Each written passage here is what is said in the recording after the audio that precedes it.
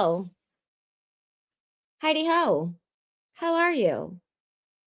I'm okay. Thanks for asking. But seriously, hello, welcome to Criminally Confident. My name is Lacey Meeks, and no, it's not because I am so confident in my criminality. It is because I am too confident for my own good that it should be criminal. So, thank you for coming and joining me today. We've already gotten a donation for $10 for Pearl Puppy Cam. Um, Pearl has been so excited. If you don't already know this, Pearl is my French bulldog. Pearl is like soaking this up coming in here. She thinks that when I talk to my phone, A of all, she thinks I'm crazy, but B of all, she's like, this is the treat feeder because when I go into the special room and she talks into the square thing, I get treats. So, I mistakenly did not grab said treats. And when I tried to coax her in here, she looked at me like I was dumb. That's also the temperament of a French bulldog. But you will see her nevertheless in the next 20 minutes or so. She'll come in here. She's just playing hard to get right now. I hope everyone had a good day off. I know that it was helpful for me, so I appreciate you guys giving me some grace with that. It's holidays are always weird, and I just I needed to nap, as awful as that sounds. I came in here and I started getting ready around 3:15 for my show, and I thought I was like nodding off, and that wasn't good.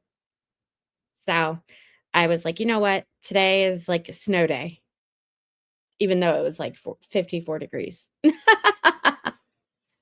Hopefully it was warm where you guys were. But that's kind of where we have been for the last 24 hours. I just want to let you guys know a few housekeeping details. Housekeeping. If you could please make sure to like this stream and subscribe to the channel. Even if you're watching on replay, it helps my algorithm significantly so we can get more eyes on this channel. If you are not already aware, this channel has just exploded over the last 3 weeks. We're going into 1 month, 4 weeks. It has gone from 500 subs to 1,600 last time I checked. No, I'm sorry, 1,200. I've gotten a gain of like 600 subs in 3 weeks. And I finish up my streams usually with anywhere between the high 20s to 50,000 views. So that has been great. You guys are seeming to like what I've been putting out. So I appreciate that. I appreciate your viewership and your support. So here's where we are going to like, oh, I just got proposed to. I can't marry you. I'm sorry. So I have a bit of a predicament. I have been going through the testimony for this trial, and oh my god, it is so boring where we are at right now. Like, you guys want me to be honest with you, I'm being honest with you. So I have been like racking my brain trying to figure out how to make this something that will keep everyone's interest. And in doing so, I have rationalized what you guys can see as a pinned comment in the chat. And it's not because I think that Casey Anthony is innocent. All right, we have Pearl. Pearl.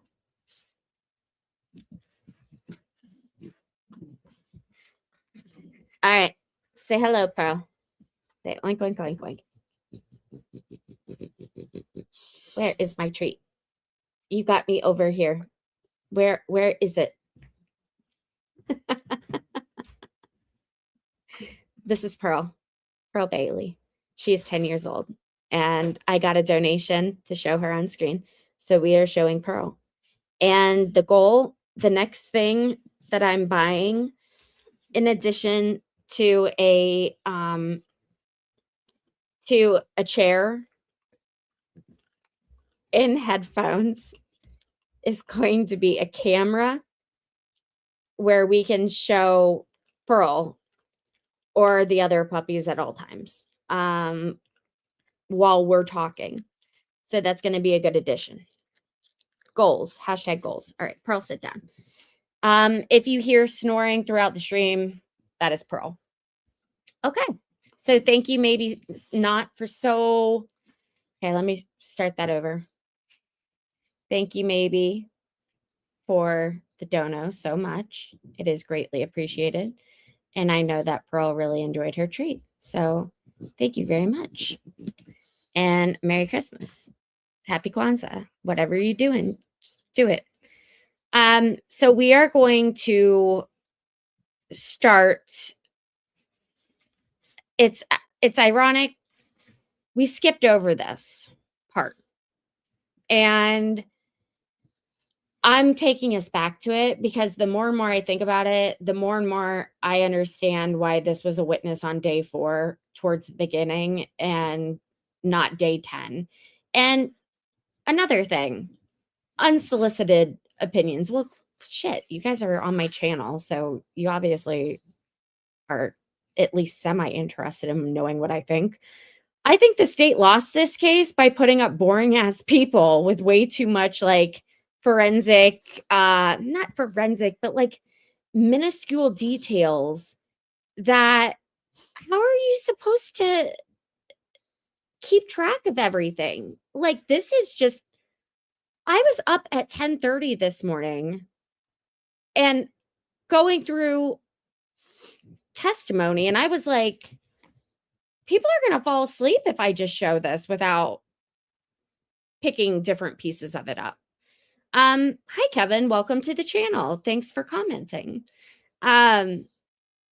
So hopefully, if we get through or we get to a boring point, you guys let me know if you are like snooze fest and we can tweak things up a little bit. But I'm just going to the tow truck driver. I think that was a grave mistake on my part to not show his testimony. And for that, I am sorry, but we're not too far gone at all because where we left off the other day were Casey's visits in jail. And up until that point, they still hadn't found Casey. So, or Kaylee. So I'm going to get this started. Make sure again to like and subscribe. That helps the algorithm a lot. I would really appreciate it. Okay. Nope.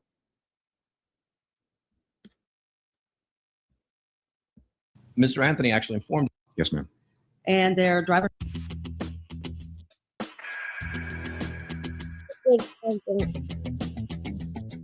We have to go all the way to the end. Tampa Bay Lightning, Game 7. Should be very thrilling. They tell me it's no holds barred. Never mind.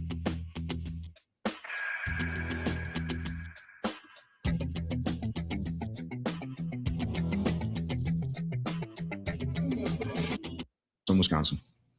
Did you ever live in Orlando? We're just starting over. LLORYPARKER. I had this all And queued up You may. too. Thank you.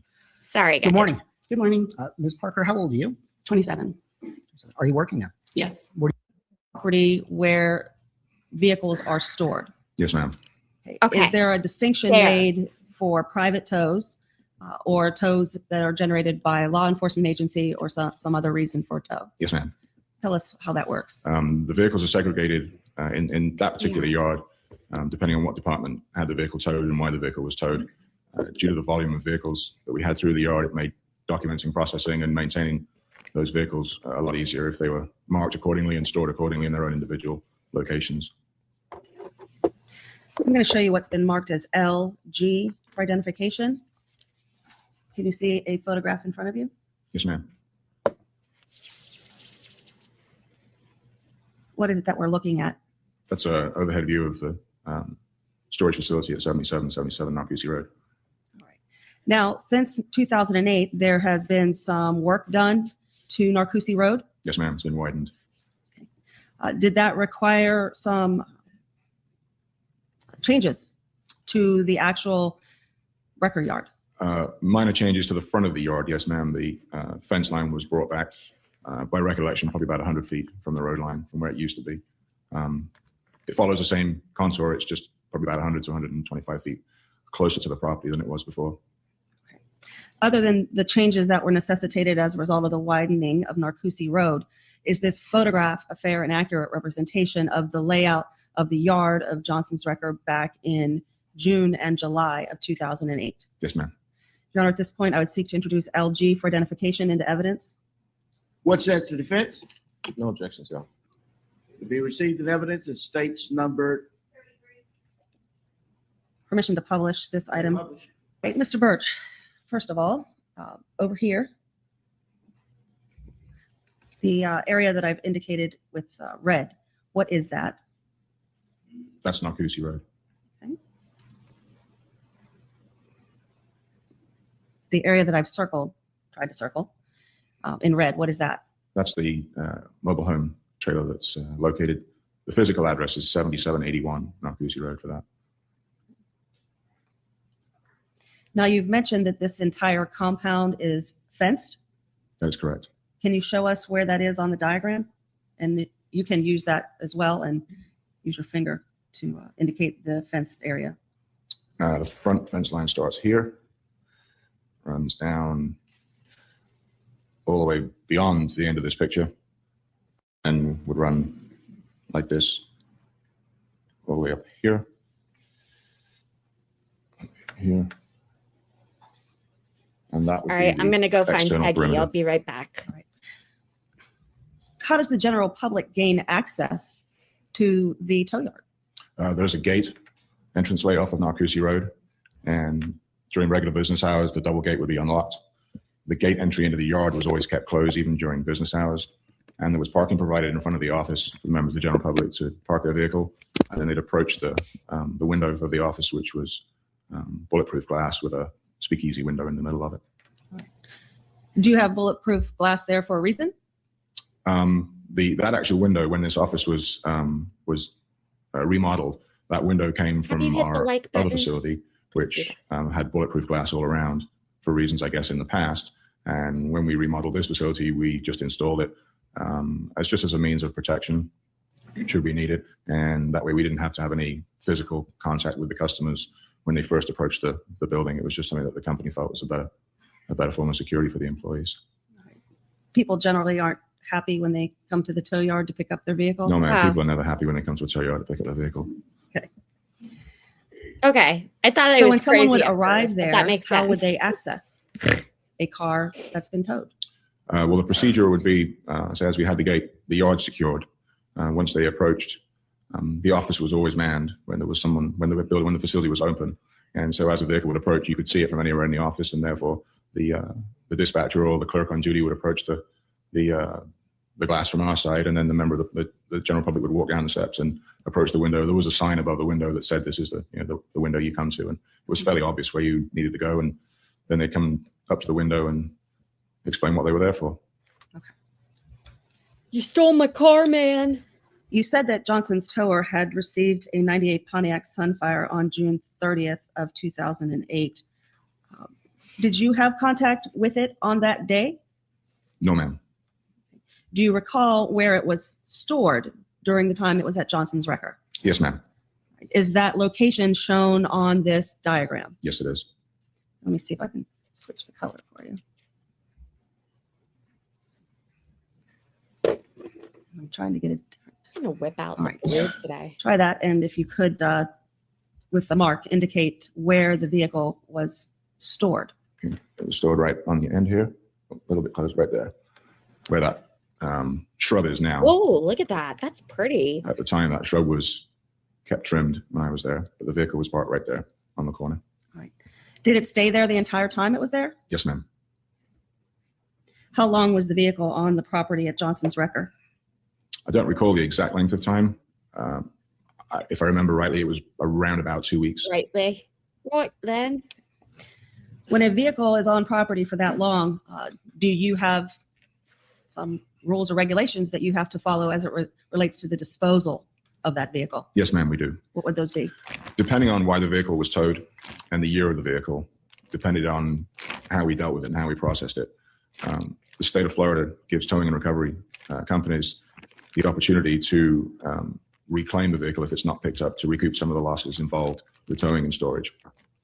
One of my jobs as the operations manager was to determine, should the vehicle reach its time limit and the vehicle would be disposed of, whether or not that would be a vehicle that we would title and resell on, or it would be a vehicle that we would dispose of by crushing it and scrapping it out.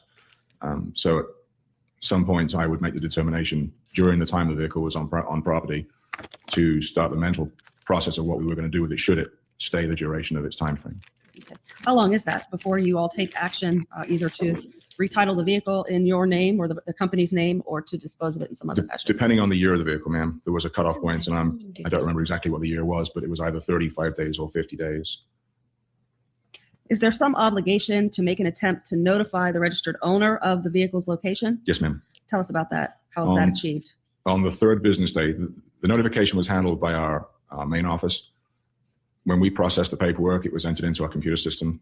And on the third business day that the vehicle was with us, a letter would be generated to the last registered owner of the vehicle, which was the name that appeared on the tag talk. And that letter would be generated and sent via certified mail to that registered owner of the vehicle, notifying them that we have the vehicle, and as of that date, what the charges would be to pick up the vehicle and where the vehicle was located.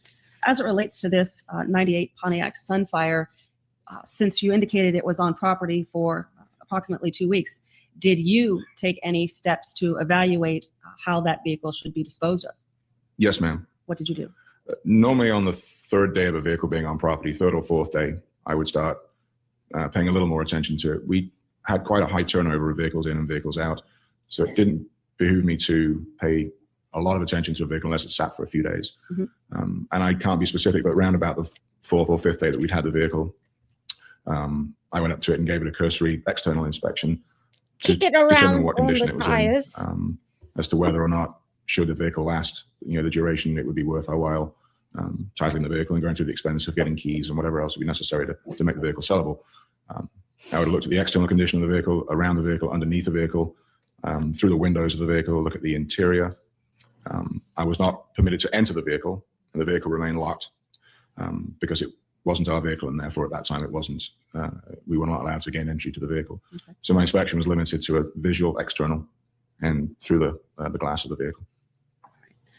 I take from your testimony that you didn't have the keys to No, the ma'am. vehicle. Okay. Did you make an independent determination that the doors of the car were locked Yes, ma'am. just by pulling the handle? Yes, ma'am. Do you recall at the time you made this cursory evaluation of the vehicle after it had been there for 3 or 4 days, whether or not you noticed any odor emanating or coming from the vehicle in any way? As I was looking around the vehicle, there was nothing really noticeable at all until I put my hand up against the glass to shield the sun and look through the windows. And at that point, I did notice a fairly strong odor emanating from the vehicle, yes.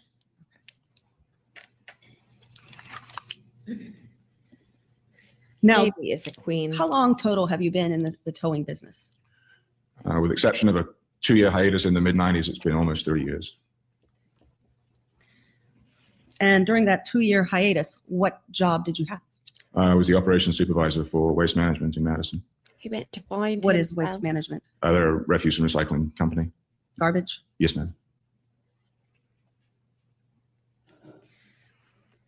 Would it be fair to say that you've been exposed to a wide variety of odors?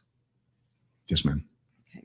Have you ever had the opportunity in your 30 years as in the towing business to come across a vehicle in which there had been a dead body? Yes, ma'am. Tell us about that experience. I couldn't be specific as to how many, 6, 7, 8 Oh. times maybe in my Oh, career. Gosh. Had the misfortune to either tow or process or be involved with a vehicle that's had some kind of long-term fatality in it, as opposed to traffic fatalities, which I've been to, unfortunately, hundreds and hundreds. But a long-term, yes, it's Oh, been no, not several Otis. occasions. All right. In 2008, was there a vehicle on another part of this property that was stored Oh, after an individual had committed suicide in it, Yes, ma'am. and that those remains had not been found for several days? Yes, ma'am. That's correct. I You had have the so- opportunity to smell that. I have like crazy stuff to tell you guys once this video is finished. So stay tuned. I think we have like 9 more minutes. Odor of that separate vehicle. Yes, ma'am. You had It's talked about about this. being in the Good waste management information, too. business. Having experience in that, did you become familiar with the varying odors of all manner of garbage? Yes, ma'am. Okay. How about items that people would leave in their car that after they were arrested, where the car had to be towed or they broke down? Sure. Tell us about the range of experiences that you've had with items left in cars. Towing for many law enforcement agencies over the years. I've towed or been around numerous vehicles that have been towed for DUIs or from breakdowns that people occur on the way back from shopping, from restaurants with food left in the car. Been exposed to multiple different scenarios of pretty much anything you can imagine being left in the vehicle.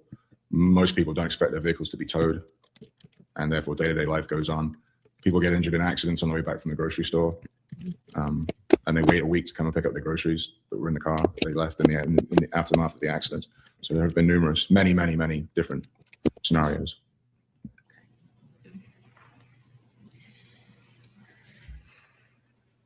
Having had that varied experience, can you distinguish between the scent of trash or garbage and the scent of decomposing human remains?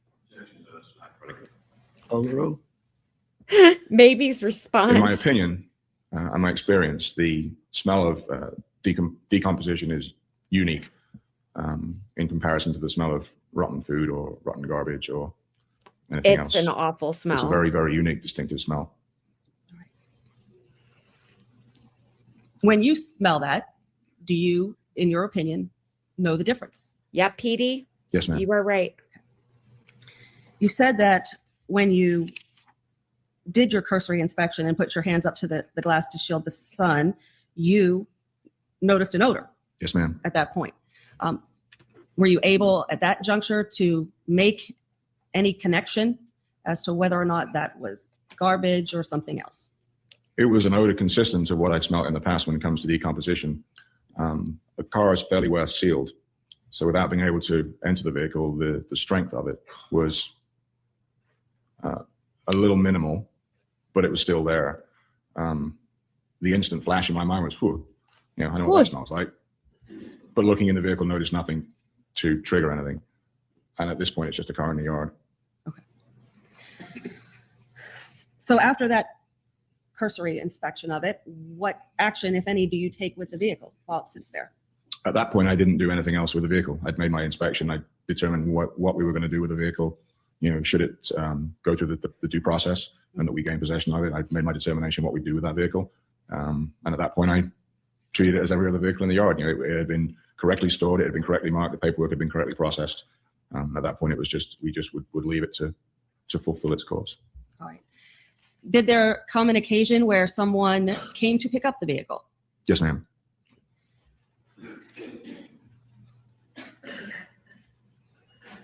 Do you yourself recall when that was? I believe it was July 15th, if I'm correct. Okay. Would you like to review the records of Johnson's record? Yes, please. May I approach the witness? Right. Yes, ma'am. July the 15th. Hey, make sure to like the ma'am, stream, 2008. please. And if you haven't already subscribed, it's Do you recall free. who came to pick up the vehicle? Yes, ma'am. Who was that? It was Mr. and Mrs. Anthony. Anthony. Did you have contact with both of them? Yes, ma'am. Hi, Where did that occur? K-Dubs. Through the glass, through the bulletproof glass initially.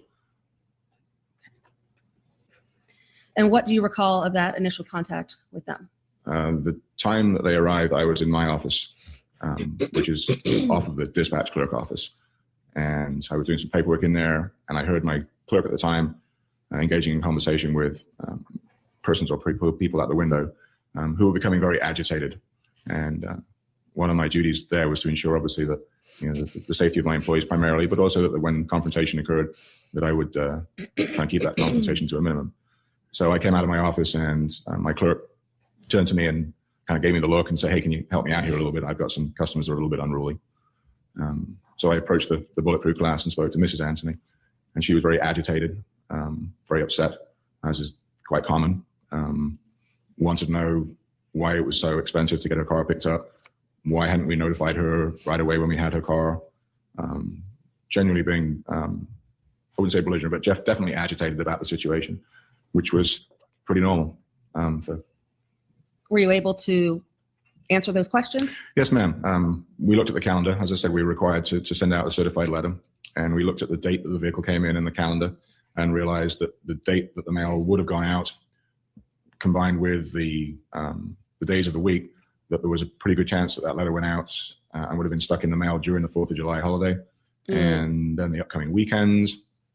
And I believe they said they were out of town for a couple of days, and then it wasn't until they got back that they had to go and sign for the letter and so on and so forth. So at that point, it was determined that we'd followed due process, and it was just a roll of the dice, I guess, with the dates and the holidays that it took that long for the letter to get to them from our perspective. That's kind of shitty. Once you answered whatever questions or concerns that they had, did you proceed to go to the vehicle with either one of them? Yes, ma'am. May I have a moment?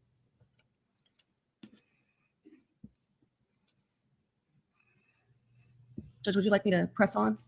No. Okay. I saw that look in your eye. So. Okay. Okay. Ladies and gentlemen, jury, the time is now 12 noon. It's time for your lunch. Your lunch should be, we have great. So I was watching trial stuff like I do literally whenever I'm not live. And I came across the wildest interview with the judge of all people. I was about to point to him and realized that wasn't the judge. And I thought that you guys would be really interested in knowing this information. So the people, the jurors, as you probably would know by now, if you've been watching with me for the last couple weeks, the jurors were actually held in sequestration. So they were not allowed to go home at night. They had to go to a hotel. Well, because of the time period of this case, the extremely long amount of days and weeks, rather, they decided to allow family members to come visit on the weekends. And it was like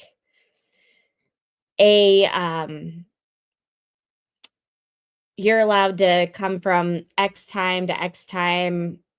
We're going to trust you that you don't talk about the trial with your loved one, vice versa, which they said helped keep the jurors on trial longer. They did not have one juror that they needed to replace or fill with an alternate, which is, if you think about it, that is wild. usually there's at least one person that gets sick or has a family issue, all those sort of things. So I was really impressed by that. And then let me put up my information while I'm talking about this. I got to find my information first. Right there. So in case you haven't done so already, you can like and subscribe. Please. I also found out that the company that housed the hotel, rather, I guess, the hotel chain, they were able to work with whatever county this is. I believe it's Orange County, to the point that it was like per diem what it needed to be, which is like unheard of. Usually companies, and I do mean that, not necessarily hotels, companies that manage the hotels, they're going to go for every red cent, like come in really, really high and not budge. But this was a group of hotels that is owned by someone in Orlando. So they were able to really help the county with the costs in this. And same with like the restaurants. All in all, the jury sequestration bit of it didn't cost nearly as much as, for instance, the Karen Reed trial did. Like, and that's wild because those jurors were allowed to go home every day. It's just like crazy. So if the jurors were staying on floor 7, you would have to have a key card to get off the elevator at floor 7. If you were on floor 6 or floor 8 and you tried to get to floor 7 through the stairs, you had to have a special key card. It would not let you. And I thought that was really, like, they thought of every single thing that you could ever imagine. They also made it so that the jurors had the gym to their cells from 7 to 9 a.m. every day. This trial also took place during what you might have heard at the beginning of the when I was like fiddling with the video. It took place during the hockey games, the Stanley Cup finals. I'm like super slow today. I'm sorry, guys. And I admitted this earlier. Like, I am just slow. They got to go see game 7 of the Tampa Bay Lightning game. Like, they had a great experience. Don't feel bad for these jurors, is what I'm trying to say. They had a buffet. Like, if they didn't like food, they would just write a note to the judge, and the judge was like, all right, I added hamburgers. This was like an extended vacation, and they got to see their loved ones on the weekend. Like, oh, and then they were allowed to watch TV, but they weren't allowed to watch any TV with news or tickers at the bottom. So when they went to go see the Tampa Bay Lightning play, they couldn't have like breaking news tickers going around the stadium. Just stuff like that. Like, they thought out so well ahead of time on, and I thought that was really interesting. All right, I see.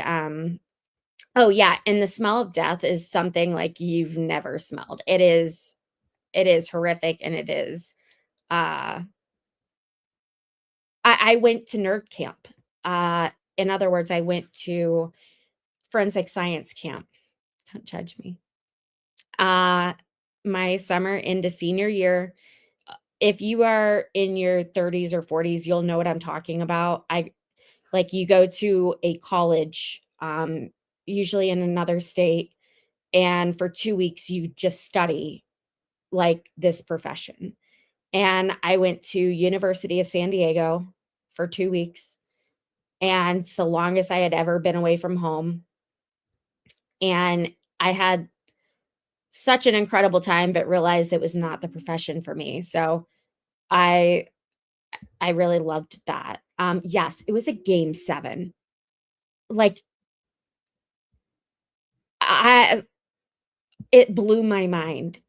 If I think of anything else, which I'm sure I will, I'll let you guys know. But the judge was like, yeah, Jose, he was in a little over his head. You could tell how inexperienced he was, which is crazy because the state didn't end up winning. Like, Jose, the defense attorney, ended up being the victorious one in all of this. But like I said at the beginning of the stream, I think it's because the state put up too many people. I think it's just like the Karen Reed case for the first trial, why they couldn't come to a decision. It's because there were so many people and it was so bogged down with information that you just like, you couldn't remember the significance of this, that, and the other. All right, I'll continue playing. But I was like dumbfounded by that interview. Cash only? Yes, ma'am.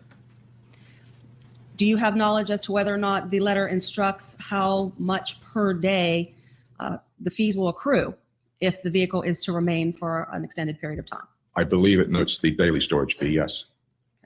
Do you recall what the daily storage fee was at Johnson's Wrecker in June and July of 2008? Either $20 or $25 a day, I believe. Now, which of the Anthonys did you go to the vehicle with? Mr. George Anthony. Okay. The map, the aerial, which is it's LG, but it's been introduced into evidence as is still on the display. If I could have that cropped.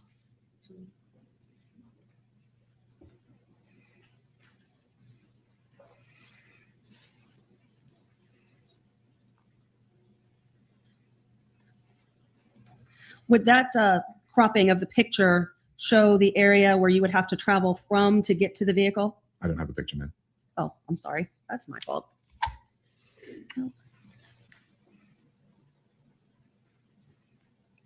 Yes. All right. If you could tell us sort of the pathway that you would have had to take to the vehicle. It is. It's. You want the jury to see it? I do. Just a second. All right. Members of the jury, can you see it? You can't? It's there now. Is it there now? Okay. Technology. That's why I have an assistant. Okay. You said that the area where you had to walk from to get to the vehicle is displayed in the cropped portion of the photograph, correct? To walk to it, yes, ma'am. Okay. Can you just sort of give us a pathway where you went? Sure. With you said Mr. Anthony, correct? Yes, ma'am.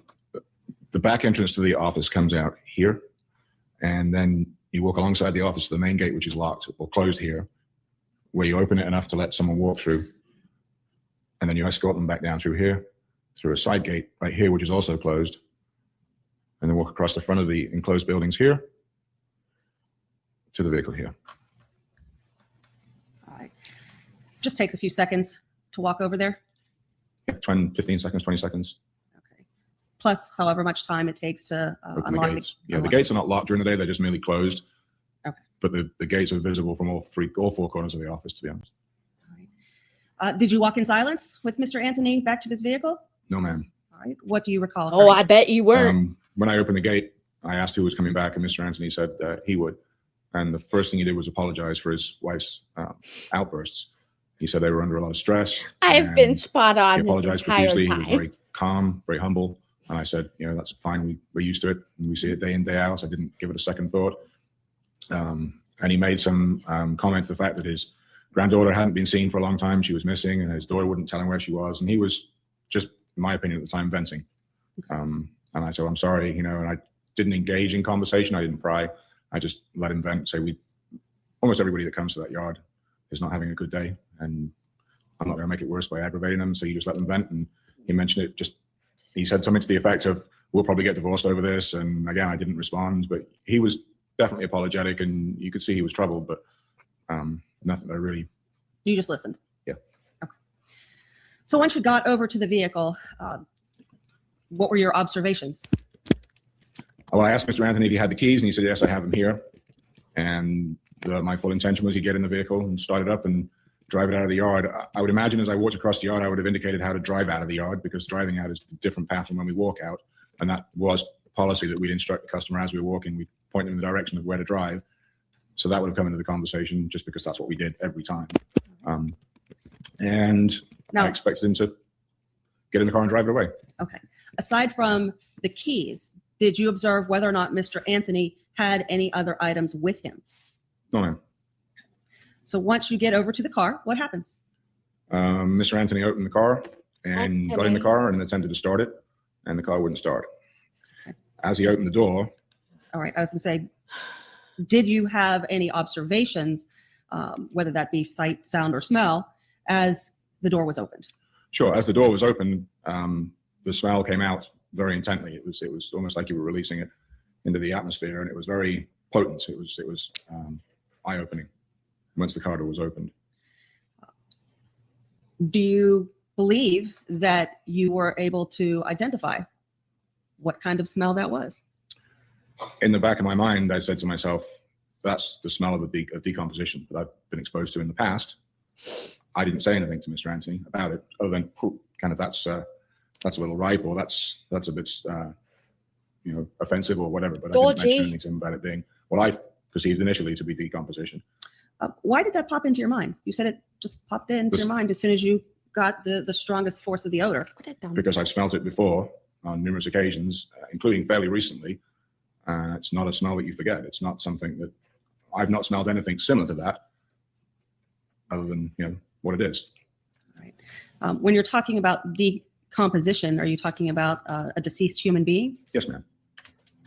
You said that you didn't say anything about that out loud. No, ma'am. Why not? I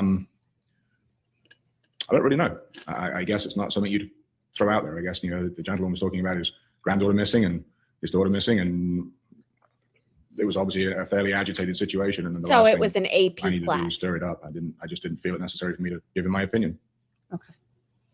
So you had indicated Mr. Anthony got into the car. Yes, ma'am. Okay. Where did you stick around? Yeah, I stood right by the vehicle with the driver's door open, and he attempted to start the vehicle.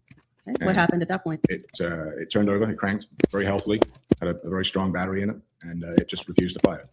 Okay. Did you notice at any point whether or not Mr. Anthony had a gas can with him? Not at that particular time, no. Okay. Not at that moment. How would you have been in a position to note if he had one at all? I peered into the car while he was trying to start it, and the gas gauge was on E. And so I said to him, it appears the car might be out of gas. It was giving it the symptoms that with turning over healthily, that it quite possibly could be out of gasoline. Okay. All right. Perhaps I misunderstood your answer earlier. You said he got into the car, turned the ignition. Mm-hmm. Okay. But the engine didn't go? No, it cranked over. It turned over. That's the phrase, the engine turning over, but it wouldn't fire. It was obviously not getting either fuel or ignition for some reason, and then the engine wouldn't start. Not Although the battery was healthy enough for it to turn over fairly respectfully. I didn't believe it was a battery issue. All right. So once that occurred, what did you say or do? Mr. Anthony, I believe at that point, said to me, well, I have some gasoline with me. Shall I go and get it? That's a good point. And I said, yes, that'd be fine. So I escorted him back the same path that we came to the vehicle he came in, and he returned with a can of gasoline. Can you describe that can for us, if you remember? It was one of the older kinds. I normally wouldn't notice something like a can of gasoline, but it was one of the old metal ones, the round ones. You don't see them very often.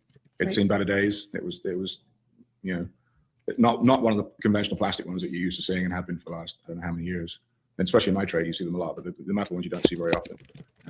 Right. Did you notice whether or not it was battered? It seemed well worn, certainly. Right. Did you notice whether or not it had any tape affixed to it? No, ma'am, I sure didn't. Is it because To of that my point, had Canadian anyone Yes, opened up happened. anything besides the driver's door? No, ma'am, not at that point. Did you wait for Mr. Anthony I've to worn it obtain so this much, gas can just- from wherever? From his vehicle, yes, ma'am. Because I waited of at the you. gate for him, Okay. and then escorted him back to the vehicle as he'd previously done. Did you assist him in any way in putting gas into the car? I don't recall. I doubt it, because it normally wasn't something we'd have done. I But would have he escorted him won't. back to the car, and he'd have put the gasoline in the car, but I can't recall specifically. Did he get back into the car and attempt to start it again? I don't recall if at that point he got into the car, or at that point we decided to open the trunk of the vehicle to see if the odor was emanating from the trunk of something that might have been left in the trunk. I don't recall which The order. the order was at that point. Could you see anything in the passenger compartment of the vehicle that would have suggested to you some source of the odor that you described? Nothing. So at some point, regardless of the order, did you suggest that the trunk be opened? Yes, ma'am. Did Mr. Anthony have a key to the trunk? Yes, ma'am. Anthony. Okay. Was it opened? We opened the trunk. Yes, ma'am. I don't recall if I opened it or he opened it, but we were both at the back of the vehicle when we opened the trunk. My thought process was that if there's something in here that's making this car smell bad, we can take it out and I'll dispose of it for you in my dumpster rather than you having to. And again, I was just trying to appease the gentleman at the time. Okay. So when the trunk was opened, were you standing directly behind the car? Yes, ma'am. Okay. Same as Mr. Anthony? Yes, ma'am. We were side by side. What were your observations once the trunk was opened? The odor that came out of the trunk was even more strong than the odor that came out of the vehicle when we opened it. There were a few flies that flew out, and we both looked in the trunk at the same time. I noticed I believe it was a white standard kitchen garbage bag in the trunk of the vehicle. Okay. Just one or more than one? Just one, I believe, I remember rightly. Do you have any recollection of items other than a white garbage bag being No, in the ma'am. trunk? No, ma'am. Nothing that stood out. Trying to warm up my mouth. Did either one of you touch that garbage bag? Yes, ma'am. I don't recall if I suggested or if Mr. Anthony suggested, but we thought it'd be a good idea to look in the garbage bag quick and I see if would. that was maybe an indication of the I don't. odor. And no, I haven't. And at that point, the two of us standing side by side, one or either of us opened the top of the bag up and Have and you? peered inside. All right. Do you have any recollection as to whether or not it was one of those flat top garbage bags, or did it have a drawstring pull of some I sort? believe it was a drawstring. Was the string drawn and tied to your recollection? That I don't recall. Do you recall who actually opened it? Not specifically, no. We were both involved in it together, and I couldn't tell you if I pulled it open or if he pulled it open. Again, at the time, I was just trying to appease and not really paying. Okay. Do you have any recollection as to what you saw inside that garbage bag? I remember seeing what I thought was a pizza box and some papers, nothing to indicate to me that there was any foodstuffs of any kind of amount in there. The bag was very, very light. It didn't weigh, it didn't feel heavy. It didn't feel like there was maybe half a chicken in there or anything like that, or it was quite light. And it appeared that it was just mainly maybe regular household refuse in there that maybe you would take out of a kitchen. Okay. Did either you or Mr. Anthony put your hands in the bag and sift through every item at that point? Not really, no. No, it was just a general observation that it appeared that there was nothing at first glance in there that would have created the smell. And I offered just to dispose of it for him. All right. Did you make a statement of any sort to Mr. Anthony about whether or not the bag was the source of the smell, in your opinion? No, ma'am. Did he make any statement to you that you recall about whether or not the bag or any item in the bag was the source of the smell? No, ma'am. So what happened to the bag? I took the bag out of the trunk and I walked across to the short distance to the fence line. If you wish me to, Okay, let me. to that fence line right there. And using my left arm, I threw the bag over the fence. And I'm right-handed, and I threw it with my left hand, and it's a 6-foot fence with chain link on top of it. And it was no effort, and it landed on the other side like you'd expect a bag of paper to land on the other side. All right. You up and over. Sub to And left land. B2, please. With the intention of guys. when Mr. Anthony drove out in the vehicle, I'd go around and retrieve the bag and place it in our dumpster, and my job would be done, and I'd have taken care of his problem for him. Did he get back into the car Yes, at ma'am. that point? Yes, ma'am. Was that the end of the conversation between the two of you? Pretty much. Again, he thanked me, and the car started, and he drove it out of the yard in the direction that I told him to drive. And I walked back out the way that we come in, and the gate was still closed at this point as per protocol. And I waited for him to drive up the driveway, and I met him at the gate and opened the gate. And again, he said, "Again, I'm sorry. I apologize for the aggravation when we came up here, and I appreciate your help." And he pulled out of the fenced-in area so I could close the gate. And I walked back into the office, And when I went back around in the office, I could see him and Mrs. Anthony conversing outside. And then she got into one car and he stayed in that car and they drove away. Did you go back to the bag at some point? At that point, yes, I went back and I recall that I had to go and pick the bag up. I'd temporarily forgotten about it. And I went and picked the bag up and went and put it in the dumpster. And Righto. Can you circle on the photograph where the dumpster is on the property of Johnson's Wrecker? right there.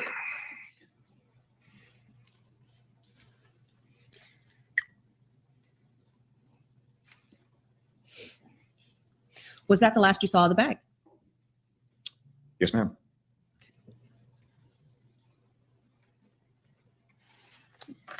Thank you, Mr. Birch. Your Honor, I have no other questions of the witness at this point. Hell, Cross-examination. You may proceed. Straight. Good afternoon. Good afternoon, Mr. Birch. Good afternoon, sir.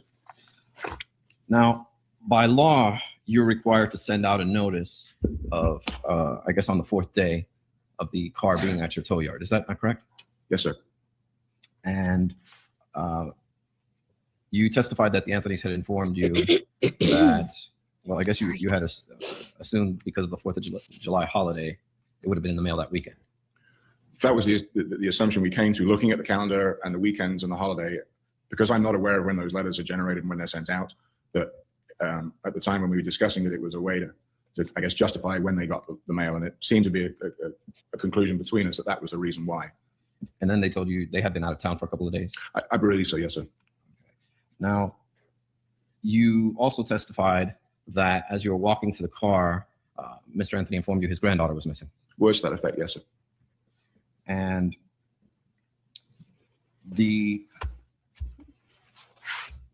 car, once you immediately got there, you noticed right away that it was human decomposition. When the vehicle door was opened, the smell that I was already aware of through, observing the vehicle days earlier became more intense when we opened the vehicle. And that is a smell that is, to me, reminded me of human decomposition, yes, sir. And Mr. Anthony then got in the car and tried to start the car. Yes, sir. And I know you testified earlier that he had first gotten gas. Is that correct? No, sir. No. Okay. He got the gas. We went back to get the gasoline after the car wouldn't start. Okay. He attempted to start the car first. Did you open the trunk before he put the gas in or after? Like I said, I don't recall the order that went in. It was all at the similar time, so I don't recall that order precisely. Okay, I wanted to be clear about that because I Yeah. thought I heard you testify that first you put in the gas, then No, you sir. open the trunk. No, so we tried to start the car first. It cranked and cranked and cranked, indicating it might have been out of gas, and then we went back and got the gasoline. Now, if I showed you your deposition, would that refresh your recollection as to whether you actually opened the trunk first before he put gas? Sure. Okay. I'm referring to page 35, lines 14 through 20. Pick me. May I I can proceed, answer Mr. this question might. for Lisa. Lisa, we are watching this because the month of December, I have decided to stream like a PSA for people around the holidays who may or may not be involved with someone they think is special when in actuality, they're batshit crazy. So this stream serves as a what to do, what not to do when you find yourself in a situation, whether it be a loved one or even worse, someone that you're trying to love, crazy person, and telltale signs and symptoms of what to look out for, how to escape them without major injury, and things of that nature. And Casey ended up being number 2 on our list. Jodi Arias was number 1, which we covered the trial for. So yes, this may be an old trial, but she is still batshit crazy. And we can reflect upon this and learn as a society what not to do. Thank you.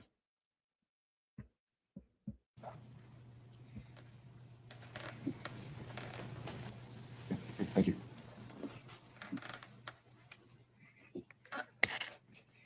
Does that refresh your recollection, sir? Yes, sir. Thank you. Okay. So, in fact, what happened first was he gets in, you then open the trunk, You discuss it. He throws out the garbage, and then he tries to start the car. Is that correct? That's what's in that deposition. Yes, so that's what would have happened. Now, It was a lot we closer took- at the time. Your deposition was taken in October of 2008, was it not? Yes, sir. Okay. So that was much closer in time Yes, sir. than, of course, 2011. Sit through. And that would account for your not being able to remember, right? Yes, sir. Okay. Now, you testify about having experience with smelling human decomposition, right? Just from my experience in the industry, yes, sir. And especially, and you have actually unique experience where you've actually worked in sanitation. Yes, sir. So you are pretty much the perfect person you have the perfect experience to be able to tell the difference between garbage Hi, and human thanks. decomposition. I wouldn't say I was the perfect person, but I've been exposed to both things on numerous occasions. But you're certainly qualified to be able to discuss about both topics. I feel my experience is enough to tell me I know the difference between the two. And I've towed hundreds of garbage trucks in my years too. Now, when Mr. Anthony showed up and the car wouldn't start, he immediately had the gas cans there at the tow yard. He didn't have to leave, did he? No, he had the gas cans with him in his other vehicle that he came in. Yes, sir. And it's an old round cylinder gas can. Yes, sir. And that's not very common, is it? That people show up with gas cans to the tow yard? Not really, no, sir. No, we kept a stash of plastic gas cans for people that came that didn't have gas that we'd lend them so they could go and get their own gas. It I wasn't common highly there. disagree. And within this time, how long would you say you were there with Mr. Anthony with the trunk open before he went and got the gas? Maybe 5, 5 minutes? maybe. I don't recall exactly. And then when he went to get the gas cans, did you stay at the car? No, sir. I escorted him back to the gate. We never let anybody on their own in the yard. We escorted them there and back. And then you came back with him, Yes, sir. and then he poured the gas and you were there? Yes, sir. And how long would you say in total that you were with him? Between 5 and 10 minutes. It wouldn't have been long. It's a fairly straightforward process. Now, as we discussed, you have experience with smelling trash. Yes, sir.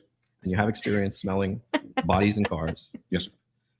And You, of course, would never obstruct justice.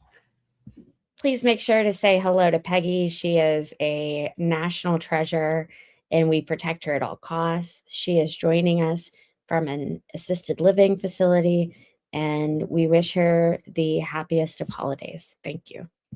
No, sir. And you, of course, would never allow someone to drive a car away if you had evidence of a homicide, would you, sir? No, sir. And in fact, you work for Johnson's Tow Yard is the police tow yard for Orange County, is it not? Yes. And in many times you have evidence that you guys tow there. Yes. And in fact, this car was evidence in this case, and your company was the one that towed it from the Anthony home. Yes, sir. After it was recovered from my yard. Yes, sir. And between the time that this man tells you he's got a missing granddaughter and you're there for 15 minutes with the car, you never call the police. No, sir. In fact, you never called the police after he left. No, sir. And the way you found out about this was after it was towed back to you from the police. It wasn't towed back to us, sir. The car was picked up by your company. It was picked up by my company, but it was not towed back to my facility. I understand. I misspoke.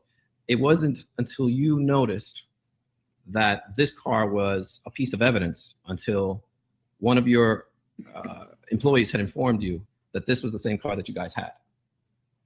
Even at that point, I didn't contact the police because at that point it was an investigation that, in my opinion, didn't pertain to me at all.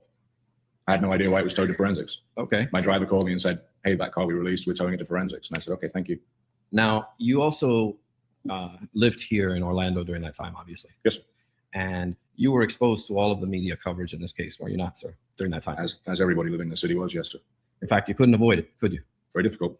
Okay. And when the car was immediately towed and taken to the forensics bay, that was actually on the news as well, was it not, sir? I'm not aware of that, sir.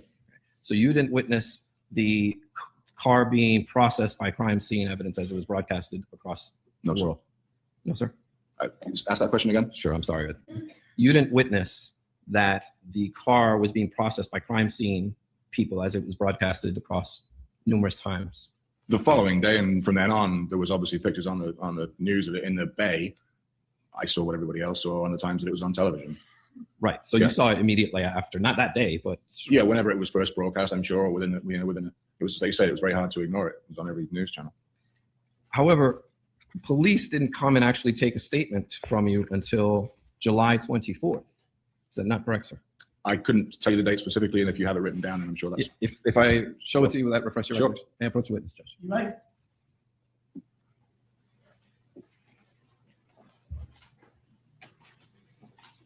Thank you.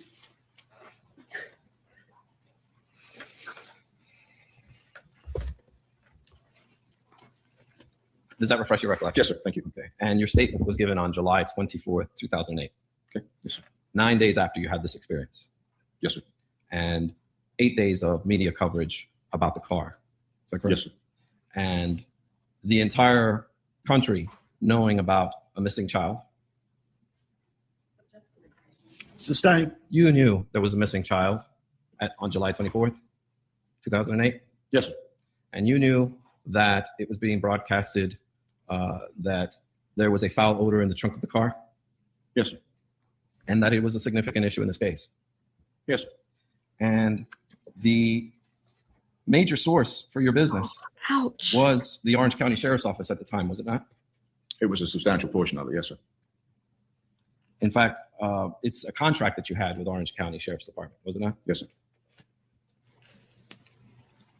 Now, I'd like to go back to your interaction with Mr. Anthony. Your form letter, I guess it's a form letter that you send out every four days? Yes, sir. You don't actually, you just insert the names? Is that how it works? Yes, sir.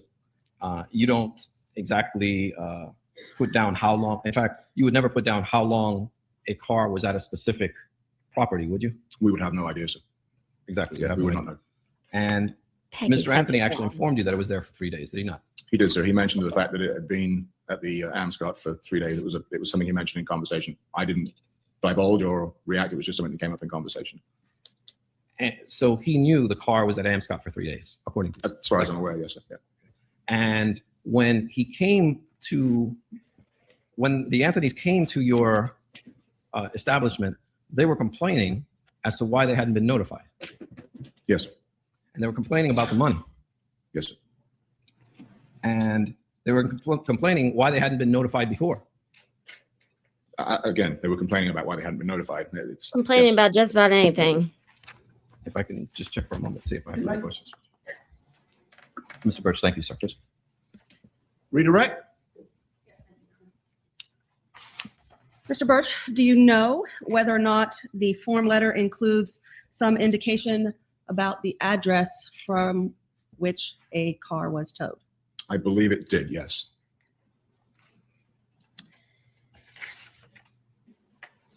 Even though your statement, your formal statement to the Orange County Sheriff's Office may have been on July 24th of 2008, you did call them before that time, correct? Yes, ma'am. What prompted you to call them? I called them the following morning, probably around about 6:37, when I was getting ready for work, and the Anthonys were on television being interviewed about their granddaughter being missing and the car being picked up and the proceedings of the previous day. And I called them then. Okay. To notify them about the garbage bag that you thought at one point it might have still been on the property. At that point, ma'am, Sustain, rephrase the question. Leading. Did you think that the garbage bag was still on the property of Johnson's wrecker when you saw the Anthonys on television? yes, ma'am. Did you attempt to find out if it was still on Johnson's wrecker property? Yes, ma'am. What did you do? I went outside of my of the house I was living in on property, and I went to the dumpster, and I opened the dumpster up and jumped in, for want of a better word, and looked for it and pulled through the garbage, thinking that it could be evidence and important, and I didn't find it. Is that when you called the police? Yes, ma'am. I called the police after that, right at that time. Okay. Did you inform them at that time that there was a bag on the property that you thought might be important evidence? Yes, ma'am, I did. You said that after Mr. Anthony left, you eventually went back, got the bag, and put it in the dumpster. Fairly soon. I mean, I didn't leave it there for more than a couple of minutes. Once the bag was separated from the car for several minutes, did the smell follow the bag? It didn't appear to. and move to strike. Overruled. Thank you. I know. Any recross as to those issues and those issues alone?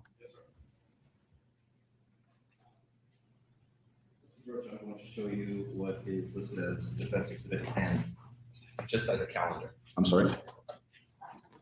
I'm going to show you what's listed as defense exhibit N as in Nancy, just as a calendar. Okay. Can you see that from where I'm standing, sir? Yes, sir. Okay.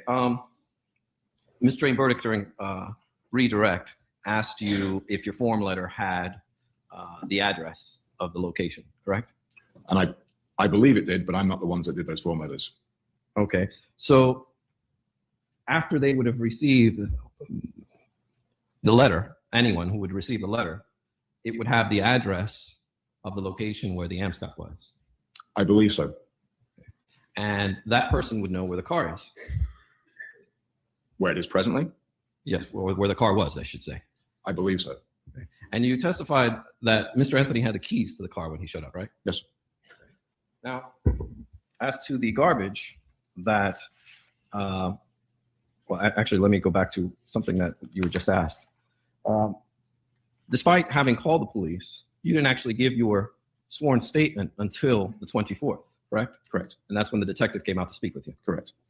And when you discussed with him the garbage, you had actually discussed with him things that you had heard on television, did you not?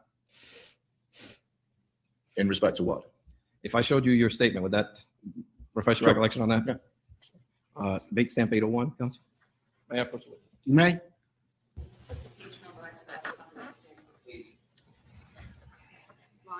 Line 2321.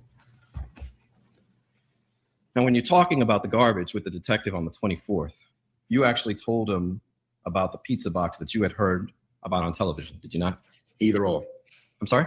Like it says in the statement, I'm aware that it was there. And as I said earlier, did I categorically say I can remember seeing it in there? It's in my memory banks.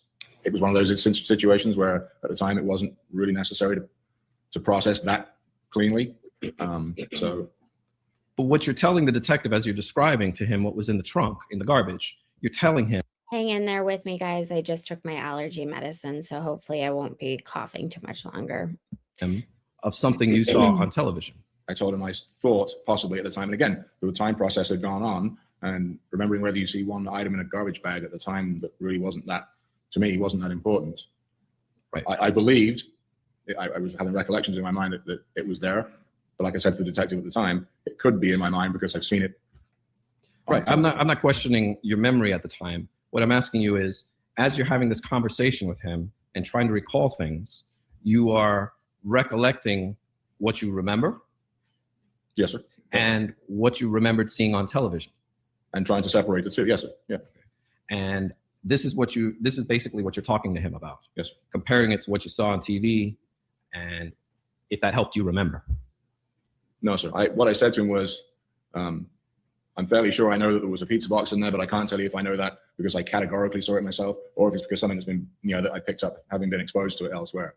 If you asked me to draw a line, I could tell you that 70% of me says, you know what, I'm pretty sure there was one in there. But if you asked me to tell you 100%, I probably couldn't do that. Right, and I think we're on the same page, but I just want to. It's a bit confusing, and I want to make sure we all understand. There was a lot of media exposure at the time, and it'd be very difficult to, if there was an element of doubt, to be very pinpoint specific about a specific item that at the time would have been insignificant to me. Because it's kind of hard to separate if you're looking back what you see on television and what you actually saw that day. No, just because it wasn't significant enough for me to pay that much attention to. Pizza At box, that time. At that time, it's Right. a pizza box in a garbage bag. So as you're remembering it back, you're remembering both things you saw on television and things that you remembered, right? In some respect, but I don't think quite as clear cut as you're making it out to be. And what you're explaining to the detective is that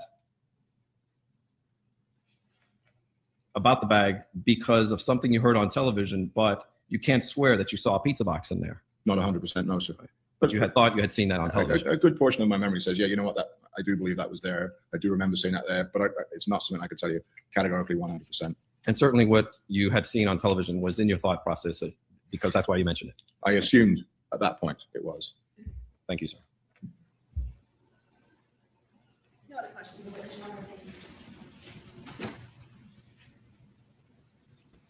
Okay. Okay, may the witness be excused. Thank you, sir. You may be excused. Okay, so we've already seen what happens next. Okay, members of the jury, how you doing? Okay, let's The notice. My wife is the one that located the notice at the front door. And And based on the pinned comment that you see at the top of your chat, I am going to go through, there's a whole reason why. Well, several things went into this decision-making process. I am going to only show you the cross-examination of the boring days. And that is simply because the state, what they are putting forth is a lot of foundation, like, tell me more about yourself, and like professional experience. Where did you go to school? How long have you been doing this? And it's like, I wouldn't be able to keep anyone watching if I went through every day of forensics and didn't weed out something. So if there is a specific area that you really want to hear the entirety of the state's questioning, please let me know. And this isn't for everything. This is just for the really, what I felt overdone topics that they didn't need to bring in 5 people, but they did. And it was just, I think that was the detriment. Like, that was the nail in the coffin for the state with this case. And maybe you guys will agree watching this a second time through. Okay, so we're going to switch to this tab instead. And I need to find the cross-examination. It begins. Talks amongst yourselves for a moment.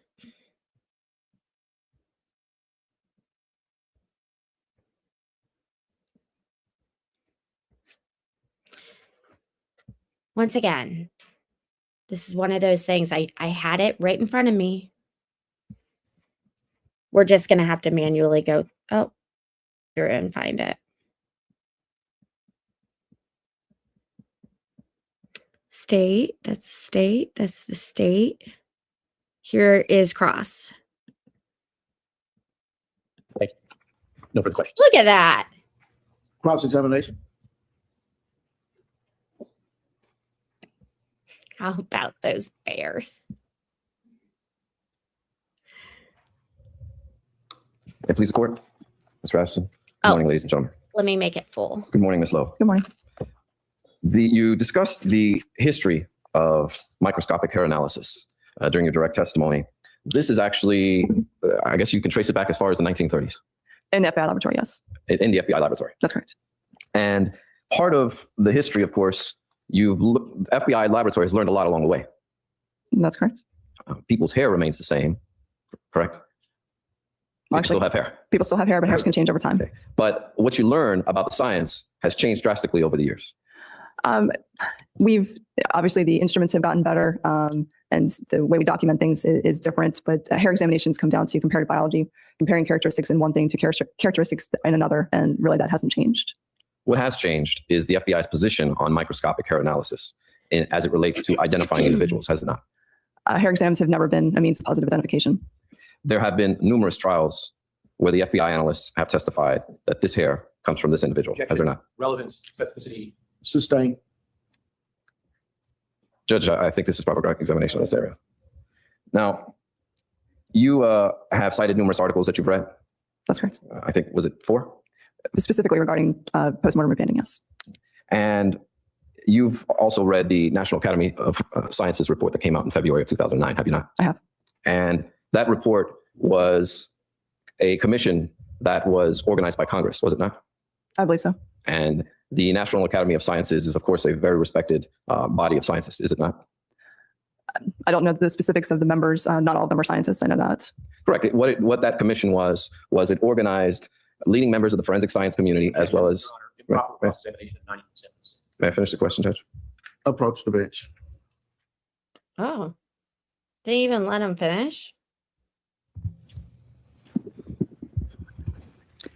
Okay, ladies and gentlemen of the jury, we're going to take our mid-morning recess at this time. We're going to take a 15-minute recess. I'm going to ask you not to discuss this case among yourselves, nor with anyone else. Thank you. Okay, Mr. Baez, is the thing you're talking about is strengthening forensic science in the United States a path forward? Yes. Yes, Judge.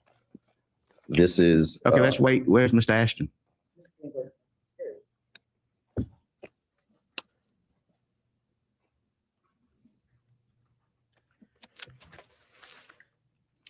Well, I got it. the first thing you need to establish is whether or not she recognized this as an authoritative source. before you Oh, start we're doing questioning this. Oh, we're her doing about it, this. but, We're going down the dirty route, huh? This is how we're going? This Okay. may or may not be a learned treatise. Thank you. Judge, I would also Lefty. ask that the court, well, I would point out to the court that Justice Scalia in the Melendez decision cited the NAS report. And For what basis did he cite it? for his, if I can pull it, I will pull up the case and give you the exact portion of that quote. Just before we do that, I apologize, I'm out of the room. Did counsel indicate what portion of the report he wants to question her about? Yes, I would. No, he hadn't indicated that yet. Page 160 to 161, Blah, the summary blah. assessment. I have to deal with. Yeah, look over your shoulder. I don't know. Check and see. It's got the whole. Page 160 to 161. No scientifically accepted statistics exist for the frequency which particular characteristics of hair are distributed in the population. Mr. Baez, if you're going to read at a rapid rate, you will not have a record, sir. So there will be nothing for no one to review. Certainly. On page 161, it states, in some recent cases, courts have explicitly stated that microscopic hair analysis is a technique generally accepted in the scientific community. But courts have also recognized that testimony linking microscopic hair analysis with particular defendants is This highly is unreliable. important. In cases where there seems to be a morphological match based on microscopic examination, it must be confirmed by using mitochondrial DNA analysis. Miss Microscopic studies alone Baez. are of limited probative value. The committee found no scientific support for the use of hair comparisons for individualization in absence of nuclear DNA. Okay, what- Microscopy and mito-DNA analysis can be used in tandem, but may add to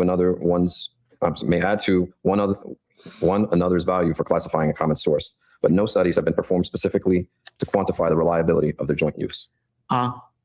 Well, you need to get her to recognize it, but unless you were somewhere different from where I was, she did not say that it was identical. And that's what they're talking about when folks tried to say that this hair came solely from this individual and this individual alone. She said that in her direct examination. But let's take it through the numbers. Let's see if she Once this first is interesting recognizes that. But again, that's exactly what she testified to. And could I request that this be I'll proper? move the Because camera. Specifically, the first half of that paragraph discussing what court cases have said is clearly not scientific testimony, and that would clearly be improper. So I would ask that it be proper so that we can determine, one, whether it's authoritative, and two, whether pursuant to 90.706 is on the relevant subject matter. But we're not going to talk about what court cases said. I think A journal deals strictly with scientific principles. So let's take it through the numbers. Let's first find out whether or not, in fact, she recognizes that. But this is no different than what she testified to on direct examination.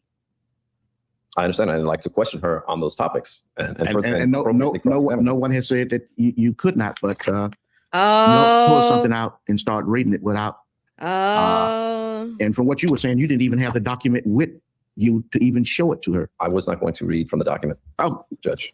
I was going to question her about her knowledge dealing with the report, its findings, and the science and lack of science in her methodology and the area and field in which she practices. well, let's take it by the numbers. So let's get her back in here, and you need to see whether or not she first recognizes that to be an authoritative source. Yes, sir.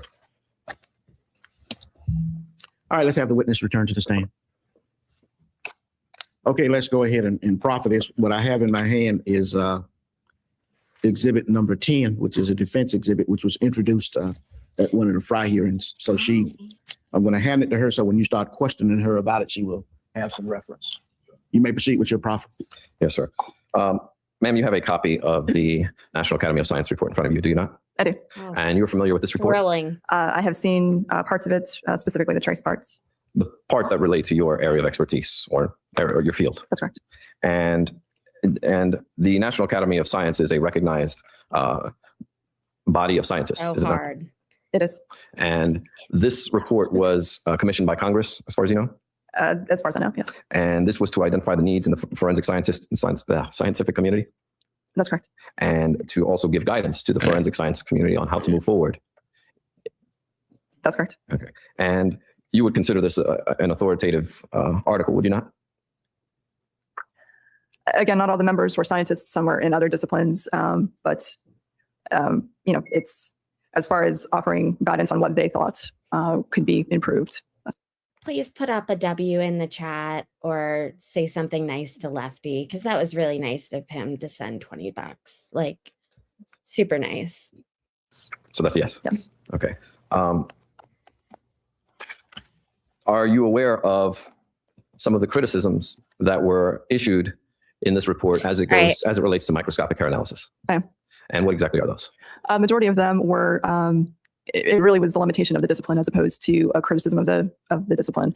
It indicated that identification couldn't be done without DNA analysis, which I would agree with because hair exams are not unique to an individual. Okay. So accompanying DNA. I History can't. of microscopic hair analysis as those cases or anything? We're of the starting. time, Judge? You mentioned something about the Menendez case. Don't get me started on the Menendez. Oh, I shouldn't have fast forwarded. Was there Damn anything it. particular you wanted to use that for? No, sir. I was just using it to explain and to its authoritativeness as to the NAS report.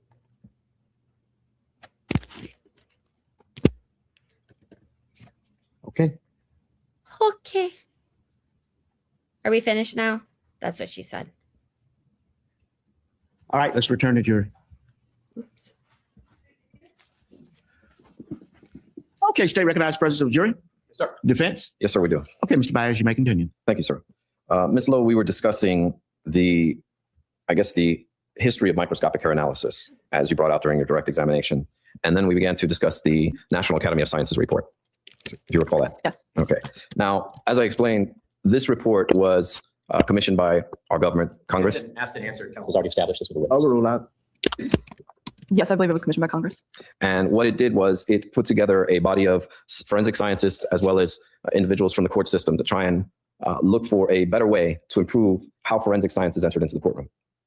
And that's part of it, correct? Okay. And of course, you consider this report authoritative. For the purposes of offering suggestions on improvements that could be made, and yes. Hi, Lefty. Have a And great they day. were highly critical of the, Objection.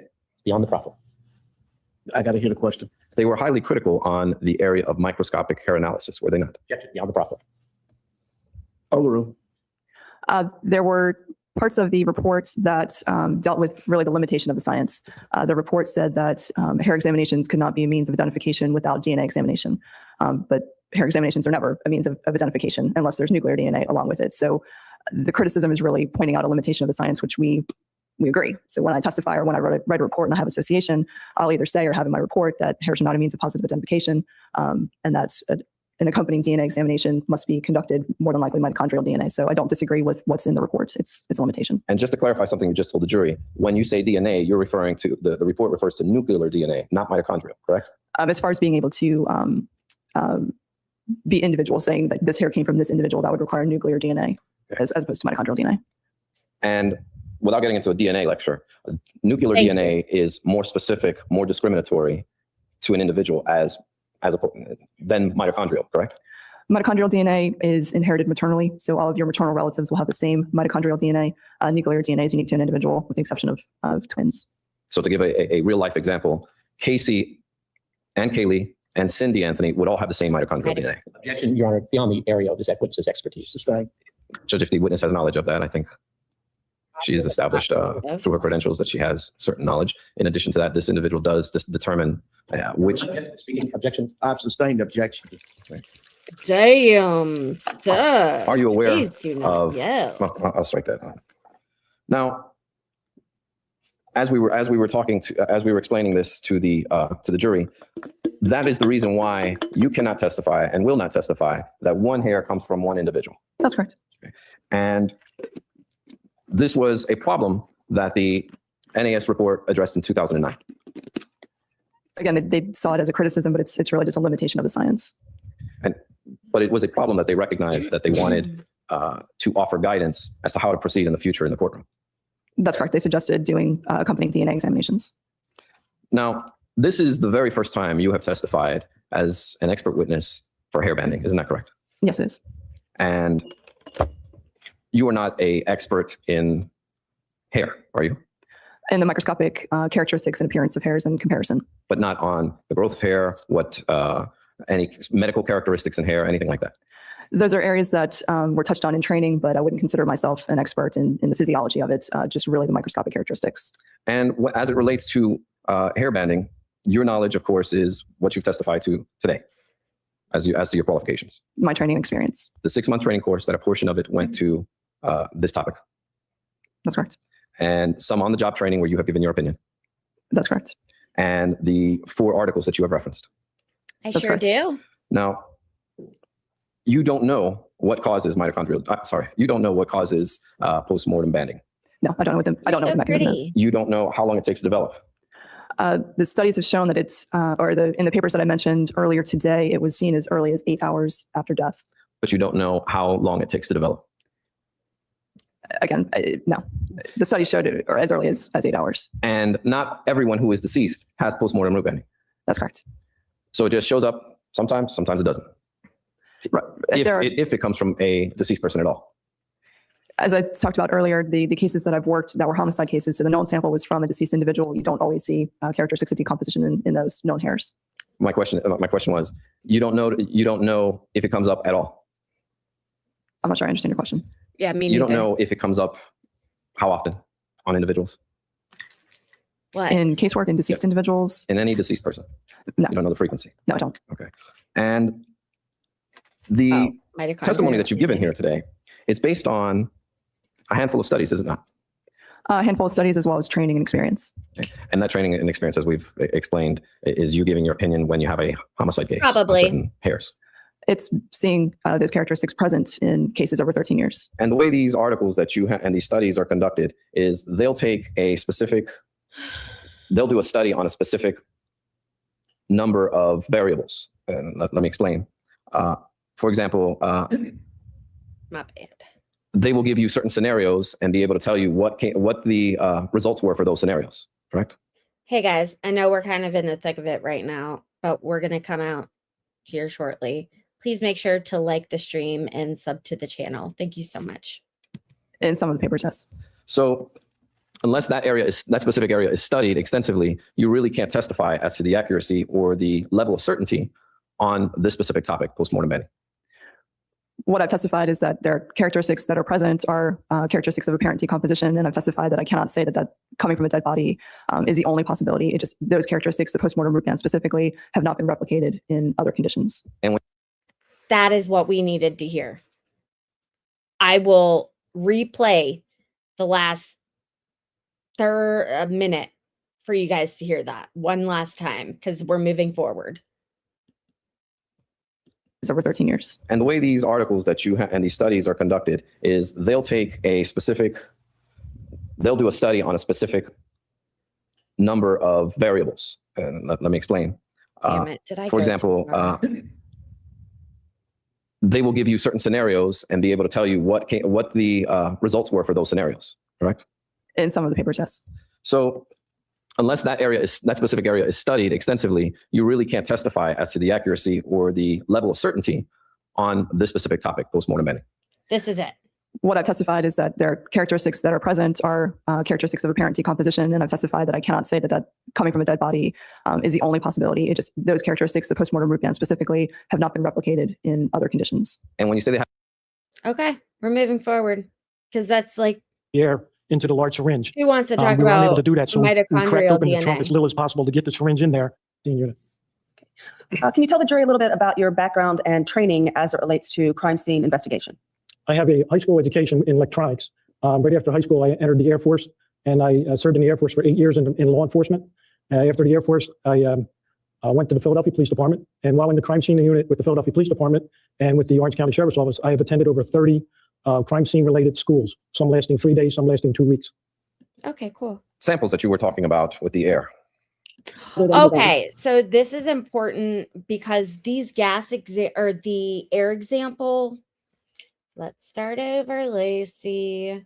So this is important because the air samples specific to this case is something that, quite frankly, had never been done before, or like it was one of like a handful of times, but it was really wishy-washy. So once again, I think that the devil was in the details with this trial, and it got lost in those details. So we're going to listen to his cross just to give you guys an idea of like a crime scene investigator's take on it. And then I'm moving on. I'm moving on to the phones, or not the phones, the computer. Sustained. Rephrase your question. This was immediately broadcasted throughout the country, was it not? Objection, relevance. Sustained. The samples that you were talking about with the air this is the very first time you've ever taken air samples, correct? Yes, sir, it was.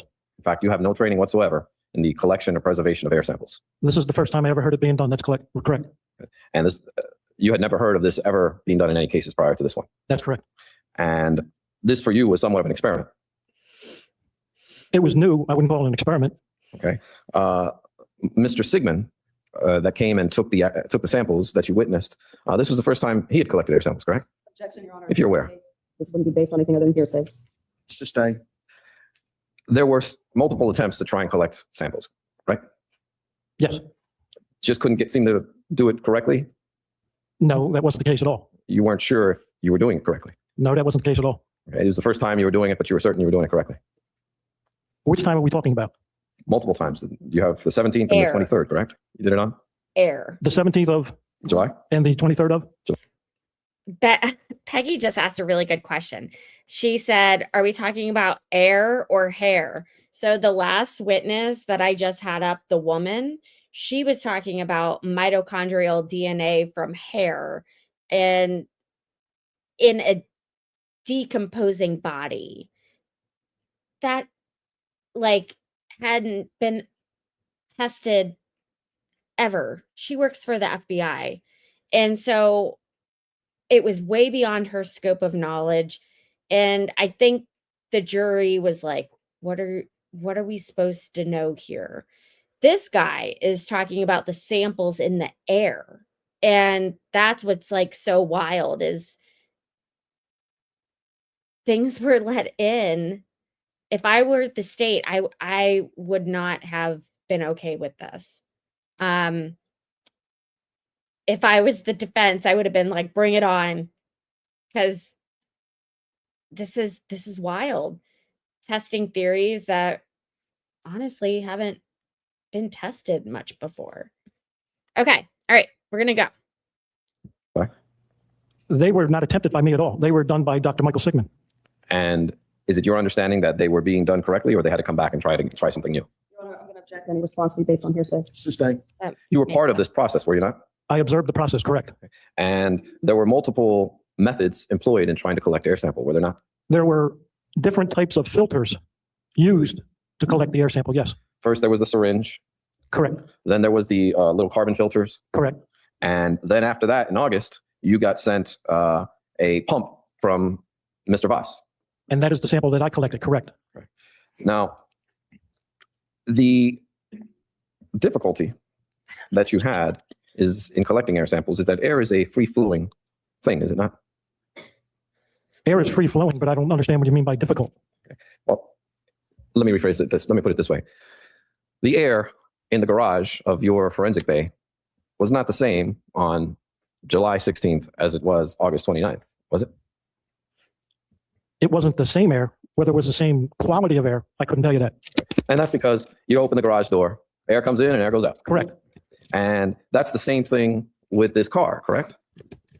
Correct. The air would leave and the air would stay. Yes. You don't have any information as to the air in this car on June 16th, correct? Correct. And you don't have any information as to the air in the garage of the Anthony family. Correct. And you certainly didn't do any samples of the garage in the Anthony family home. That's correct. And furthermore, at the tow yard where this car was for 3 weeks, you didn't do any samples of the air over there, did you? No. Nor near the dumpster where this car was for 3 days. Correct.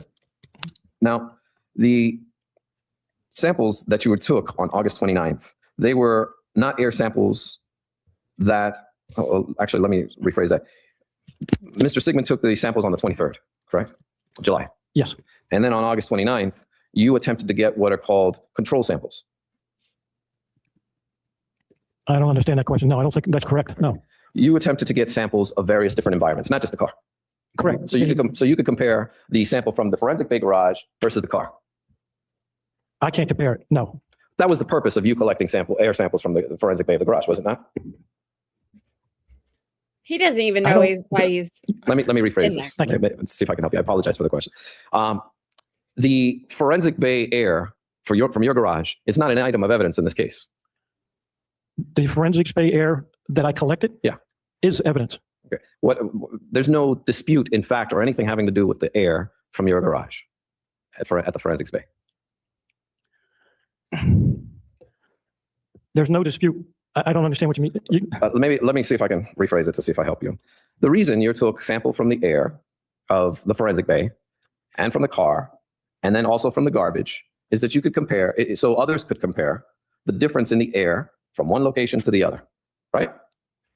I wouldn't say difference. I think what the tests were conducted for to see what was in the air at that particular location, like what was in the air in the garage, what was in the air in the trunk, and what was in the air in the trash. Right. So that way you can have a better indication as to whether the air from the garage made it into the trunk and vice versa. Correct. Okay. That's what I was trying to get at. Okay. Okay. Now, but the problem is you took this on August 29th, correct? Yes, sir. You didn't take it on you didn't take it on June 16th. Correct. You didn't take it on July 15th when you first got the car. Correct. It was done a month and a half later. Correct. For air that is free flowing. Correct. So the samples that you collected are not representative of what the air was like in that car on July 15th or June 16th of 2008. What I think was being collected for was the odor coming from the area and the items that were tested. My question to you, sir, is it's not a representative sample of what you're trying to accomplish. Isn't that correct? I don't understand the question. I'm going to object. He's asking for a scientific conclusion that's outside the scope of his stated expertise at this point. Well, I feel like it's Justice outside of indicated that everyone's he does not expertise. understand the question, which means the question is. All right. You also sampled the garbage, correct? Yes, an air sample was taken of the garbage. Okay. I'm sorry, trash. The trash. Correct. Okay. We got into that yesterday. Yeah. Okay. Now, what you did was you didn't take a sample of the trash on July 15th, right? Correct. You did it on August 29th. Yes, sir. But there was a significant difference in the trash from the 15th of July, the 16th of July to the 29th of August, correct? There was a what? There was a significant difference. Thank you.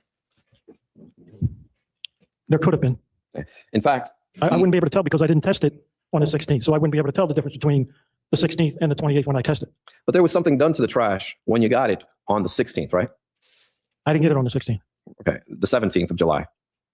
Let me start from the top. You got the trash in the forensics department on July 16th, 2008. Okay. And that trash was then taken to a dry room, was it not? I don't know if it was immediately taken to the dry room or not. Okay.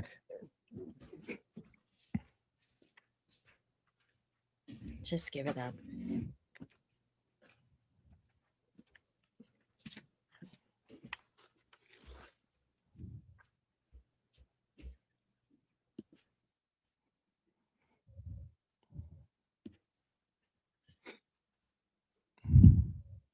Was there an objection?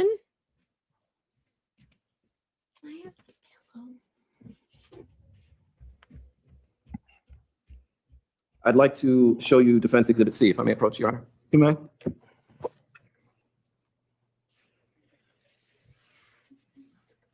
Now, without showing this to the jury, unfortunately, this is not even into evidence, sir. The photograph on the left shows how the garbage was when you received it, correct? I can't answer that. I wasn't there when it was received. Does that look like the garbage when you first saw it? It does look like the trash, yes. And the photograph on the right is after it was placed in the dry room, you know? I can't answer that question. That's not a dry room. That's being, to me, it looks like it's being laid out to be inspected. Do you see a significant difference between the trash on the left and the trash on the right? Of course. And what's the purpose of putting trash in the dry room? I didn't put it in the dry room. You'll have to ask Gerardo Blasey, who put it in the dry room, what his purpose, what his reason was. But you're a supervisor, right? Correct? And you have experience in crime scene investigation, do you not? Yes. What would be the purpose of putting trash in the dry room? Either storage or drying. Okay. Sounds like the Either to Karen store it Reed or to dry it? trial all Correct. over again. Okay. And when you took the samples of air for the trash, it had already been in the dry room. Yes. Okay. So, and it would not have had the moisture or the same odor that it had back on July 16th. I can't answer that. Your common knowledge. Would it tell you, sir? It's possible. Let me finish the question. Your common knowledge. I'm going to object. He's asking him to speculate. Let him finish asking the question. Sir, do not answer the question until I tell you to answer. Your common knowledge of being a human being that has trash and has dealt with trash all your life. I'm sure you've thrown it out a few times, right? Correct. Wait, don't answer the question, sir, until I instruct you to answer the question. The odor would be significantly different if you had a wet bag of trash versus trash that was individually taken out and put in the dry room. Objection to that one. You may answer, sir. If the trash was wet and they placed it in a dry room to dry, yes, the smell would be different from the time it was wet and then the time when it was dry, if it was wet. Okay. And when you took the air sample of the garbage on August 29th, the trash was dry. That's possible. Can you look at your report and see what the trash was stored in at that time? The trash was stored in a brown box, A brown box like one of these. Cardboard box. a brown cardboard box with tape all the way around it, correct? And it wasn't moist and wet and damp, was it? No, it was not. Now, you testified that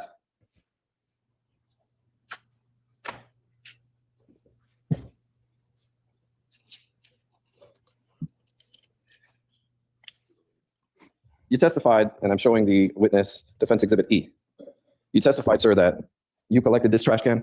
I'm sorry, this gas can. Yes, sir, I did. It's Saturday. I apologize, sir. Does counsel lay a predicate that that's the same photograph as the introduced photograph? I'm being more than happy to do that, sir. Okay. This is the same photograph that you took that's been admitted into evidence, is it not, sir? Yes. Okay. And when you got this gas can, it's metal. Yes, sir. And it appears to also have some, I guess, some gas dripping on the side a little bit. It was completely dry. Can I show it to you and Sure. maybe get a closer look? Yes.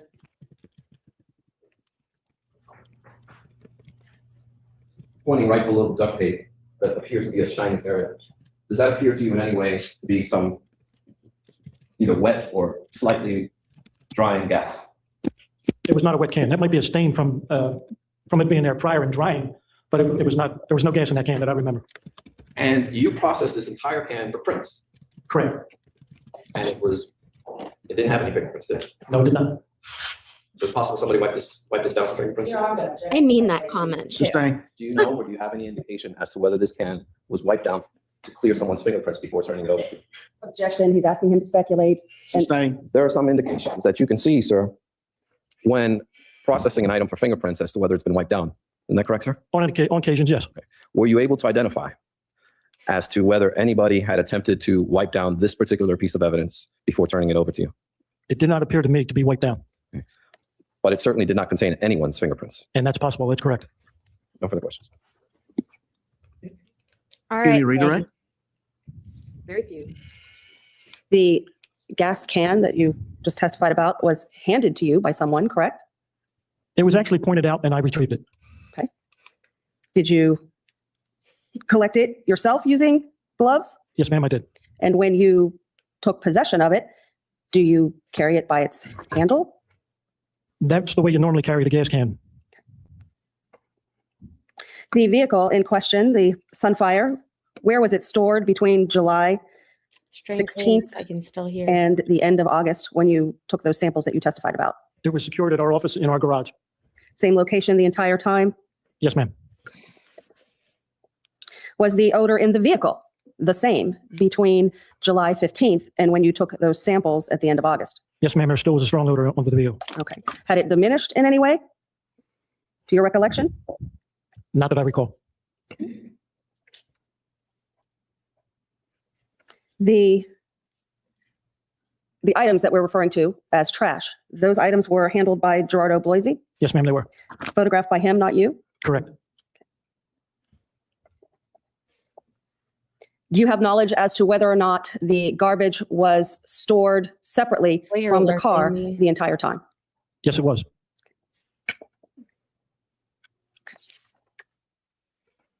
That's all I want to follow up with. Thank you, Your Honor. Any additional questions? I just want there to On be the a area that general was just covered. consensus. Like, was she ugly and that's why they hated her, or was she pretty and that's why they were having sex? Because I hear a different story every other day. Okay, may the witness be excused. Thank you. You may be excused, sir, subject to recall. Thank you, Your Honor. All right. Okay, ladies and gentlemen of the jury, the time is now approximately 8 minutes to the hour of 1. I don't necessarily think we have an 8-minute witness. Okay. Okay, we're going to recess for today and reconvene in this matter on Monday at 9 a.m. Apparently, she got sick. I have worked out the kinks as far as restaurant number 1. It'll be one day, hopefully next week in the evening. This was the day. And as soon as I get some additional information, I will see if I'm able to work out the kinks on restaurant number 2. Okay?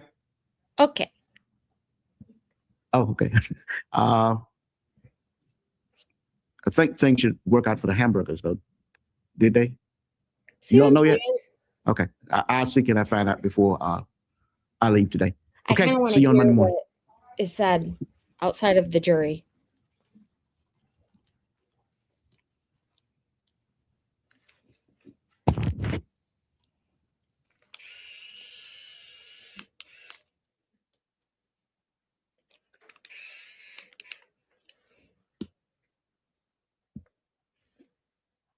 Yeah, you may be seated. Okay, folks, anything else? Yes, ma'am. This is just an issue that has arisen. We have a consultant as it relates to some of the computer issues, and we would like permission at this point to exempt Sandy Osborne and Kevin Stanger from the rule for the rule of sequestration for the limited purpose of discussing the evidence with us and the consultant. Mr. Baez? This is not someone who will testify, but there are just some issues that we wanted to address prior to their testimony, and they've certainly been deposed. The evidence, the hard drive's been turned over, and rather than violate the rule of sequestration by having the witness talk to somebody else about their testimony, seeking the court's permission just to permit the inquiry for that limited purpose. Are you referring to a consultant that is not on the witness list? Yes. We certainly would object to that, Judge. On what basis?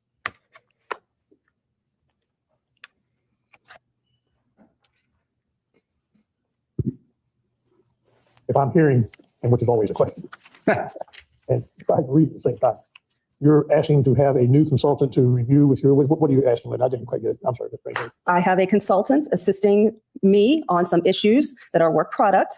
In order to deal with that, the consultant will need to also have access to the listed witnesses. Since the rule's been invoked, that would prohibit the witness from discussing their testimony with anyone besides the attorneys. What I would like to do is have the court allow us for that limited purpose of any consultation that I have with this person, that I could have the three-way conversation rather than relaying it down the grapevine. Nope. I would have no concern about that. However, we may want to have a brief deposition of that person, our own interview with them. No. What person? To discover what they're trying to, well, never mind, that'd be a work product issue. Yeah. A month ago, I wouldn't have had to ask the court's permission, but there are some other issues that Okay. We don't object. The rule, as we all know, is designed to prevent the coloring of testimony. And technically that would have been a violation. But you did the proper thing in seeking permission. Permission is granted. Thank you, Your Honor. Okay. Anything else, folks? needed the rest of the rule be invoked. I find it extraordinary that the trash and garbage humor came in today after yesterday. I'm lost. This last witness talked about calling it trash instead of garbage after yesterday's deal, and it's supposed to be under rule of sequestration, not talking to Gerardo Loisy. It's a huge coincidence. I just asked that everybody understand the rule is invoked. They're required to instruct. Well, it is what it is. If there's an allegation or violation of the rule, then I hear evidence of such. But it's an interesting dichotomy when folks call garbage trash and other folks call trash garbage. And as Mr. Baez pointed out, people use that phrase interchangeably. To some folks, it's garbage. To some folks, it's trash. And only the good Lord knows what the third connotation would be. Refuge. And some folks may call it waste management. Okay, anything else, folks? I have one brief matter at 8:30 Monday, but it will not be in here. All right. It will be in my hearing room. Are you going to do that? Mr. Bias.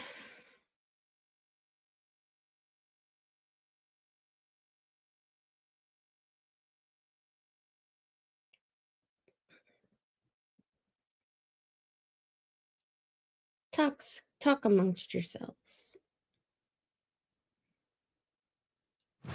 Okay, so what I just did, I am skipping us ahead because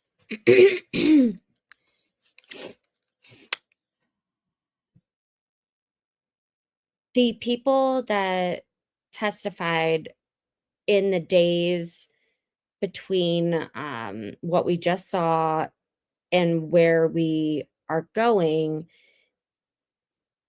they were just arguing for days over the capability of the police dog, the handler,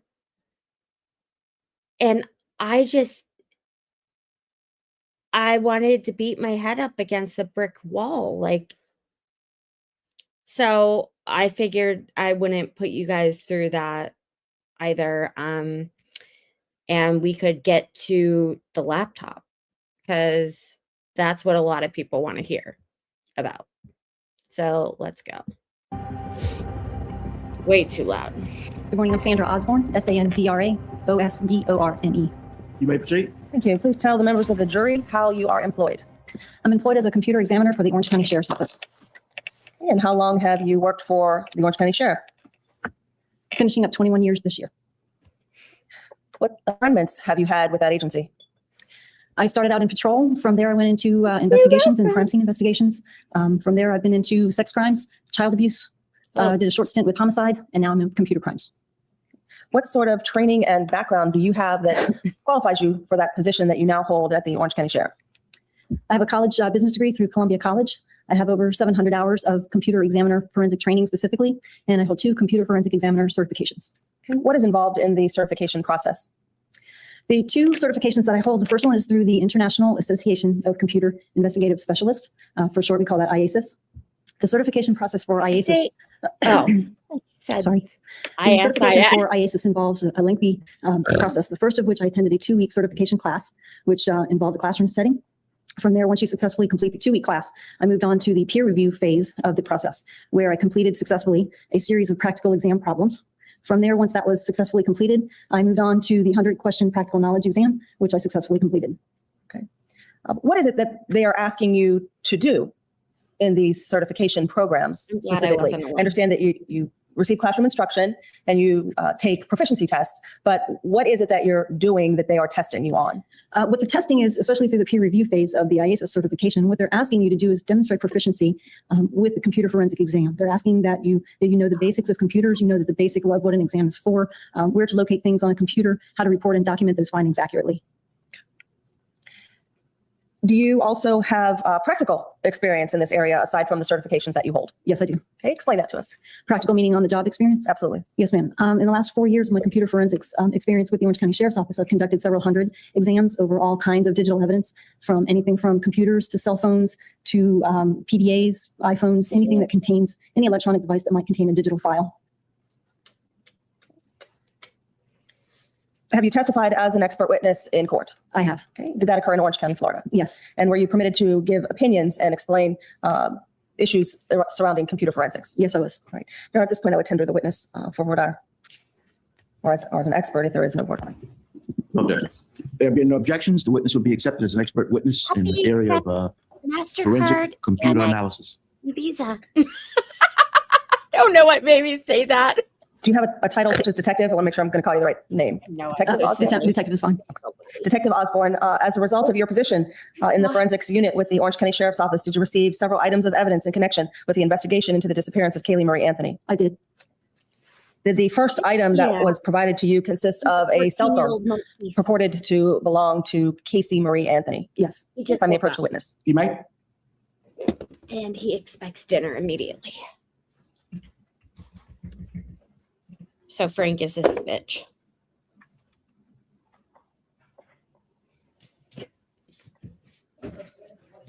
Speech cue for identification. You may. Have you take a look at that? Tell me if you recognize the exterior of that packaging as something that you've had contact with in the past. I do. How do you recognize it? The label that's affixed to the front of here is filled out in my handwriting. And I also resealed the evidence package once I was finished examining the item. When I resealed it back, those are my initials, and that's the date that I sealed the package. You indicate on the label on the exterior what is contained inside, Yes, I did. and what item did you place inside that package and ultimately seal? This is a Nokia cell phone. Your Honor, at this point, I would seek to Yeah. introduce HQ for identification into evidence. What says the defense? No objections. It will be received in evidence as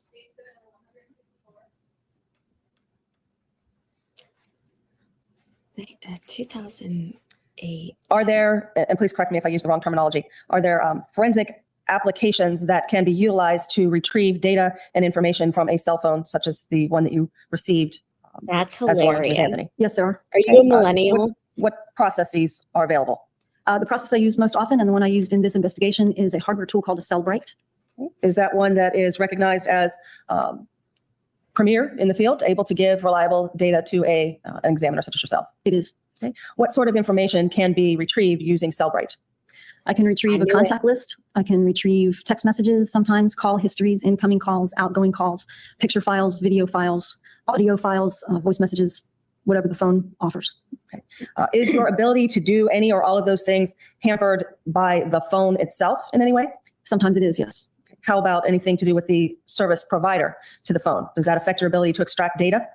It can. There are several ways that extraction of data from a cell phone can be hampered. The manufacturer of the phone itself could not allow that information to be pulled I out, feel if you will, by a third-party strongly tool. about this, Sometimes yes. the data port on the phone where you plug the phone in to charge it or transfer data from it could be disabled by the carrier. Sometimes our software is just not engineered to gather that information from that particular make and model of phone. So there are several different ways that we could. I see that we have some new viewers. So hello, I would love it and appreciate it if you could please like this stream and subscribe to my channel. I do new trials and old trials, and right now we are covering the old Casey Anthony trial, and I'd love to have you back daily starting at 3:30 p.m. Eastern. Thanks. be hampered, and we're not able to retrieve all the data available on the phone. Does Cellbrite update their software or whatever program that they provide to law enforcement agencies over time? Periodically, we do get updates from Cellbrite, yes. When you received this phone, was it for the purpose of attempting to determine whether or not an individual by the name of Zenaida Fernandez Gonzalez could be located? That's correct, it was.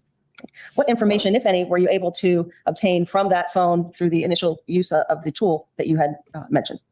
The initial data extracted from that Nokia cell phone was simply the contact list and several music files. Okay. Do you have an opinion as to why that was the only information that could be retrieved from the phone?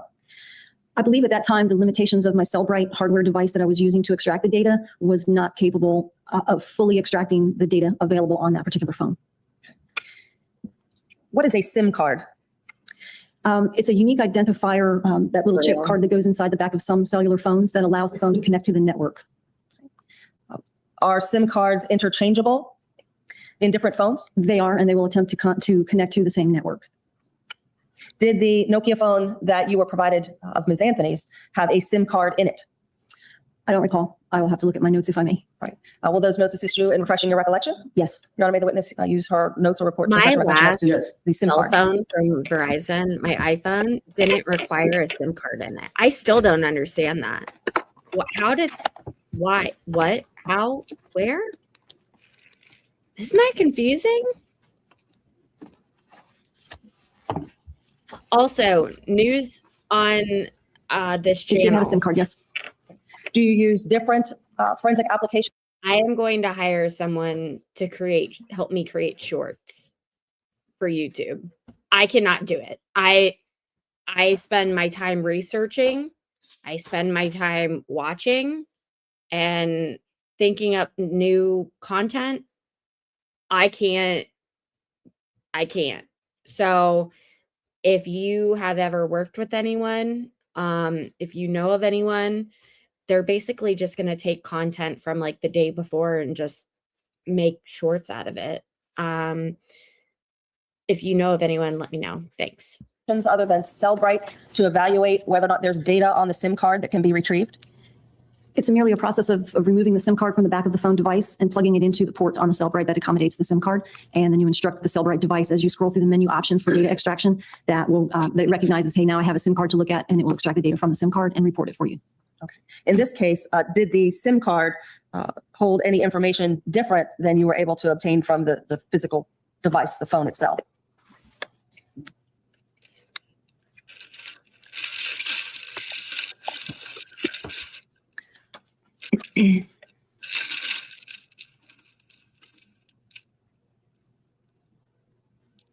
Hi, welcome. The SIM card was the same information as the device. Were you able, from that limited information that Cellbrite would provide you at that time, to locate any information about a Zenaida Fernandez Gonzalez? I didn't notice any, but it's not my function necessarily to examine the data from the cell phone. I'm not always advised on what's relevant to the investigation at the time, so I did not see any, but I would have handed the data extracted to the detectives and let them decipher through it from there. When you extract this data, do you reduce it to some sort of report or format that a layperson really can look at and make decisions as to whether it's important information or not? The Cellbrite does a nice job of reporting the data in a very nice web-based report that's easily readable. Did you eventually receive other evidence items in an effort to initially locate this Zenaida Fernandez Gonzalez? I did. Did you receive computers? Yes, Okay. How about a laptop computer? I did. And who did you receive a laptop computer from? Detective Casey Beasley brought in at the same time. She brought me the Nokia cell phone, brought me a compact laptop computer. Do you remember, or do your records reflect a serial number for that computer? My records will reflect it. Right. May she utilize those to give us the unique serial number on this item? Sorry, it's feeding time. Feeding. The serial number of the computer is C Charlie N November D Delta 6430 R Romeo K Kilo H Hotel. Go ahead and eat, baby. Did you receive a desktop computer as well? Yes, meaning a floor model computer that sits on the floor in the home. Yes, I did. Do you recall, or do the records of the Orange County Sheriff reflect the serial number of the desktop that you received? I have that information. Okay, can you provide that, please? The serial number of the HP home computer was M Mike X X-ray M Mike 4100 Hotel Yankee Lima. Who did you receive that computer from? Ms. Ewilda McBride, who was in the missing persons unit at that time. All right. Did you note the date and time that you received that item? I did. Can you tell us? I received that item July 17th of 2008 at approximately 1:30 in the afternoon. 1:30 in the afternoon. How about the laptop? Do you have records that reflect the date and time that you received that item? I received the laptop from Baby, Detective all you have to Beasley do is on jump July down. the 16th, 2008 at approximately You mean 8 p.m. in the evening. Did you receive any cameras? I did. What kinds? I received a Polaroid T730 digital camera on the 17th of July, 2008. I received a Nikon Coolpix camera on July 21st, 2008. I'll see you on Tuesday.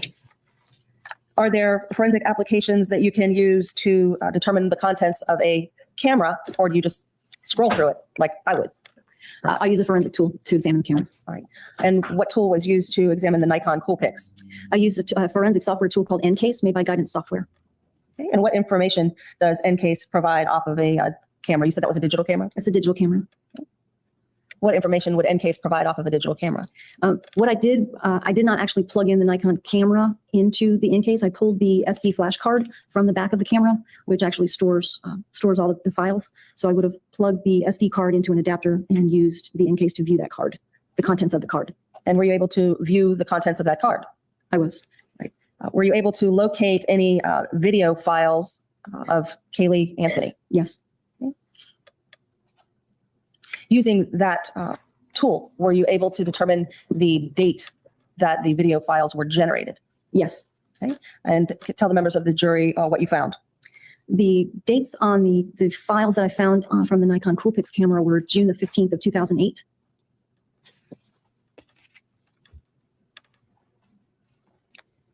Did you review the video? Yes, I did. All right. Is this video that appeared to have been taken at a nursing facility? It appeared to be, yes.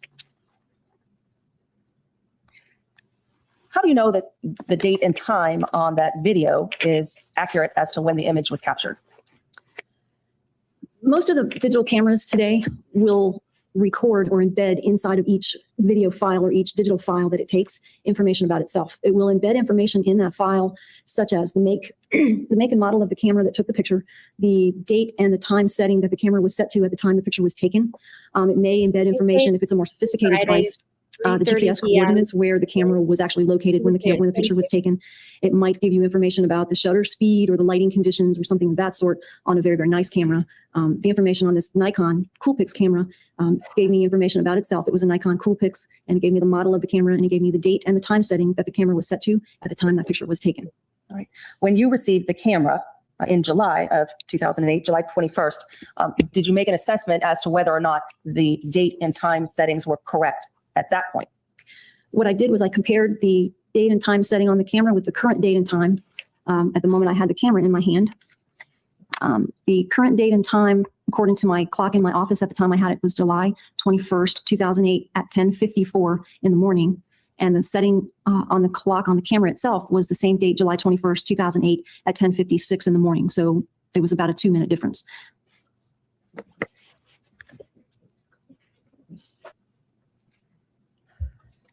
The laptop that you described for us, having received from Detective Beasley, what condition was it in when it was provided to you? Meaning, was it on? Was it off? What is it that you are initially evaluating when you receive that item? I believe that camera was off. Let me just double check. I've switched to the laptop. The laptop.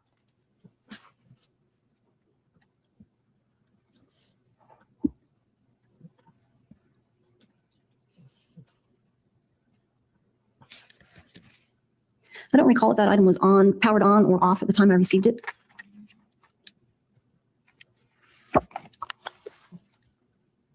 Does that make a difference to you? As far as retrieving data from it? Either retrieving data or where to begin your examination? No, I would, if a laptop is brought to me and it's still powered on, I'll remove the battery and power it down and note the date and time. I will document the condition of the machine. If it's running, as if to say what applications are running, is it connected to the internet at the time? Is there a Word doc open? To something to that effect, I'll document the condition of the machine at the time before I power it down, and then I'll make a note of the date and time that I power it down. Okay. When you are performing an examination on any item of evidence, but particularly a computer, whether that be a laptop or a desktop, is it your methodology to make sure it's off before any attempt to retrieve data is undertaken? In a lab setting, yes, I'll power the machine off and we'll remove the hard drive from the machine.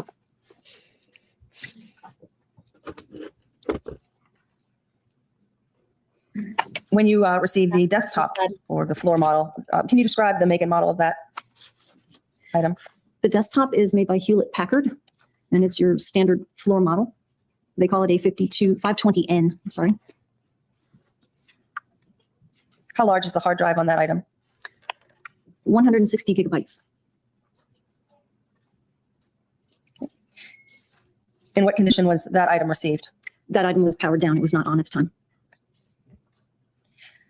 Are there different tools that you use to evaluate the contents of a computer as opposed to a cell phone or some other electronic device? There are many items you can use to examine a hard drive from a computer, but in this event, I use the EnCase software. Okay. Has this EnCase software been used in the forensic community for a period of time? It has. It's a standard. Okay. Any idea how long this standard tool has been utilized? I don't know when EnCase started. I've been using it since I began computer forensics in 2006. I would say a decade or more. Okay. Has this EnCase program been determined to be a reliable way to preserve and retrieve data from a computer? It has. It's an industry standard as a reliable software tool, yes. Okay. You told us what information Cellbrite can extract from a device. What information is given to a forensic examiner such as yourself through the use of the EnCase application or tool? The EnCase tool can examine every bit on a hard drive, every 0 and every 1 that's reported on a hard drive, on a digital file, when used properly. The EnCase software completely looks at every single bit of information on that hard drive, whether the user can see that information or not. That's terrifying. Now, what is it that you did with this computer, the HP, to ensure that the data as it existed at the time that you obtained the item was not changed, altered, or corrupted in any way? It's the standard practice of a computer forensic examiner to protect the original evidence that we receive. In this case, with the HP computer, it would have been the hard drive, the hard disk drive that was contained inside the computer tower. After documenting the condition of the computer and you pull the cables from the hard drive and remove it, I would have attached it to, and I did attach it to what we call a write blocker. And the purpose of the write blocker is to do exactly that. It prevents my forensic machine running a Windows operating system from taking a hold of that evidence drive and making writes to it. The Windows operating system likes to reach out and touch the other items that are associated with it to try to look at it. And I don't want that to happen. I don't want any files to be changed. I don't want my machine to make any writes to that drive. So I connected it to a hardware write blocker to prevent that write, the write blocking process. And basically what that does is it places the evidence hard drive in a read-only mode. And then that way I can read the drive, copy the evidence from it, and then I'll put the original hard drive away. And I will not work from the original. I'll work from my copy instead. Okay. What happens to the original hard drive? I put it back into evidence. Okay. Has the Orange County Sheriff's Office retained the hard drive from the HP that we've been talking about to date? No, I believe we returned that one to the family. Okay. So before it's returned, what do you do, aside from the write blocker, to ensure that you have access to the data as it existed at the time that you took possession of the computer? Those evidence files that EnCase creates when I make the copy of the original evidence off that drive. I'm sorry, I'm having trouble hearing you. I don't know if you... It's probably my voice. I apologize.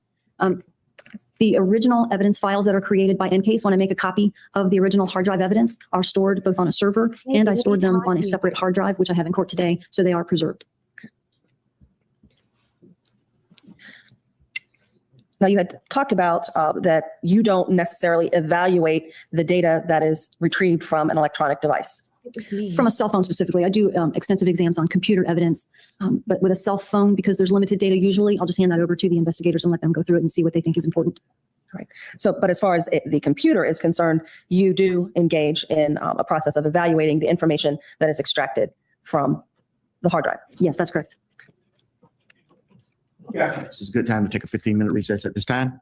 Members of the jury, I'm going to ask you not to discuss this case among yourselves nor anyone else. We'll take a 15-minute recess at this time.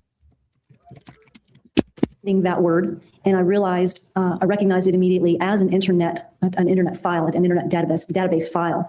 I looked around a little bit to see if I could figure out if it was Internet Explorer or if it was some other type of browser internet. But since I'm not that familiar, I was not able to determine that. I went back to the beginning of the record because I don't know where within a web page the word chloroform would have appeared. So it was just very difficult for me at that time to figure that out. So I found the search hit and I turned it over to my sergeant from there. How does the turning over process occur, since this is data? How does that happen? Basically, he shoulder surfs and oversees everything I do. We are within a few feet of each other in the lab every day. He copied that out. He'll have to testify as to what he did exactly, but he copied that information out to another source and then re-examined it on his own machine and created the report from there. All right. The HP was not the only computer that you evaluated through EnCase, correct? That's correct. Did you ultimately receive a computer purported to belong to an individual by the name of Ricardo Morales? I did. When did you receive that and from whom?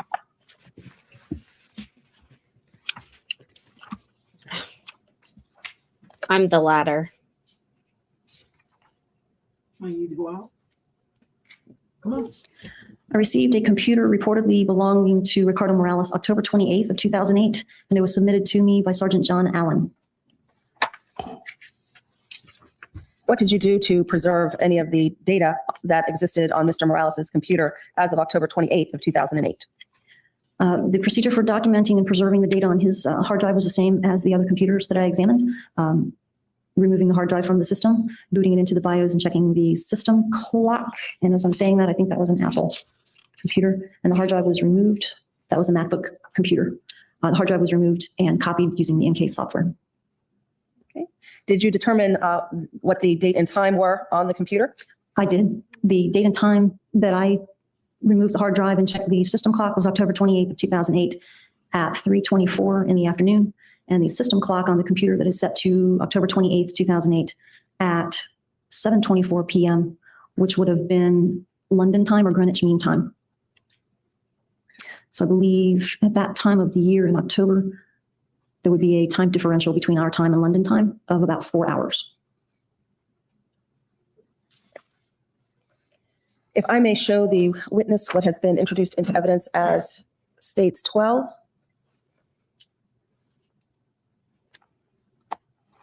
There's a monitor. It looks like it's been turned. If you can just turn it to you. Well, it's in evidence. Yeah, turn it off as well. May I publish the item to the jury during the witness's testimony since it's already been introduced? You may.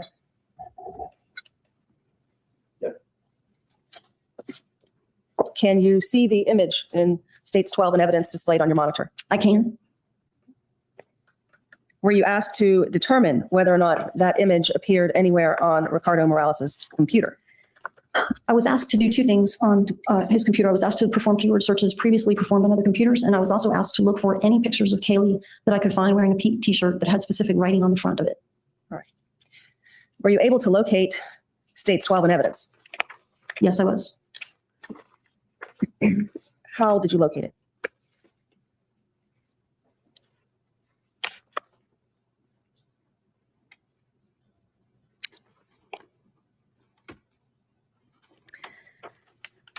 I located it by searching all the graphic files, the picture files on the computer. Maybe you're getting as bad as Frank. I'm sorry. Right I don't now. know that I did. I don't know if I recognize that one or not. I don't have that computer printed. If you can, I'm sorry. I don't have that report printed out. I have it on a disk. I do not have a paper printout of that. You may.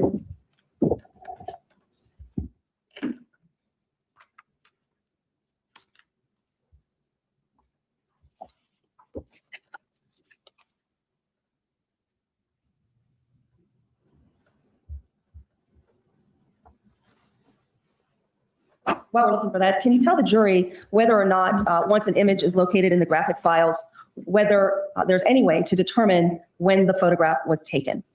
Yes, the same process that I explained earlier with the Nikon Coolpix camera, with the information that's embedded into each picture file is embedded by the camera itself into the file. Once that picture file is saved from the digital camera to the computer, that embedded information stays in with the file, so I'm still able to view that.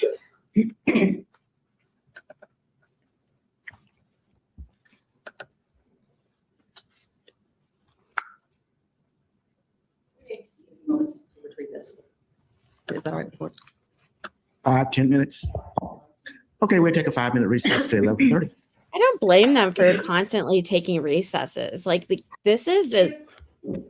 Sarah, can I ask the president of jury? Yes, Your Honor. The defense? Yes, sir. It's Okay, ladies and gentlemen of the jury, the photograph that you have currently displayed, Super remember the previous technical. instruction that I gave you concerning the bruise under the eye of Hey, please make sure to like and subscribe. I see we have a lot of new viewers, so welcome.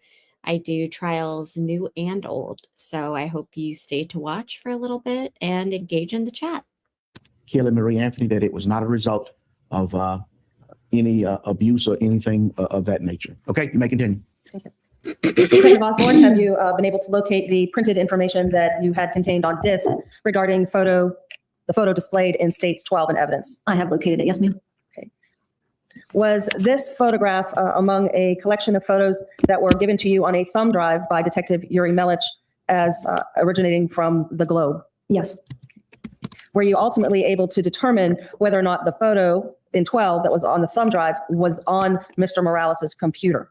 I was, and it was located on both. I found them they were on the thumb drive and on the computer.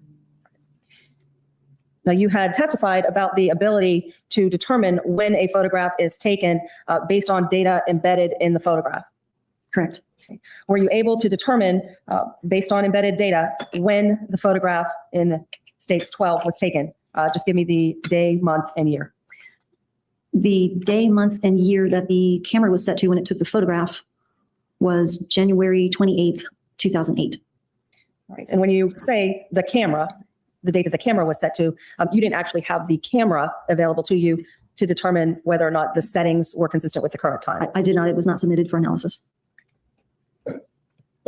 If I could show the witness States 13 in evidence and permission to publish to the jury at the same time. You may. So loud. Where's everybody watching from? You see that? Type in the chat. Right. Was this photograph likewise provided on the thumb drive by Detective Yuri Melich? At the time, as to the dates indicated. Approach the bench. Yes, sir. Objection overruled. Detective Osborne, do you recall my last question? About the date and the time? Not the time, the date that the photograph in States 13 was taken. Oh, the date that the camera was set to when the photograph was. Yes, the date the camera was set to. I think that question goes to the witness testifying about the camera, Wow. not the photograph that it was. Let me start over. Yes, rephrase the question. All right. Do you recognize 13 in evidence? Yes. Right. Did that photograph appear on a thumb drive provided to you by Detective Yuri Melich? Yes. Were you able to identify the same photograph on Ricardo Morales' computer? Yes. Okay. Can you tell from the information provided by the computer what type of camera took this photograph? Yes. Okay. Was that information embedded in the photograph itself? Yes. What type of camera took the photograph? A Canon PowerShot SD 870. Incredible. Was other information embedded in the photograph? Yes. Is the information related to the date and time that the camera was set to when the photograph was taken embedded in the photograph? Yes. What date and time? I'm sorry, what date? You don't need to give me the time. What date was the camera set to when the photograph was taken? March 19th, 2008.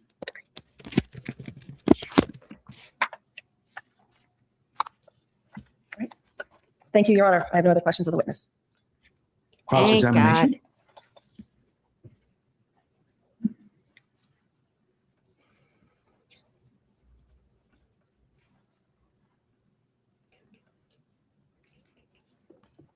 Good morning, ma'am. Sir.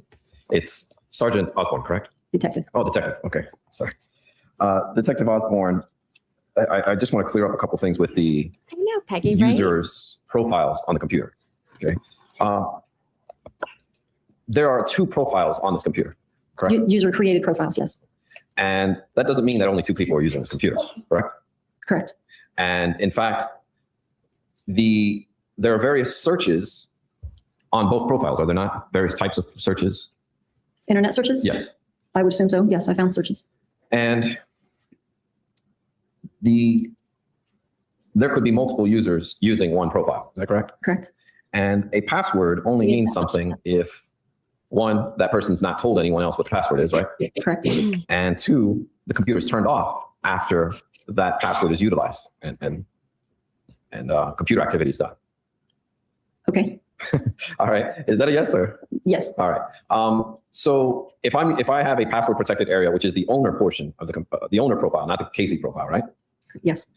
If I'm using the owner profile and I log in and the computer stays on and it just, I guess, goes to sleep or whatever, I don't have to relog the password in, do I? It depends on the setting on the computer. If the computer hibernates or sleeps or in some form or fashion resets itself, the password can be set to reset itself after a minute or 30 minutes or 5 hours or all day. It depends on the setting on the computer. But you don't know or can't testify as to any of that information, can you? I didn't ascertain that on this computer, no, sir. Okay. So as far as you know, someone could type in the password, leave it on, and anyone else can come use the computer and not have to enter in a password. As far as I know, that's correct. And you mentioned that you had done a keyword search for chloroform. Is that correct? That's correct. This is important. Do you have the date and time that was run? I believe that was around August the 20th. I don't know that I did the exact date, but it was around August 20th or shortly thereafter of 2008. But do you have the date and time that you believe these searches were run? That would be incorporated in the temporary internet file history, which I did not examine. My sergeant examined that, so I can't testify as to that. Okay, so you have no information on that area. Not that I'm prepared to testify to, no, sir. Understood.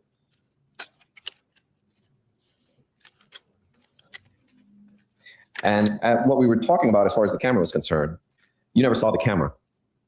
Which camera? The camera, I'm sorry. The camera of the photos that we showed the jury just recently. The Canon PowerShot? Yes. I did not see that camera. I No. find that Okay. very hard to And believe, Peggy. you don't That- know Wisconsin if the sounds time full. settings were correct. Nope, In fact, you don't know if this person even bothered setting the time when they purchased the camera. I do not. And many people are a little, maybe many people find setting the time on like VCRs and cameras somewhat difficult, do they not? Subjective. Sustained. If you know, ma'am. Sustained. Next question. Does every camera that you inspect and every computer have the exact time set? No. I can have just a moment. I want to check and see if I have any other questions for you. The next guy I'm going to have you guys listen to as well. Now, it was you who inspected Ricardo Morales' computer, Yes, and you ran searches. If I can just have a moment. Do you have that report with you? Did you prepare? yes.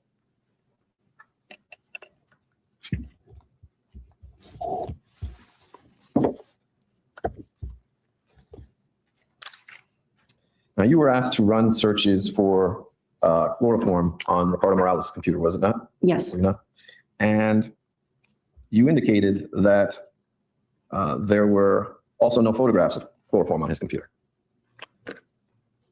correct. My report specifically says I didn't find any web pages or pictures referencing chloroform on that computer.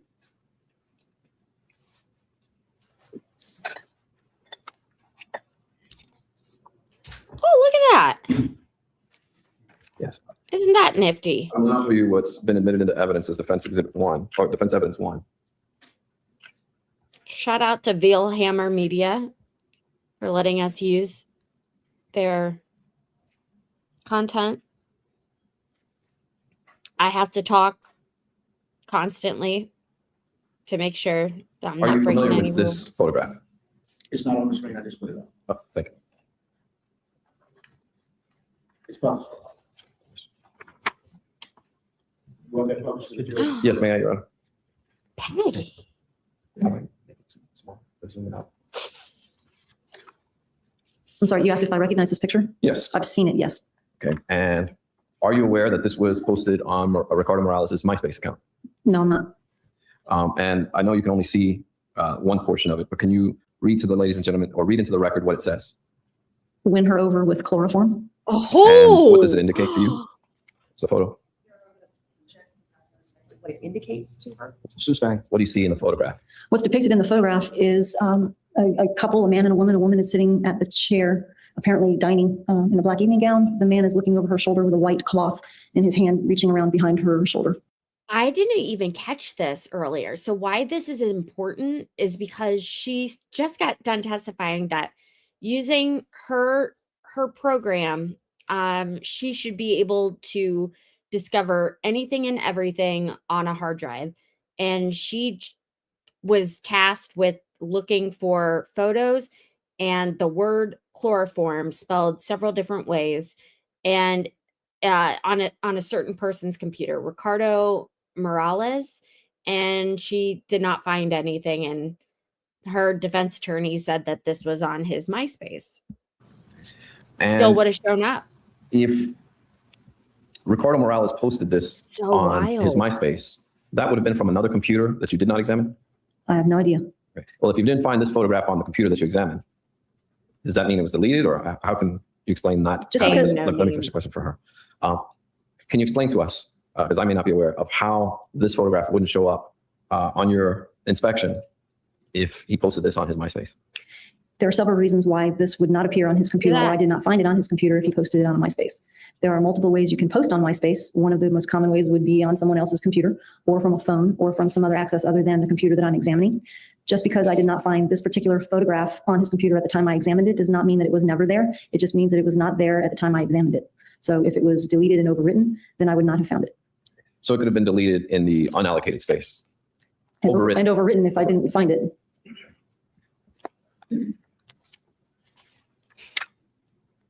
I'm sure they're And that could be pretty kidding. much with any of the computer searches that you did dealing with the unallocated space, correct? That's correct.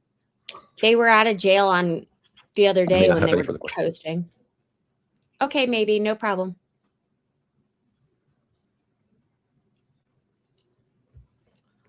I have no further questions. Thank you, Detective Yes, sir. Osborne. Let me know once you get back. We all right?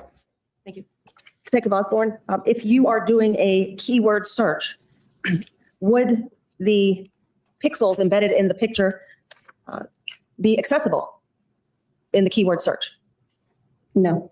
The pixels are represented in hexadecimal value, which are not readable to me. When you look at the physical view of a picture, it's jumbled up, garbage looking, and it's not discernible in human readable form. No. All right. So words embedded in a picture are not going to appear in a keyword search. Is that correct? That's correct. In this case, the word chloroform does not appear as a word. It appears as part of the pixelated picture. So it would not have appeared to me. Okay. Was it your testimony on cross that the keyword search for items in the internet history, the temporary history, in any of the cookies in the unallocated space, the allocated space of Ricardo Morales' computer did not contain any chloroform references? That's correct. Thank you. That's all I want to follow up with. Interesting. Recross only in those areas and those areas alone. In your report, you specify that there are no search hits for the word chloroform, correct? That's correct. There were no references to the word chloroform, pictures, or web pages referencing the chloroform. That was my next question. So there were no photo pictures referencing chloroform. Not that I found, no, sir. Thank you. May the detective be excused? Yes, sir. Thank you, detective. You may be excused. Kevin Stenger, Stenger. You may proceed. Thank you, Your Honor. Please tell the members of the jury how you are employed. I am the Sergeant of Computer Crimes for the Orange County Sheriff's Office. How long have you worked for the Orange County Sheriff's Office? Just about 25 years. How long have you been in the computer crimes unit? I imagine 25 years ago that didn't exist. That's correct. The Computer Crimes Unit was formed in 2002, and I was the first So, sergeant. Mark? Okay. As the sergeant in that unit, what are your regular responsibilities? My unit is responsible for the investigation of computer crimes such as hacking, the possession of child pornography, and the vast majority of our duties are the examination of people's computers, cell phones, and PDAs for evidence. What sort of education or background do you have that qualifies you for the position that you currently hold with the Orange County Sheriff? Boring. Pull your microphone down a little bit. Thank you. I have a graduate certificate in computer forensics and a master's degree in digital forensics from the University of Central Florida. Do you belong to any other organizations or any organizations dealing with the issue of computer forensics? I'm a member of the International Association of Computer Investigative Specialists. I began my training with them in 1996. Since then, I have either attended training or presented at all of their conferences. Since that date, I have been a certification coach, a regional manager of certification, and I am currently the division administrator of certification for that organization. Right. When you refer to certification being a coach or in some sort of administrative capacity in relation to certification, what is it that you do? I assist other members of our organization, new members of our organization, in training and obtaining their credentials to become a certified forensic computer examiner. Okay. Have you yourself attended many trainings in the area? I have. Okay, bye, As I stated, John. I've attended all the conferences of IASIS since 1996. In addition, I've attended training through guidance software, both in classes and in conferences, where I have not only attended training, but I've presented training classes. I've also attended training through classes put on by a company called Access Data and another company called SciQuest. I've presented classes for the University of Central Florida, both as a guest lecturer and as a subject matter expert. Have you ever had the opportunity to testify in court as an expert in the area of computer forensics? I've testified in both state and federal court as an expert in computer forensics. Your Honor, at this time, we would tender the witness for either voir dire or a submission as an expert who can give opinions. No objection, sir. Okay, ladies and gentlemen of the jury, Sergeant Stenger will be accepted as an expert witness in the area of forensic computer analysis. You may proceed. Thank you. Sergeant Stenger, in connection with your employment at the Orange County Sheriff's Office, were you supervising Sandra Osborne in the recovery of information from an HP computer seized or given to the Sheriff's Office by the Anthony family? I was. Okay. Can you explain to the jury what your role was in this endeavor? As far as the examination goes, I would review Detective Osborne's work. In the field, it's referred to as peer review, where you have somebody else go back over your examination. In addition, if Detective Osborne encountered something that she was unfamiliar with, I would assist her. Were you made aware of a keyword search for chloroform that was done on the HP? I was. Same to you, Once you were buddy. made aware of that search, did you take an active role in an attempt to preserve the information found as a result of the keyword search? I did. Detective Osborne observed a search hit for the word chloroform on the computer and asked my assistance in identifying in what context that word appeared. She knew it was an internet search, but she was unfamiliar with the structure of what it was in. This particular keyword search was in what is called unallocated space. What is that? Many of you, I'm sure, are aware that when you delete a file, it is not necessarily gone. The best analogy I have for you as far as what unallocated space is a library. Many people use different types of analogies, but the library is probably the easiest. Hopefully, most of you remember back in the days when they had card catalogs. You used to go and look up the name of your book in the card catalog. You would then find out where that book was stored on the shelf. Computers use something similar. In order for the computer to find a file, it has to essentially look up the name of that file before it can go out on the hard drive and locate it. What happens when something becomes unallocated is that that card, that entry, essentially gets destroyed. And there is no longer any reference to where that particular file is on the hard drive. However, the data out there is still there. That book is still on the shelf. So the information was still out there.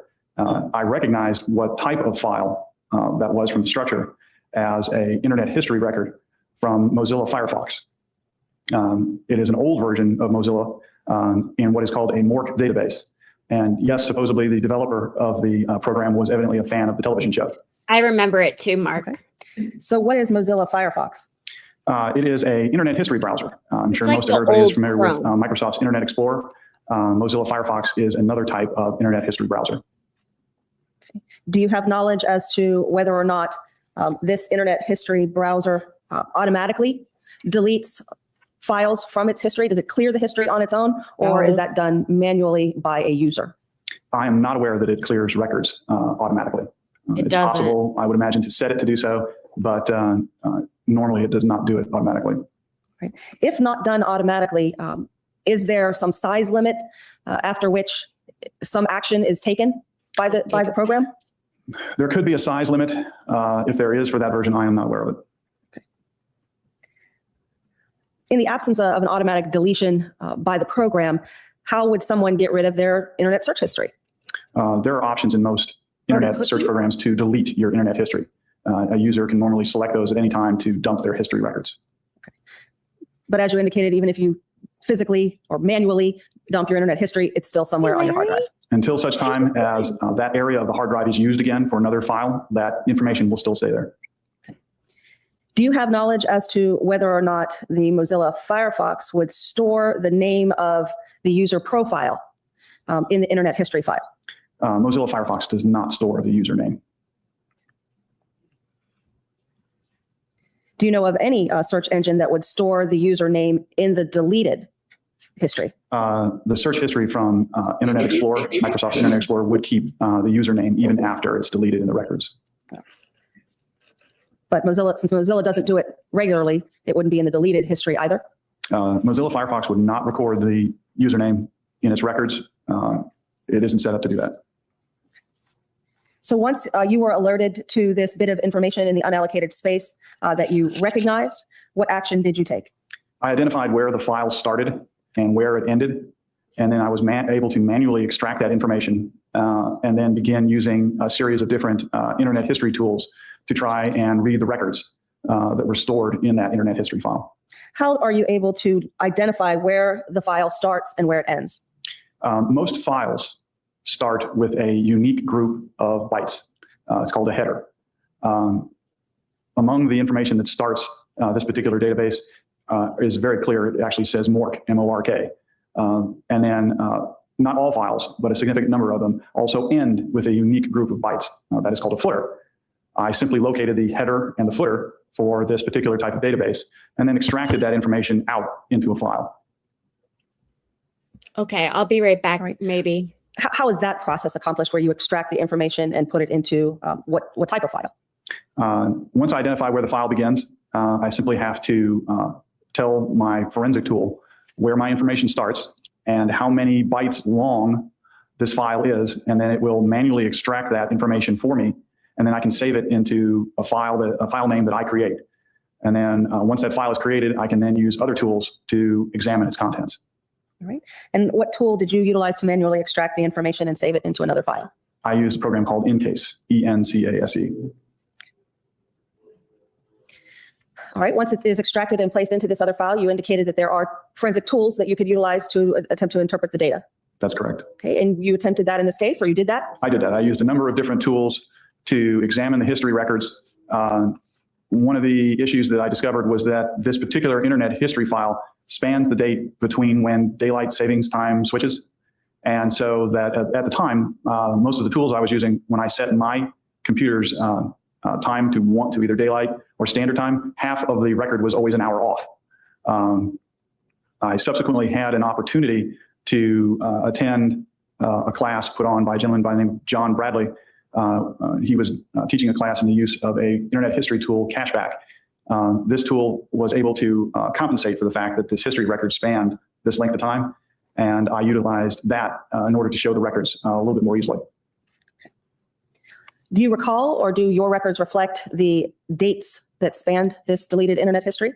I believe I have them written down, if I may look at my notes. May the witness utilize his report or notes to refresh his recollection as to the exact dates that this history spanned?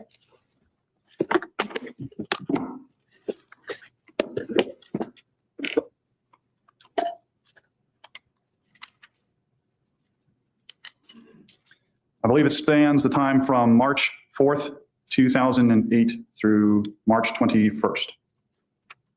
2008? Yes, ma'am.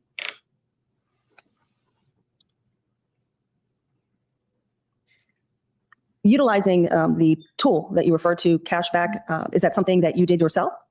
Yes, I did. And what information is provided in Cashback that was not available in another tool that you had at your disposal? Primarily, the single largest difference was its ability to show me the dates and times correctly, regardless of how I set my computer. So instead of one half always being an hour off, I got all the records to display correctly, no matter what, whether they were standard time or daylight savings time. Did you also make a request of Mr. Bradley, the individual from Cashback, to review the data file that you had carved out of the hard drive? I provided Mr. Bradley with a copy of the file that I had extracted, and he subsequently examined it and provided me with a statement as to his findings. Were you able to filter information out of the history from 3/4 to 3/21? I did. I created 2 reports for, I believe, March 17th and March 21st. And why were those dates filtered out? Those dates contained information relating to chloroform searches, as well as other searches that were done on the internet in Mozilla Firefox. Right. May I have a moment? You may. I'll show you what's marked as states OL for identification. Okay. Have you take a look at this How about composite exhibit and tell me if you recognize it, I do. what you recognize it to be. This is the report Get from the March heck outta 17th that I generated using the Cashback program. Let me show you what's been marked as OM for identification and tell me if you recognize that. I do. This Great. is the Cashback report that I generated for March 21st.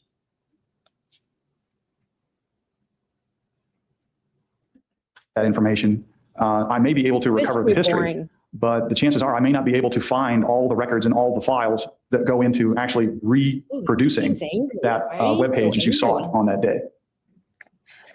To your knowledge, is the Cashback program able to rebuild that? Cashback can rebuild web pages, but only from what is called allocated space, where, in other words, if the books are all on the shelf, it can find all those files and folders. It can then rebuild them for you. The program cannot extract all those files and folders from unallocated space.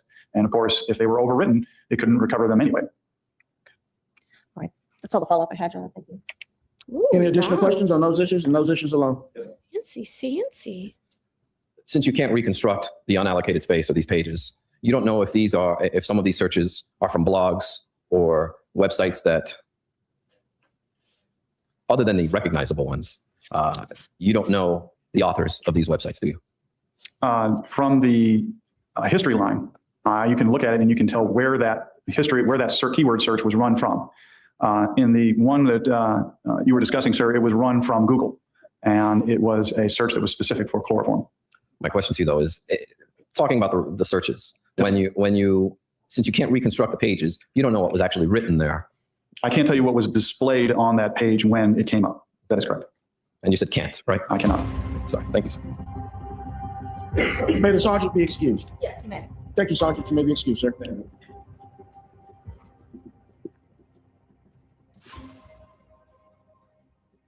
Say hi, Pearl.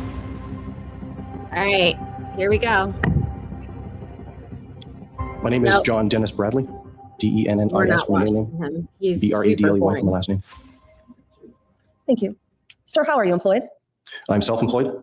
In what capacity? I'm the owner of SideQuest, a software development company, And how long has that company been in existence? officially since 2001. Can you tell us a little bit about your background, education, You guys employment wanna watch prior Casey's to mom? formation of the company? I'm a former law enforcement officer in Ontario, Canada. I was employed with the Durham Regional Police Service. Ooh, her brother. Let's watch this. Lee Anthony, Leeanthony. You may proceed, Mr. George. Thank you very much. Good morning. Good morning. Mr. Anthony, on July 15th or July 16th of 2008, were you on your family's home computer? Yes, I was. What were you doing on the computer? Doing some internet searching, trying to figure out where Sawgrass Apartments and some other keywords were. During that time, did you ever delete any of the internet history or the records that were on that computer? No. Sir, I want to direct your attention to August of 2008. Was there a time that your sister Casey returned back to the house on Hope Springs Drive? Yes. During that time, did you have the opportunity to have private conversations with her? Yes, I did. During one of these conversations, did your sister tell you a different version of how Kaylee was taken from her? Yes, she did. Can you please tell the jury what she told you during this conversation? She told me that she met Zanny, who was her nanny, as well as Zanny's sister and her children at J. Blanchard Park, which is here in Orlando. And during that meeting, Zanny held Casey down and told her that she was taking Kaylee from her. And she did that with the help of her sister. Did your sister describe to you how she was held down? Yeah, from what I recall, she was held like on her wrists. She was held down. They were both supposedly sitting on like a park bench or something like that, and then she was held down. Did your sister tell you why Kaylee was taken from her? I believe she did. I don't recall exactly what she told me. Okay. He was probably blacked out with Do rage. you recall giving a deposition back on July 30th of 2009? Yes. Correct, Do you remember Jane. being asked the circumstances surrounding the taking and being asked that particular question? Yes. Do you remember what your response was? Not exactly, no. Okay. Can you go to page?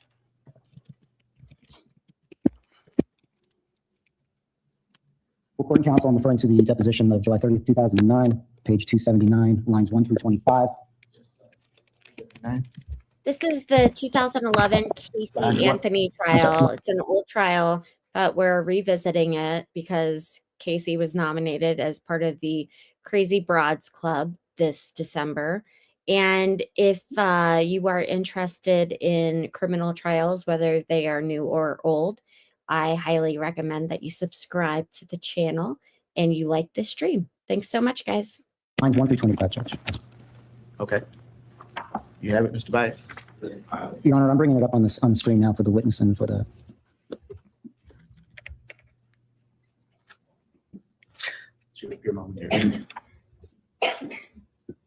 Specifically, I'm going to be referring to lines 17 through 25, and on page 280, which I'll put up in a minute, lines 1 through 4. Mr. Anthony, if you would take a look at lines 17 through 25.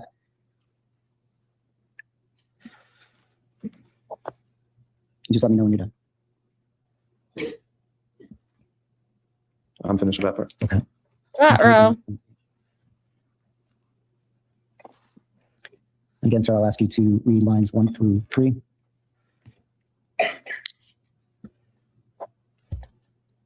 Oh, Okay. All right. Mr. Anthony, what was, does that refresh your memory? Yes. Okay. What did your sister tell you the reason for Kaylee being taken was? In Zanny's opinion, Casey was not being a good mother to Kaylee, or wouldn't be a good mother for Kaylee. And she was taking Kaylee from her to teach her a lesson, and also told her not to go to the police or anything like that. Did she also give you a description, a detailed description of what Zenaida Gonzalez looked like? Yes, she did. She was kind of normal height, about 5'8", 5'10"-ish, good complexion, long hair, of Spanish. That's about what I recall. Okay. Just to be clear, do you recall being asked that question and giving an answer during that same deposition? Yes. Would looking at that answer, the answer that you gave back in July 2009, refresh your memory? Absolutely. Thank you. Can we bring up report and counsel? And I'll be bringing up, I'm referring to page 280, lines 15 to 21.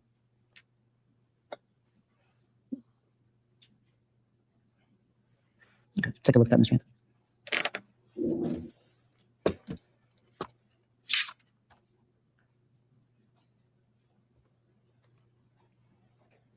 Okay. Okay. I believe you touched on some of those things, but you recall saying giving some other description or your sister giving you some other descriptions of what this Zenaida person. I believe the witnesses said that this is refreshed his recollection or not. Excuse me. After reading that, Mr. Anthony, has your memory been refreshed as to all of the details that your sister gave you in terms of a description of Zenaida? All the details that I said there, yes. Okay. What did she tell you?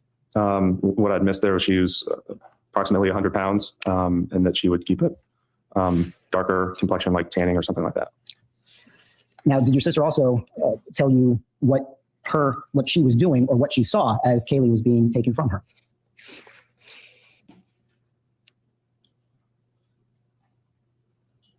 I don't recall exactly what I said now. Do you recall giving another deposition on February 27th of 2009? Yes. Do you recall that question being asked of you, your sister's reaction to Kaylee being taken away, and what your response was? I don't remember what my response was. If I showed you that, would that refresh your memory? Yes, it would. Okay. For court and counsel, I'll be putting it up on the screen. I'm referring to the deposition taken on February 27th of 2009. I'm specifically referring to page 101, page 104, lines 15 through 19.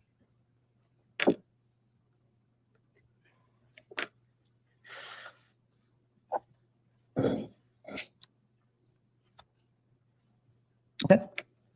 Have you had a chance to read that, Mr. Anthony? Yes, I did. All right. Did that refresh your memory as to what your sister told you about her reaction to her daughter being taken from her? Her reaction, maybe you'd ask what she saw. Okay. What was that? What she saw? Her reaction. Her reaction for that was that she couldn't believe it was happening, and it felt kind of like surreal to her. Did she indicate that she did anything to stop somebody from taking her daughter? She did not. Did she tell you why she didn't do anything? That she was scared and she didn't know what to do. After this family, Kaylee was taken from her, did your sister indicate to you that this Zenaida person was controlling her movements or telling her what to do? She did tell me that, yes. Any more specific than that? In what way? Specifically through MySpace at the time, that she had Casey's password and would send her, like you can kind of send yourself a message or post something so only you can see it on your account. She would do things like that to kind of instruct her on what to do, where to go, things like that. And did she indicate that she would go to these places that Zenaida told her to go? She did. Did she tell you why she did that? To hope to see Kaylee, to hope to fulfill whatever obligations were being set upon her. You had mentioned during your last response about MySpace and also Facebook. I don't remember Facebook specifically. I know MySpace was just there at the time. I got Do you know what Jules. timer Thank 55 is? you. It was a password that Casey had specifically for MySpace. Thank you. Did you ask her what timer 55 meant? I did. Do you recall what her explanation of what timer 55 meant? Dr. Bullbutter. Her first explanation was she did not create the password, but her feeling expressed to me on what it was. Her explanation was that from the date Kaylee was taken from her until Kaylee's birthday on August 9th, that there were 55 calendar days within that period of time. And it was her understanding that, or maybe her hope and belief, that she was going to get her back on that day. But that's all she really had to share with me. All right. So day one would be June 16th. And day 55 would be August 9th. Correct. You indicated in your answer that she told you that she did not create this password. That is what she told me, yes. Did she tell you who did create this password? She told me that Zenaida did. Did she tell you how Zenaida was able to change her old password to her new one? I would imagine she would have had her old one. But you don't know how. I don't know. I don't know the specifics. Okay. Thank you. I'm sorry, Judge, I have no further questions of the witness. Cross-examination. I wonder if her and Morning, Samantha. her Good morning. family were So if I talking. understand your testimony correctly, your sister told you another story about the imaginary Zanny the nanny? Yes, she told me another story about Zanny the nanny, yes.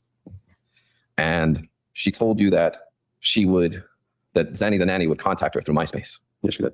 And that she would tell her what to do, how to control her, so she didn't call the police. Correct. And maybe like go places. Correct. So maybe she could see Kaylee. Sure, yes. And was this like going to phone booths and things like that, or different locations to be able to try and find Zanny the nanny? Or was there any more detail other than that?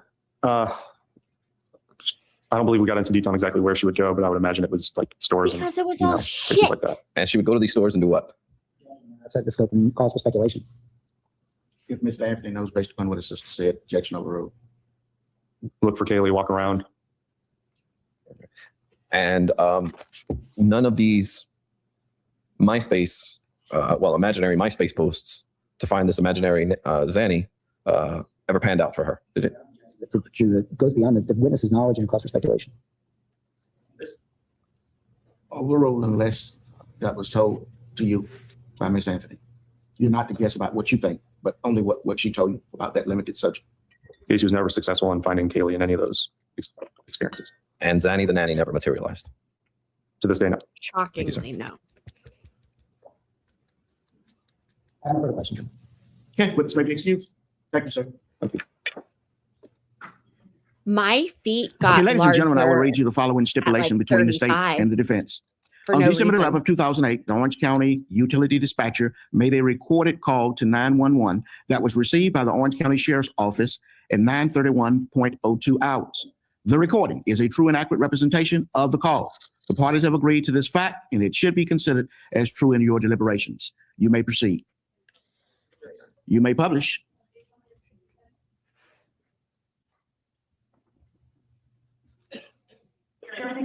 Yes, this is Orange County Utilities Emergency Dispatch. We found a human skull. Oh my gosh. I know. We got is it a meter reader? Yes. I'm going to speak right now with the representative from our field services. This is Vinny with Orange County Utilities. Hey, Benny. Hi. I'm going to speak with Rusty Spare, and everything is recorded. Here he is.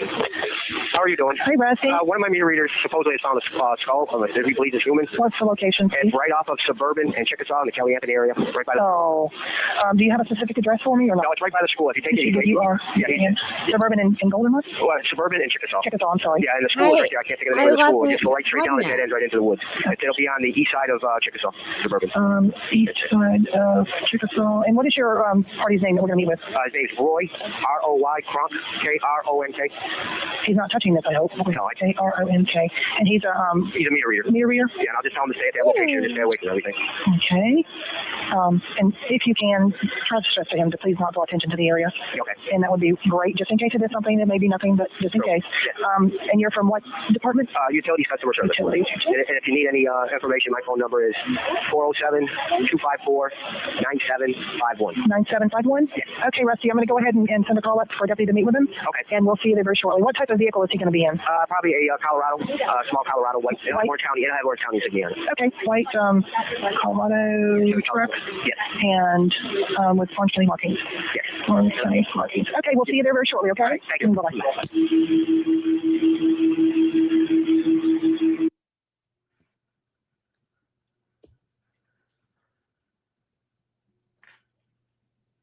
You may continue. Your Honor, the next witness is Edward Turso. Edward Turso. Last name is Turso. You may proceed. Thank you. How are you employed, sir? With the Orange County Sheriff's Office. In what capacity? Deputy. Are you assigned to a patrol division? Yes, Sector 2. Were you assigned to the patrol division in Sector 2 back on December 11th, 2008? I was. On that date, did you respond to a call that was received by the Orange County Sheriff on Suburban Drive? Yes, ma'am. Do you Sorry, whenever I do my lips, part of the application process is you can't let them touch, which is why I couldn't talk. I just had a random growth spurt of my feet in my 30s, and I went from a 7 to an 8, like full stop. It was wild. Do you recall, or do the records of the Orange County Sheriff reflect the time of your arrival at that location? I don't recall the time, but off the top of my head, it was very early in the morning. And not You may- no pregnancy. Tell me if you recognize the document that I've just shown you. Yes, it's my supplement. Very important. That is something authored by you Yes, at or near the time of the event that we're discussing. yes. Does Says, that refresh your recollection as to the time that you responded to this call on Suburban Drive on December 11th of 2008? yes, 9:32. 9:32 a.m. Yes. Describe this location, if you would. It was an intersection. To the right was a very wooded area. Did you meet there with an individual that was identified to you as Roy Kronk? Yes, I did. Did Mr. Kronk take you anywhere? Yes, he took me into the woods. How did that happen? Tell the members of the jury what happened What I once did you was- arrived. I identified myself as Mr. Crump. I asked him, how could I help him? He had previously called 911. He told me he had to go relieve himself in the woods and found what he believed was a skull. Did you go into the woods with him then? Yes, I asked him, show me. Okay. Did he go in first?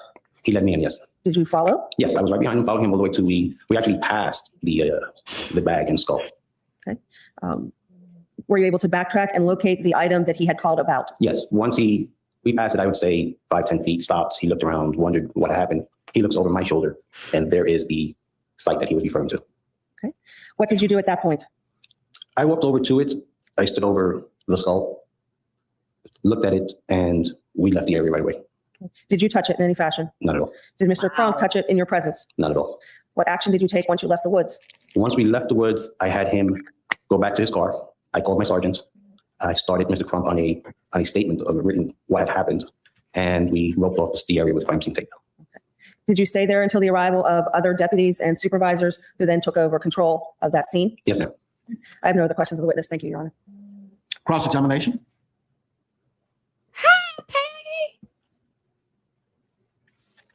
Good morning, sir. Good morning. Hi, Jennifer. Did Mr. Kronk advise you that he had called 3 times in August? No, he did not. Sustain. Were you made aware of any prior calls by this individual in August of 2008?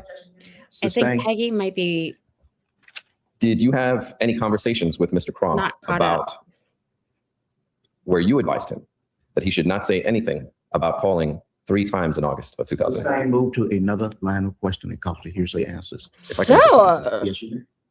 I beg your pardon. Sir, how far did you go into the woods?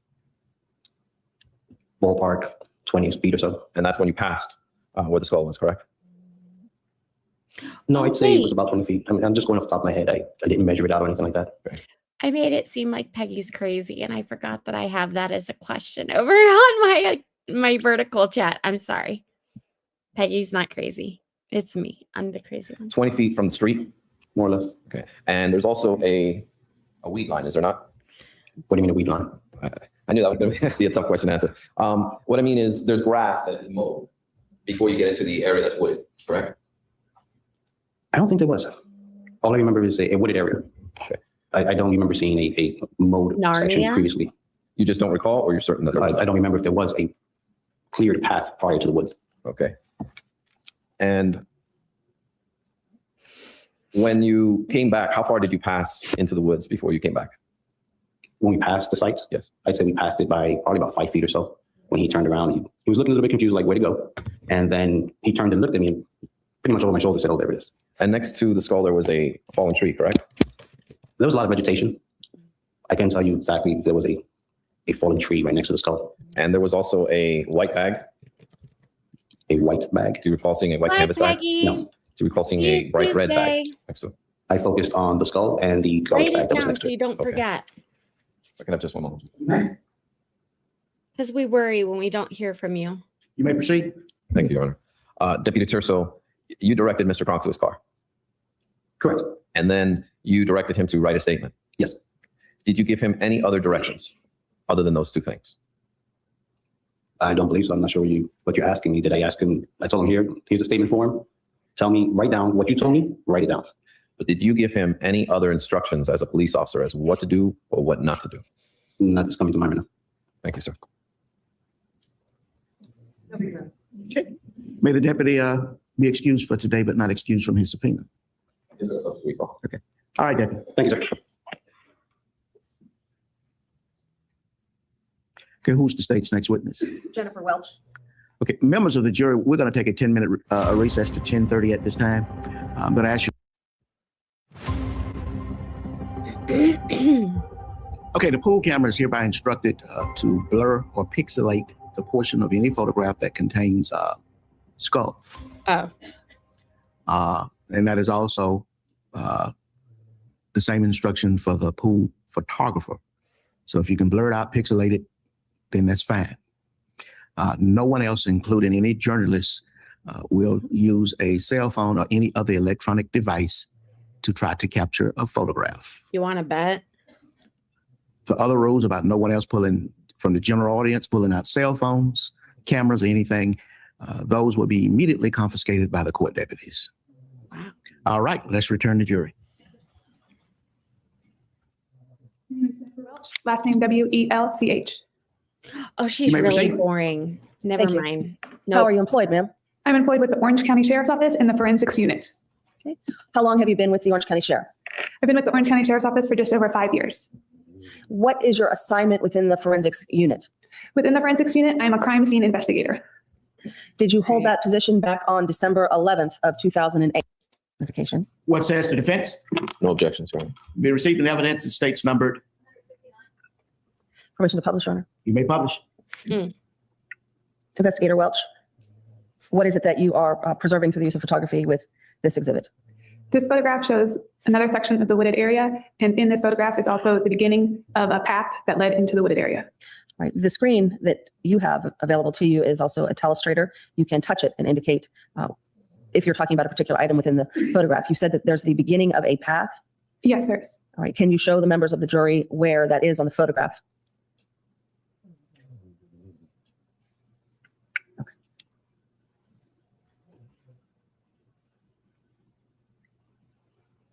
If I may have FH for identification. Can you see FH? Yes, I do. Okay. Does that photograph fairly and accurately represent the portion of the exterior of the wooded area that you were trying to capture? Yes, it does. Your Honor, at this point, I would seek to introduce FH for identification into evidence. What says the defense? Objections. Be received in evidence the state's She's numbered. boring, but Permission to I publish. feel like these You may publish. pictures are important. Investigator Welch, what is this that we're looking at? This is another photograph of the wooded area. In this photograph, it also shows the beginning of a path that led down into the wooded area. Can you show us on this photograph where that is? Would it be fair to say that this series of photographs were taken from a panoramic perspective from your right, then moving to your left? Yes, this series is. If I may have FI for identification.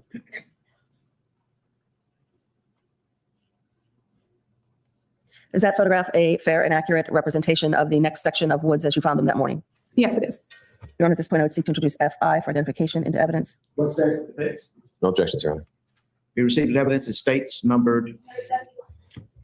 Permission to publish. You may publish. What is it that we're seeing in this photograph? This is a photograph of another section of the wooded area. In relation to the path that you had indicated on the prior exhibit, where is this? I can't tell in this photograph where it is in relation to the path. Okay. If I may have FJ for identification. Is that photograph a fair and accurate representation of another portion of the exterior of the woods as you found them on the morning of December 11th? Yes, it is. Your Honor, at this point, I would seek to introduce FJ for identification into evidence. What says the defense? No objections, Your Honor. Be received in evidence the state's numbered. May we publish? You may publish. Right. Ms. Welch, in relation to the path, excuse me, that you had discussed earlier, what is the vantage point of this photograph? This photograph would show the area to the left if facing the woods or to the east. Is the beginning of the path shown in this photograph? No, it's not. Where would it be in relation to this photo? It would be out of the picture to the right. Okay, over here. Yes, that's correct. Right. The item at the edge of the photograph on the left side, can you see that? Yes. What is that? It appears to be crime scene tape. If I may have FK for identification.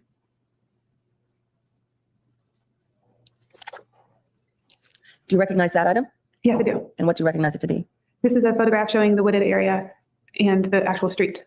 Okay. Is that photograph fair and accurate representation of the conditions of that area on December 11th of 2008? Yes, it is. Your Honor, at this point, I would seek to introduce FK for identification into evidence. No objection, Your Honor. Be received in evidence. It states numbered. Permission to publish that item. You may publish. Investigator Welch, is this the vantage point looking almost directly to the left? Yes, to the east. This is the crime scene tape that we saw at the end of the last photograph? Yes, that's correct. Okay, and these are these sheriff's office vehicles? Yes, that's correct.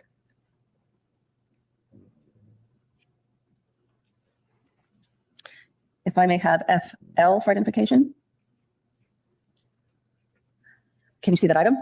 Yes. What do you recognize that to be? I recognize this to be a photograph of the wooded area showing the path that went down into the wooded area.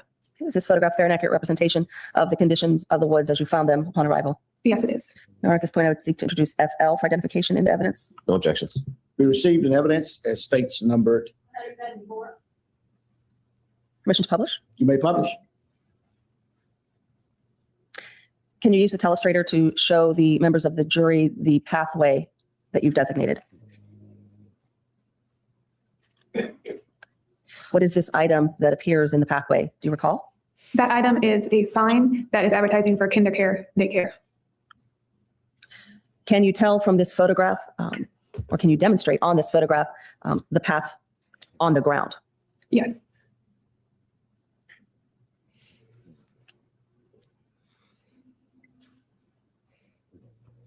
All right, may I have FM for identification? Oh, Lefty's here. Does this photograph fairly and accurately represent a continuation of the pathway? Oh my God, Yes. Lefty. Your Honor, at this point, I would seek to introduce FM for identification into evidence.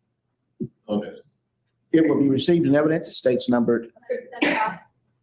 Permission to publish? Notice how I was like, oh, Lefty's here.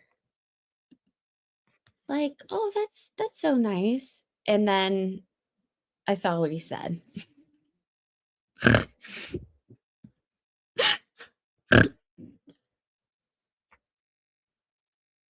This is special. It's really, really special. Will this rematch change anything, or is this a triggering waste of time? Well, sounds like you've already made up your mind. But we are just trying to inform people and let people know that there is support for Crazy Broads Incorporated, which Casey seems to be the co-founder of. And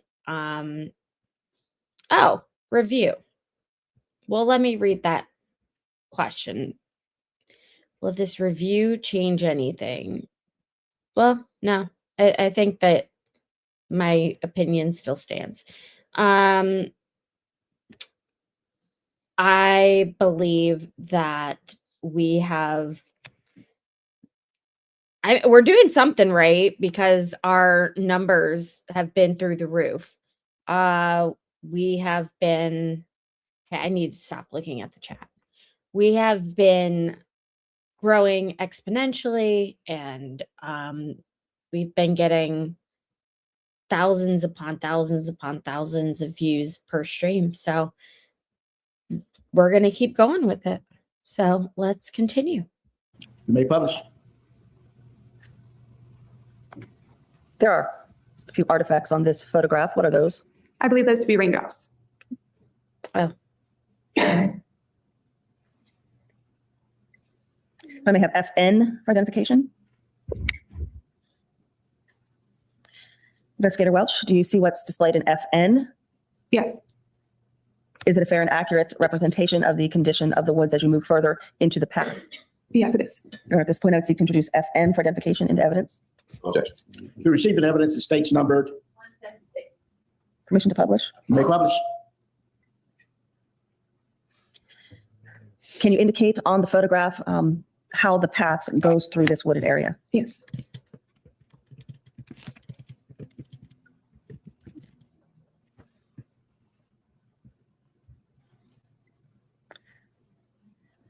If I could have FO for identification.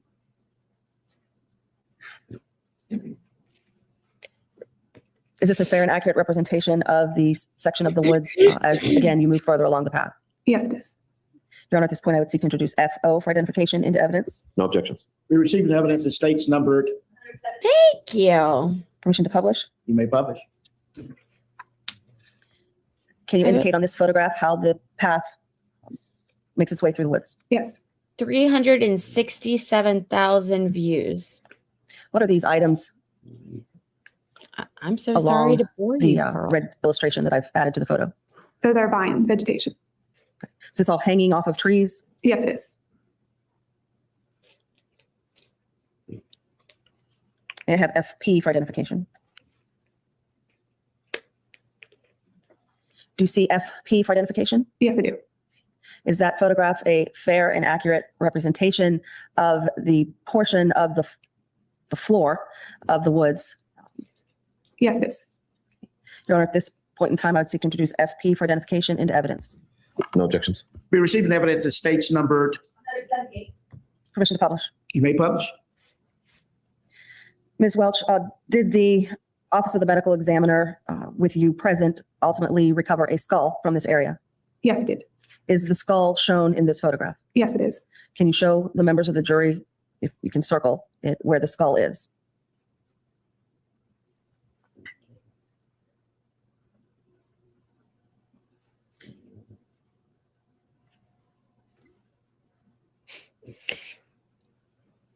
May I have FQ for identification? Is FQ a fair and accurate representation of a close-up of the skull as it was found by you and members of the Office of the Medical Examiner? Yes, it is. Your Honor, at this point, I would seek to introduce FQ for identification into evidence. No objections. We received an evidence that states numbered. Permission to publish this item, Your Honor. You may publish.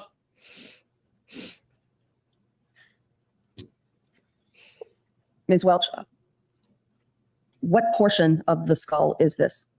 This would be the top, and you can see part of the right side of the skull. Bridle. If I may have FR for identification? Is that photograph a fair and accurate representation of the location of the skull, pulled a little further back for orientation purposes? Yes, it is. Your Honor, at this point, I would seek to introduce FR for identification into evidence. What's this defense? No objections. We Because received an evidence that states numbered. botch this case. Permission to publish this item? You may publish.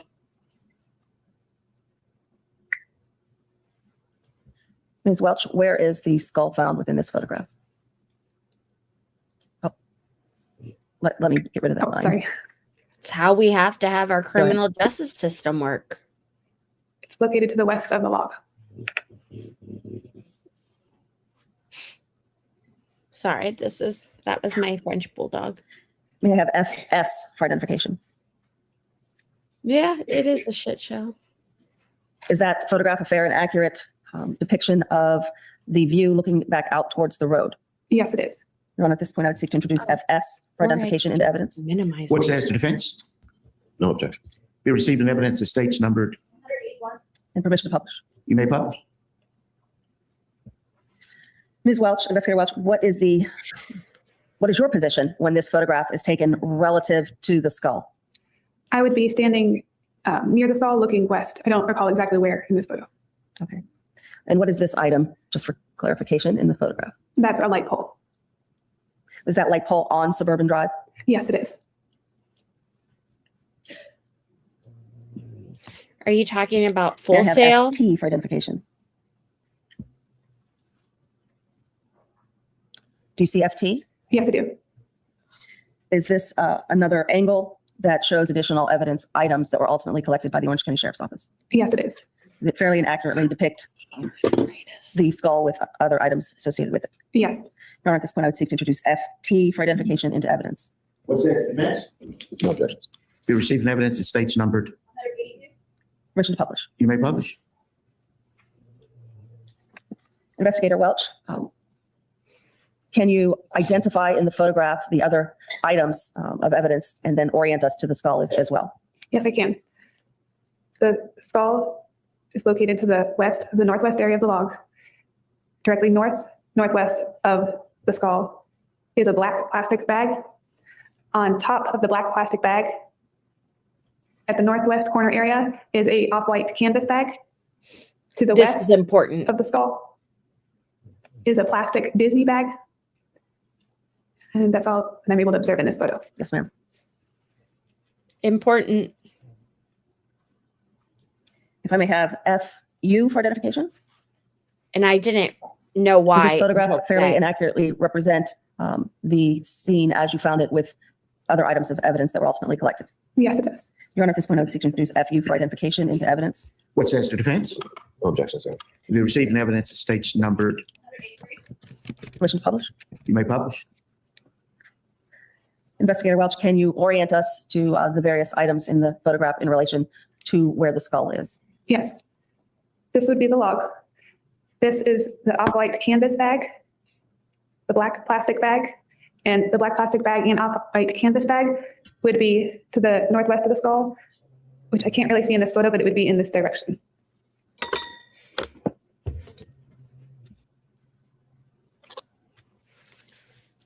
May I have FV for identification?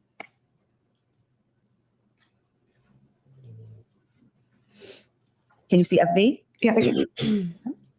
Oh, he Does meant FV FU. fairly and accurately Got depict the it. condition that you found the skull in on December 11th? Yes, it does. Funny. Your Honor, at this point in time, I would seek to introduce FV for identification into evidence. No objections. It will be receiving evidence that states numbered. Permission to publish, Your Honor. You may publish. Investigator Welch, where are you standing when this photograph is taken?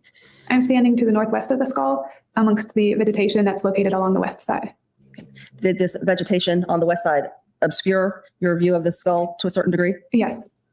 Can you show us where the skull is and which portion of the skull we are viewing in this picture? Yes. This photograph shows the skull Don't and the front apologize for of cussing. the skull at that location.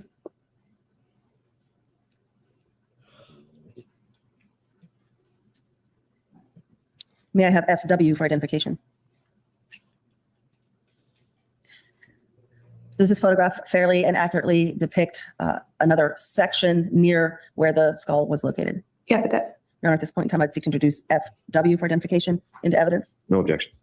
It will be receiving evidence that states numbered. Permission to publish. You may publish. I wonder how much. Investigator Welch, you had earlier mentioned a log in your testimony. Is that log shown in FW or 185 in evidence? Yes, it is. Okay. If you could just illustrate on there which log you were referring to. Yes. I wonder how much Jose. And where are the biases other evidence items that you container made reference that? to as it relates to this log? They're located on the west side of the log, which would be on this side. after this trial? There is an item that is red, right? Not the one that I made, but next to it. What is that? That is the plastic Disney bag. This is And what important. other, let me clear it. What other evidence items are visible in this photograph? Visible in this photograph is the black plastic bag and off-white canvas bag.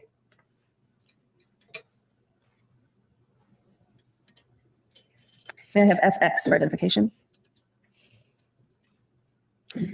Does FX represent, fairly and accurately represent a view of the evidence items under the log?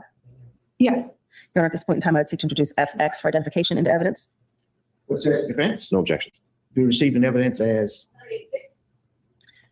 Permission to publish. You may publish. For anyone who's interested, my Investigator, best can you show friend us where the log is in this photograph in relation to other items in is a other Disney items that vacation were ultimately taken person. as evidence? Yes, the log For what it's worth. is right here. And in relation to the items of evidence, there's a black plastic bag there. Thank you. It's all. And in this photograph, you can see a pair of shorts.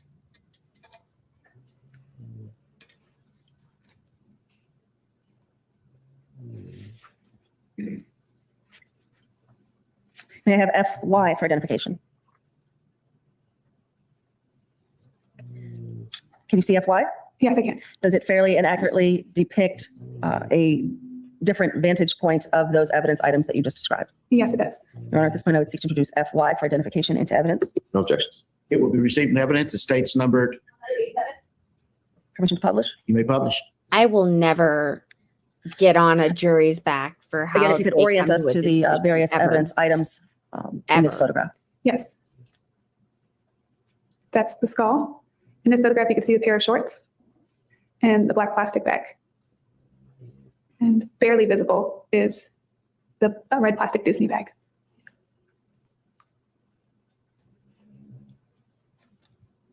They did their job. They May I have FZ for identification? did it with what they had. It was the state's case to make sure. Does FZ fairly and without a doubt. accurately represent a They close-up didn't do it, you guys. image of the skull as you found it? Yes, it does. Your Honor, at this point, I'd seek to introduce Unfortunately. FZ for identification into evidence. No objection. It will be received in evidence. The state's numbered. Permission to publish? You may publish. Can you orient us to the items that are depicted in 188? Yes, I can. What would the alternative be? The skull is in that location. And this photograph shows also the black plastic bag.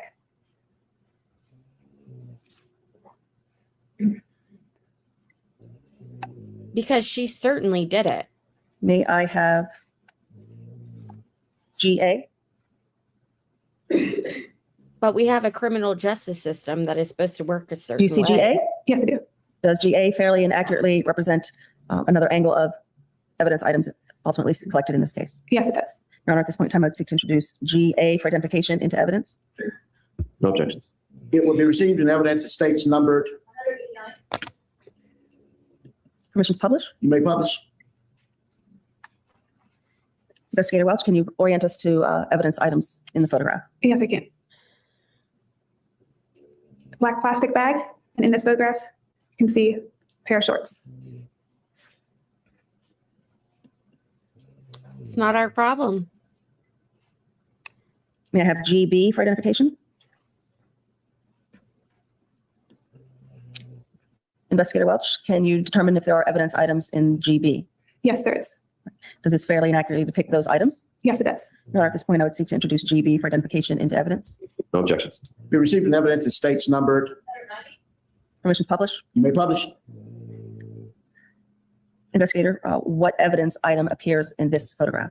I In this agree photograph, with you, can Ashley. see a small section of a beer bottle that was found on scene, and barely visible in the top corner is a black plastic bag.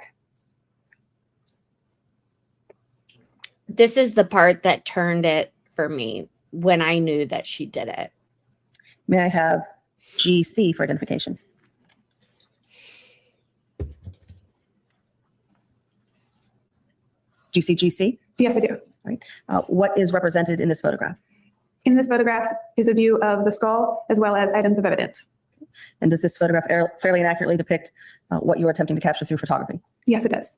Your Honor, at this point, I would seek to introduce GC for identification into evidence. No objections. Be received in evidence. The state's numbered. Permission to publish? What maybe publish. just said is everything. This is the most Can you orient important us to comment of the day. the other items of evidence that you made reference to? Yes. Barely visible in the photograph is black plastic bag. And also in this photograph is clothing remnants. How would you describe that piece of clothing remnant? It is a collar with a tag still present. Where would the front portion of the skull be in relation to these items? The front of the skull would be located right there.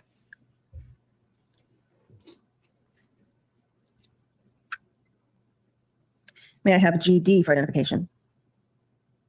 You can ask maybe. Does this photograph fairly and accurately depict one of the evidence items that you just described? Yes, it does. You can ask maybe. We just covered a trial that is local to me, that I was across the street when it happened, and I actually took photos of the crime scene, which I'm really surprised nobody contacted me about those. Anyways, I was really worried when a verdict came in. And I don't know why. I knew that he was working in the parameters of his job, and he had to use force to save his own life. But it was just, there were such high emotions. And even before the verdict came out, I said to Maybe in the chat, I was like, no matter what they decide, I'm not going to be using my platform to like yell at a bunch of people who dedicated several days of their time, in this case, weeks, time with their family. They were in a hotel for making the wrong decision. That is nobody's place. And that is my soapbox that I am going to land my plane on. Your Honor, at this point in time, I would seek to introduce GD for identification. No objections. Be receiving evidence of state's You number. want to leave? Permission to publish? You may publish. Okay. Which evidence item have you taken a close-up picture of in this case? This is this a photograph, I'm sorry. This is a close-up photograph of the clothing remnants, which I previously described as the collar with remaining tag. Can you show us where that is? Yes. The tag. No, by the arrow. not dog collar. Like What a is this collared item shirt. at the bottom of the photograph? That would be the front of the skull with duct tape.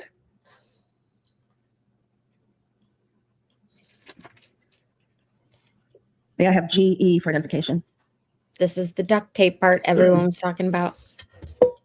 Does GE fairly and accurately depict evidence items ultimately collected by the Orange County Sheriff?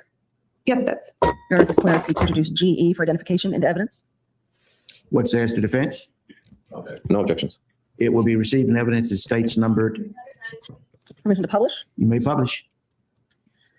Investigator Welch, can you orient us to the various items shown in this photograph? Yes. This would be the off-white canvas bag. This large black item is the black plastic bag. And in this photograph, you can also see the skull. Prior to collection, could you tell whether or not any of the items were contained inside each other? For example, was any portion of the black plastic within the white canvas? Not that I can tell. Oh, this is so sad. I'm so sorry. If I may have GF for identification. Does that photograph fairly and accurately depict items of evidence in the condition in which they were found? Yes, it does. Your Honor, at this point, I would seek to introduce GF for identification into evidence. No objections. Be receiving evidence as state's numbered.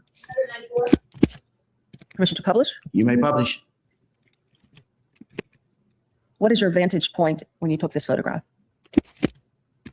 I would have been standing to the east of the black plastic bag, which would have been northeast of the skull. Does this photograph show vegetation that obscured these evidence items from the vantage point you just described? Yes, it does. And which items are shown in the photo?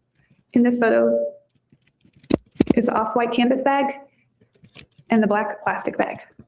Is the skull in the photo at all? I can't tell from this photo. Okay. Can I direct your attention to an item in the corner? Can you see that? Yes. What is that?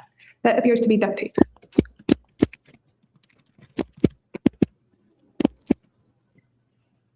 Was that duct tape free on the scene, or was it the duct tape that you had earlier described as being with the skull? It was the duct tape that I had earlier described as being on the skull. May I have GG for identification? Oh my God.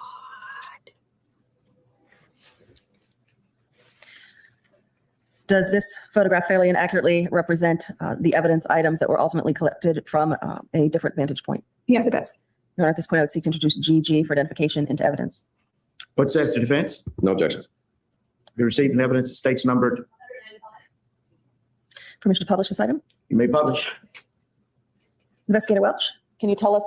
I don't think that I've told you guys this. When I was a lobbyist, I mean, once a lobbyist, always a lobbyist, my nickname was Loophole Lacey. So, like, I guess my the way that my brain works, I'm more pessimistic, and I look at reasonable doubt in any and all situations. So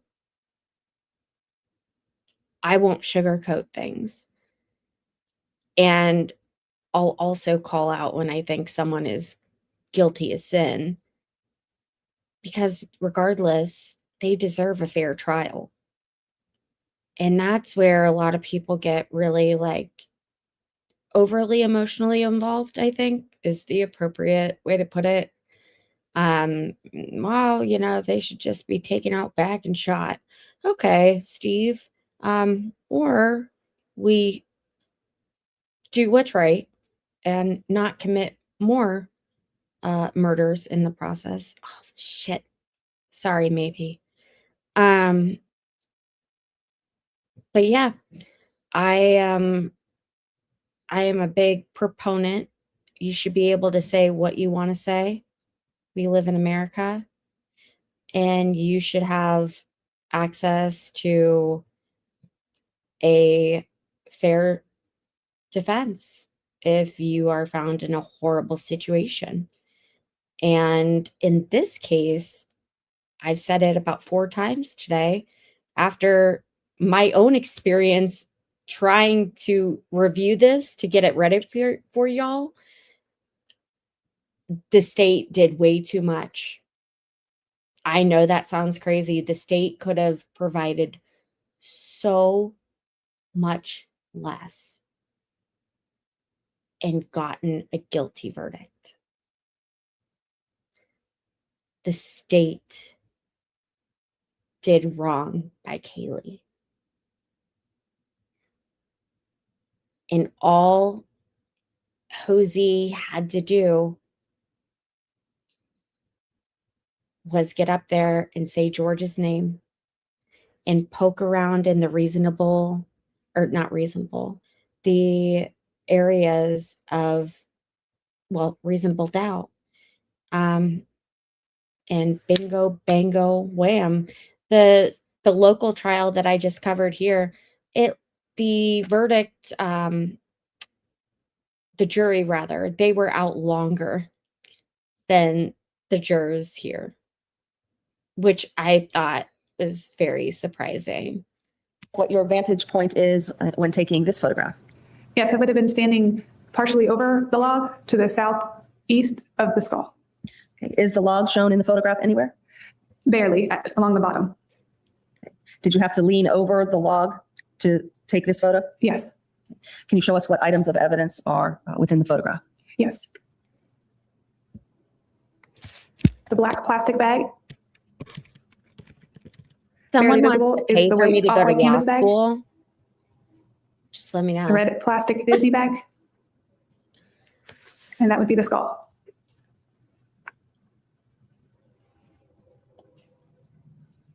May I have GH for identification? Investigator Welch, do you see GH? Yes, I do. Does GH fairly and accurately represent a close-up On the contrary, I think they did. Yes, it does. Your Honor, at this point, I would seek to introduce GH for identification into evidence. No objections. We received an evidence, the state's numbered. Permission to publish? You may publish. But being a lobbyist has also Investigator Welch, what are we looking at in 196 afforded in me evidence? the ability. This is a close-up photograph of duct tape that was on the front of the skull. And in the photograph, you can also see the clothing remnants. Is that this item? Yes, that's the clothing remnants. With a tag in this direction? Yes, that's correct.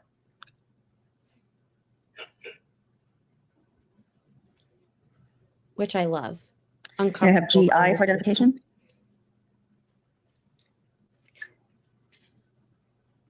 Is this another angle of the same evidence item? Yes, it is. Is there another item that can be seen in the photograph as I've marked with a red line? Yes. Is this photograph fairly and accurately depict the condition of? Can someone message expert and ask if Lacey's going to be on tonight? Because I can't look on my phone. My camera is my phone. Not to be weird, but I want to know if that's out there. And if it is, I'm going to have to, I'll do it. I need to know. The items as you found them. Yes, it does. Your Honor, at this point, I would seek to introduce GI for identification into evidence. No objection. You received evidence that states numbered. I love that. May I publish? You may publish. Wow. Investigator Welch, I had made a mark with a red line before the item was published. What is it that is shown in that photograph? On scene, it appeared to be a white towel, but I was later advised that it was a blanket. My God.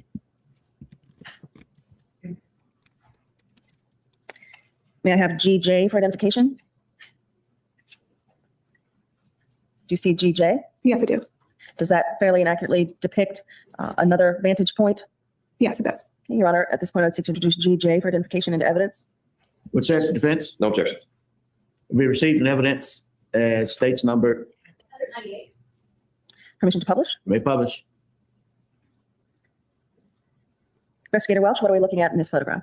This is a view standing near the black plastic bag and off-white canvas bag, showing a view towards Suburban Drive.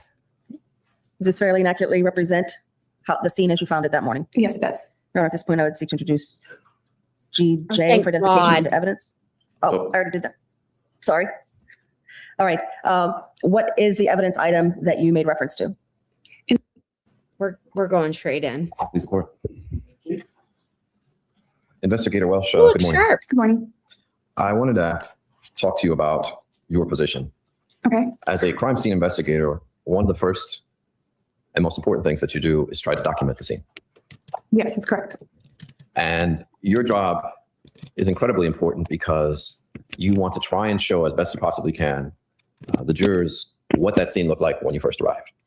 Yes, that is correct. And you are trained extensively on how to do this. Yes, that would be correct.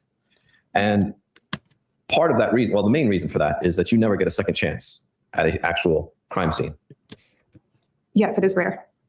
And the importance of having a scene preserved is because once people come in, it would get contaminated. Yes. And the more people that come in and observe the scene, the more contamination has, correct? Yes, that's true. And if there is a body or remains that have been tampered with, that would affect everyone's ability to do their job, correct? Yes. It would affect investigators to be able to determine what happened at that location. Yes. It could affect as well the medical examiner in determining what may or may not have happened to a limited extent, right? It could. Yes. And some of the things you also look for is to see if a scene is staged, do you not? Yes. And it is very common when you have scenes to be careful and to observe and look for these things of what may be a staged scene, correct? Yes. And that's because sometimes there are people who try to conceal certain items of evidence. You may answer. I'm sorry, can you repeat again? Sure. And that's because sometimes people try to conceal certain items of evidence. They may. And then there are those staged scenes where people try to make the scene look like something else happened there. Yes, they could. And that is why it is paramount to the utmost Love important him or hate him. that Well put the together. scene be preserved and that the scene not be tampered with in any way. Yes, that would be correct. May I publish state's evidence GE What's the evidence number? 93? 193. You may. I don't know if, can you all see that? Is Ashley Now, still I'd like to draw watching? your attention to, Witness can't see. oh, I'm sorry. That wouldn't be fair. Investigator Welch, can you see it now, ma'am? Yes, I can. Okay. I'd like to draw your attention to the duct tape area. Can you draw a circle around the duct tape? Now, is it fair to say, Investigator Welch, that the duct tape is somewhat in the air on this photograph? Shame. It appears it could be. Okay. And you can see almost the entire width of the duct tape, can you not? Yes, it appears you can. And it is, would this area be classified as the front of the skull? Yes. And the end portion of the duct tape would be right there, would it not? Yes, if that is the duct tape, yes. Oh, also. So as you see it now, it is flat on the ground, pointed at, I guess what could best be described as 1 o'clock, correct? In that direction? I can't tell if it's flat on the ground, but it does appear to be pointed in that direction. Can I see GF? I am going to put that on the screen.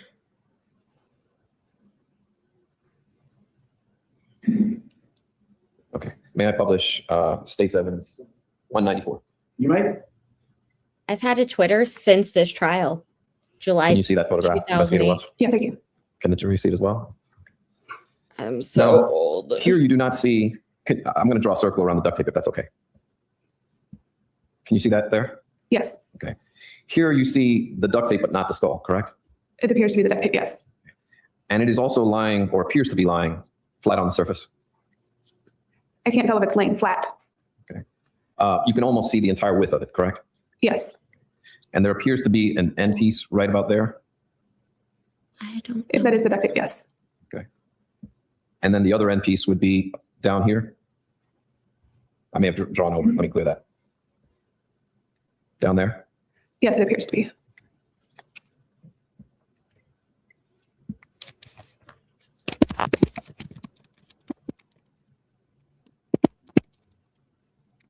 Can I have GH, please? May I publish, Your Honor, Statement 196? You may.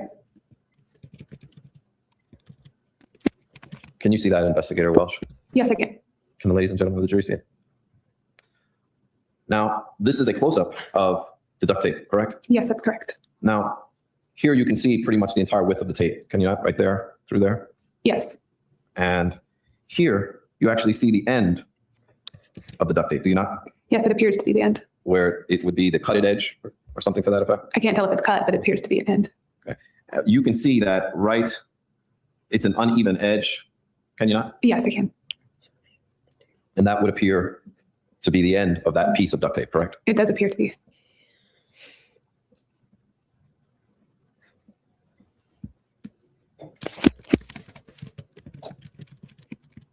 That was GH, correct? Can I have GI?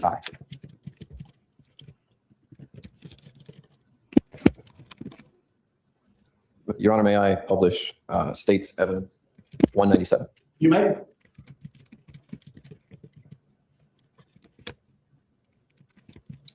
Investigator Welch, can you see that photograph? Yes, I can. Okay. Now, what we're looking at, again, is almost the width of the entire duct tape from here to there. Yes, And this area here appears to be the edge of the duct tape, or the ending. it appears to be a section of the ending.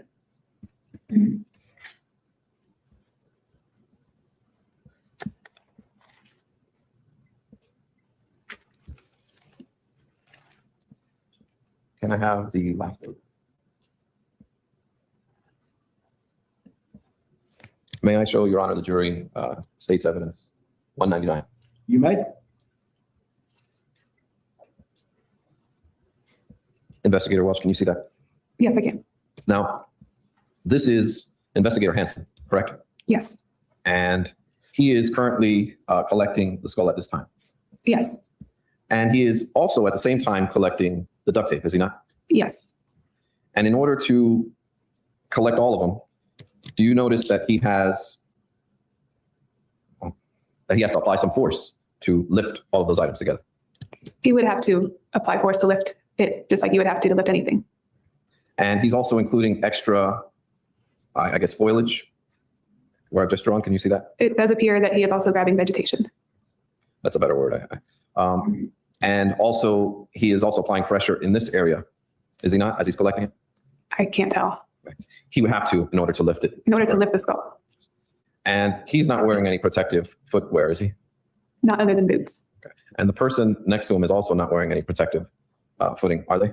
No, And it appears his other leg is also stepping on other items of evidence that would be collected. Is that correct?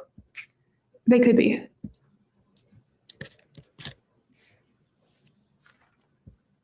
Hold on, guys. 1 second. I can have just one moment.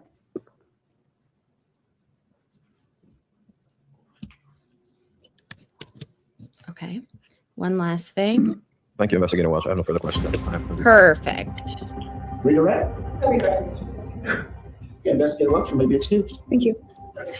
Subject to revote. Thank you. Oh, shit.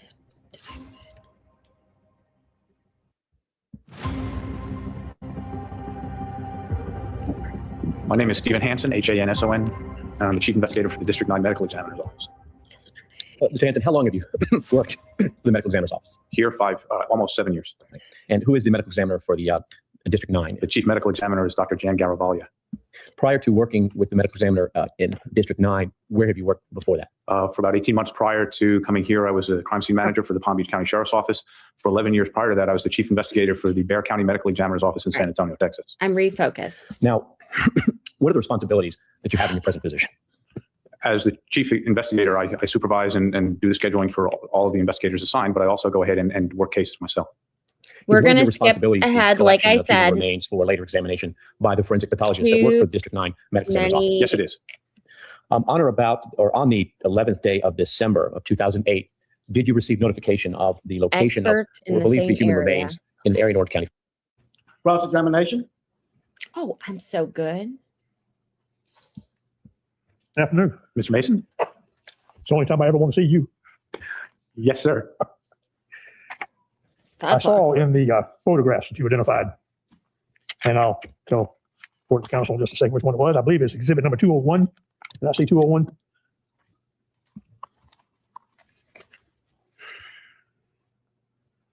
You see that, sir? Yes, sir, I do. May we publish this, Your Honor? Yes. Did that work? Okay. Would you tell us what that is lying there in the grass or the right of way? Which thing? Well, point out which one, because there are two things that are standing out there. Okay. You point to one, tell me what it is. I don't know how to work this machine. I know what I see. You tell me what you see. Okay. This thing right over here looks like a machete that was stuck into the ground. And beside it? And beside it is, I don't know. I just noticed it when we were reviewing photographs later. It looks like an arrow, but I didn't pay attention or notice that. Certainly wasn't anything that I put there. Well, did you use the machete? No. Do you know who used the machete? No, I don't. I didn't even notice the machete until I started looking at the pictures a lot closer. Well, from the pictures you did look at when you were reviewing, it was clear that there had been, no pun intended, but some clearing of all of the woods there before you got there, wasn't there? Objection, basis of knowledge. I'm sorry? Overruled. Go ahead, sir. It looks like somebody had cut a path through some of the underbrush. If you look at the center of that screen, kind of like here, it looks like somebody had cleared that a little bit, but that's how I found it. So I don't know who did it. Did you, in your review of the photographs, look at a long series of photographs taken by Ms. Welch from CSI? No, I just reviewed mine. Just your own photographs? Yes, sir. Okay, so by the time you got there, how many law enforcement and or CSI people had been on the scene? Do you know? No, I don't, but there were several. Bunch. A lot. And was the media there also the time you got there? Not at the area of the scene. They were behind the yellow tape a block or so away. All of them down the road? Pretty much. Okay.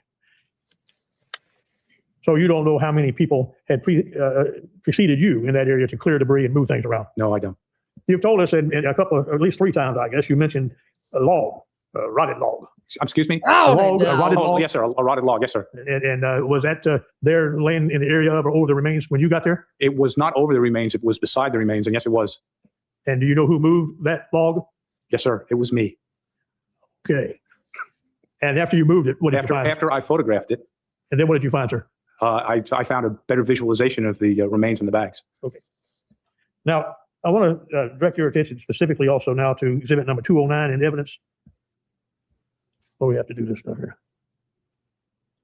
Oh, I'm so annoyed. I don't know how you take this off here. How do you take this off? I don't know Do this what? damn technology, you kids. Damn it. No. I won't take this This off. shit off. Okay. Mm-hmm. I did. You know, you just have pictures, you hold them up and take them up. Thank you. Then you stay right here. Waterproof, work for you. smudge-proof, I don't mind. everything proof. All right. Thank you very much. That can be number 209, please. Oh, there it is. So it doesn't make a May I difference what publish that, number Your it is. I can't see anything. You can't see? No, sir. Yes, sir. May I publish this to the jury? You may. If I know how? Y'all tell me if I push the right button. Yeah, you push right. Got it? Mr. Hanson, I'm seeing duct tape laying flat on the surface of the ground there. Counsel's opinion Well, I'm of the going to photograph. Your Honor, can we approach? No. May I ask the question, please? Thank you, sir. saying that duct tape looks like it's laying flat on the ground. Is that correct? Objection, counsel. Expression of his opinion. The photograph speaks for itself. Overruled. What was the question? It looks like it's lying flat on the ground. Is that correct, sir? There is a portion of the duct tape that looks like it is laying on the ground. Yes. All right, sir. And is there also an edge of that you can see? It appears to be torn. Yes. Would that be like the end of the tape? I think. I'm not sure whether that was the end of the tape or the fact that the duct tape itself had started to break down and the silver had come away from the fibrous reinforcement. And that piece of duct tape, as it's lying there, sir, was it measured there at the scene? Was it measured? No. Were there? It was not measured by. It was not measured by me. Good enough.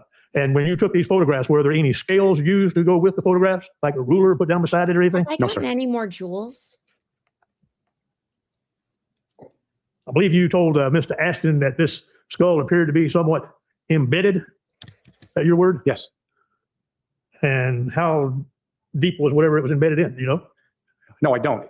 There was the ground clutter, which consisted of vegetation. I don't believe it was embedded in dirt per se. I think it was just embedded in the vegetation. When you were asked to come there and look at this scene, do your job, did you know that did you know if anybody had moved that skull in any way before you got there?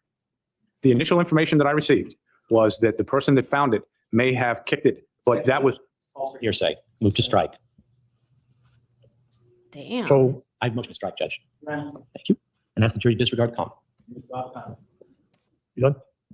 On your watch, for what you did, then you don't have any firsthand knowledge about whether somebody had moved it before. That is correct. And then what you do is you gather it up, and as Mr. Ashton was showing us, republishing number 199. Can we have 199 now? All right, guys. I have. Do you I see have that, to sir? tell you Yes, sir. something. May I show it to the jury again, Your Honor? You may. My nephew. Do you know is who all those other welcome in feet belong here. to? Well, two of them are mine. I'm not 100% sure who the other folks were. I was concentrating. Excuse me? You'd be officials, right? Oh, yes. There was no one that wasn't authorized there. And so what was, or what were the reasons you had for digging down and trying to gather as much of the material around the skull as you could? The primary reason was to make sure that, one, I collected everything that was around it, and two, that I didn't move anything that was important, such as the duct tape and the hair mat. So if the duct tape were positioned flat, as we saw a moment ago with the pictures, when, Fact not in evidence in counsel's opinion. Sustain, rephrase the question. if the duct tape were in the position that was revealed in the photos we saw just a few moments ago, would you agree, sir, that when you lifted it all up, the duct tape would have changed position? It could have.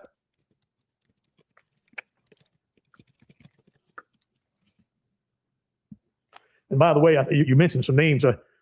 Dr. Utz was the on-call medical examiner that caught this case originally. I don't know if he was on call, but he was the medical examiner that stayed to receive the remains when I got back to the medical examiner's office. And that was on the 11th of December, 2008. Correct. Ultimately, or a day or so later, if I read your report correctly, Dr. Garavaglia came in. Is that correct? I came in To the process. yes. And she took over. It seemed that way. That was where I was no longer involved. That was doctor stuff. Well, now you went out there. Hey guys, we're getting down in the viewers, so we're probably gonna wrap this up sooner than later. If you could please make sure to like the stream and subscribe to the channel, that does me a whole lot of help with the algorithm. And let me know if you have any thoughts. We love to keep chatting it up with you, so keep going. There several days in a row, right? You went out there repeatedly to pick up evidence that had been found by the various CSI folks, right? I was involved with the transportation, but not the analysis. Right. But I mean, you went out there and you got whatever they had It's from like that day's sifting work. Sifting or searching the of the square area. off of yes. old dudes. Took it back to the medical examiner's office. Correct. And somebody put it together. Obviously. Yes. But what you, no, sir. Did you observe it? Did I observe it? There were occasions when I was in the same room when they were doing some of the work, but Assembling, I'm sorry, but I wasn't there to observe what they were doing. I was doing my job. and what was being done with these items that you brought back from this scene was somebody was assembling the skeleton. There were a number of things that were being done as part of a process, and obviously reconstructing it was part of it. Yes. And was that process photographed? Not by me. Maybe two. I'm here for you. The log that you raised your hand, you said you moved it? Yes, sir. Did you photograph the whole thing before you moved it? No. Anybody photograph you moving it? I don't You know know. I couldn't while I was moving it, so I don't know if they were. Okay, so what did you do with it? Pushed it off to the left side in an area that we didn't believe would interfere with anything. Completely away from the evidence field, or so you thought? Yes. All right. All right. I have one more minute. You may.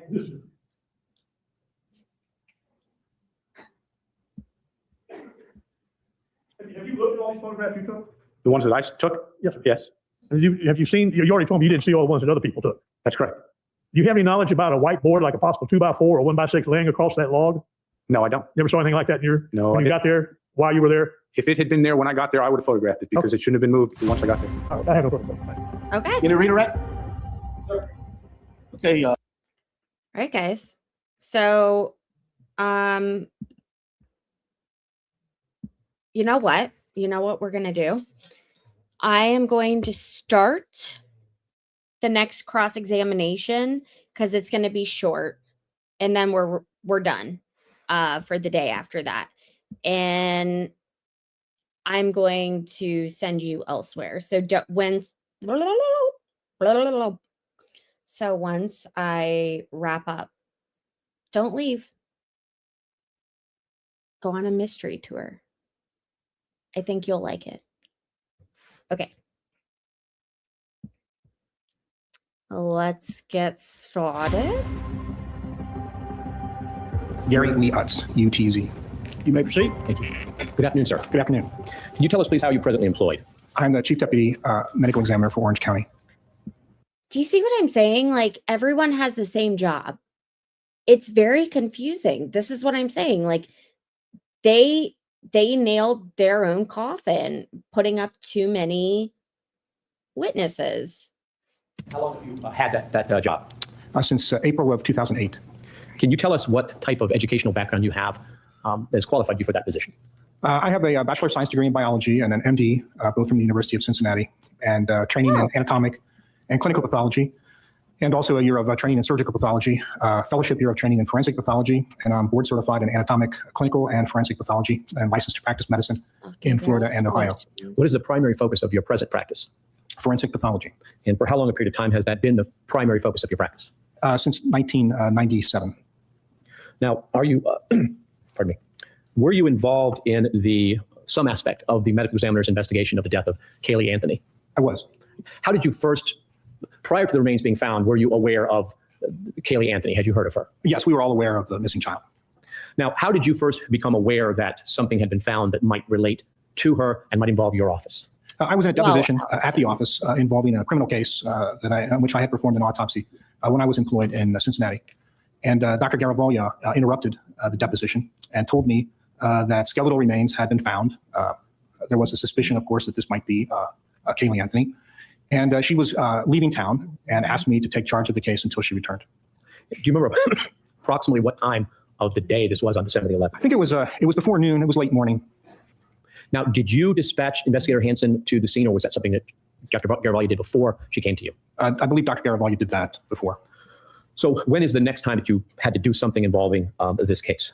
Well, I had contact with Investigator Hansen while he was at the scene, and he reported to me in general what he had found, and that he would be bringing back some of the items that had been found.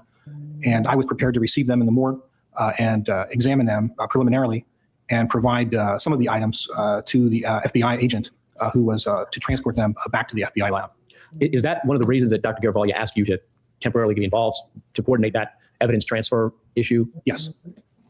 Do you ever do So something what and was the have first thing no that you saw idea how related to do it ever again? This case, Kaylee Anthony's remains.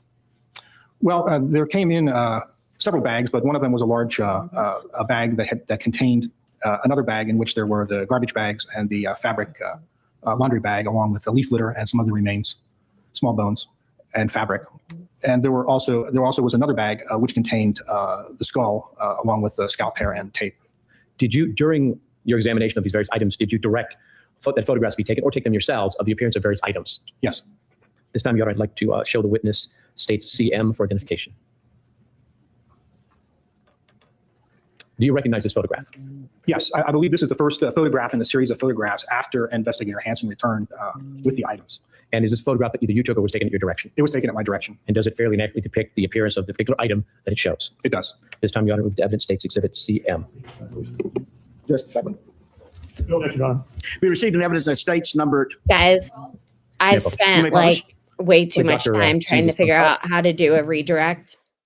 I don't know if it's because like I have my monetization turned on. I don't know. But I can't figure it out. I can't figure it out. So I'm sorry. I was hoping to send everyone over to expert stream for Friday Night Live, and hopefully maybe can post the link for that down below. But if you haven't done so already, please make sure to like the stream and subscribe to the channel. And that's it. We are going to be live again on Tuesday at 3:30 p.m. Eastern. But just in case I do a pop-up live stream or put out any other community posts, make sure to turn on your notifications. Whenever you subscribe to a channel, it opts in automatically for personalized notifications. Go right above it and it says all, and there you go. You should be alerted whenever something new happens on my channel. And that's not very often. It won't annoy you by any means, but it'll keep you informed. So with that being said, I hope everyone has a lovely weekend, and I look forward to getting over the state's case next week. Like, I think more than any of you understand. It's just too long. So, okay, here, oh, no. Hopefully you guys see a thing for expert stream later. And yes, I will ask my nephew about how to create a snort counting thing. He is the tech guru in the family. So have a good one, guys. Turn on the notifications, like the stream, subscribe, share with a friend, be kind. It's the holiday season for like another couple days. Okay, guys, have a great rest of the night. Bye.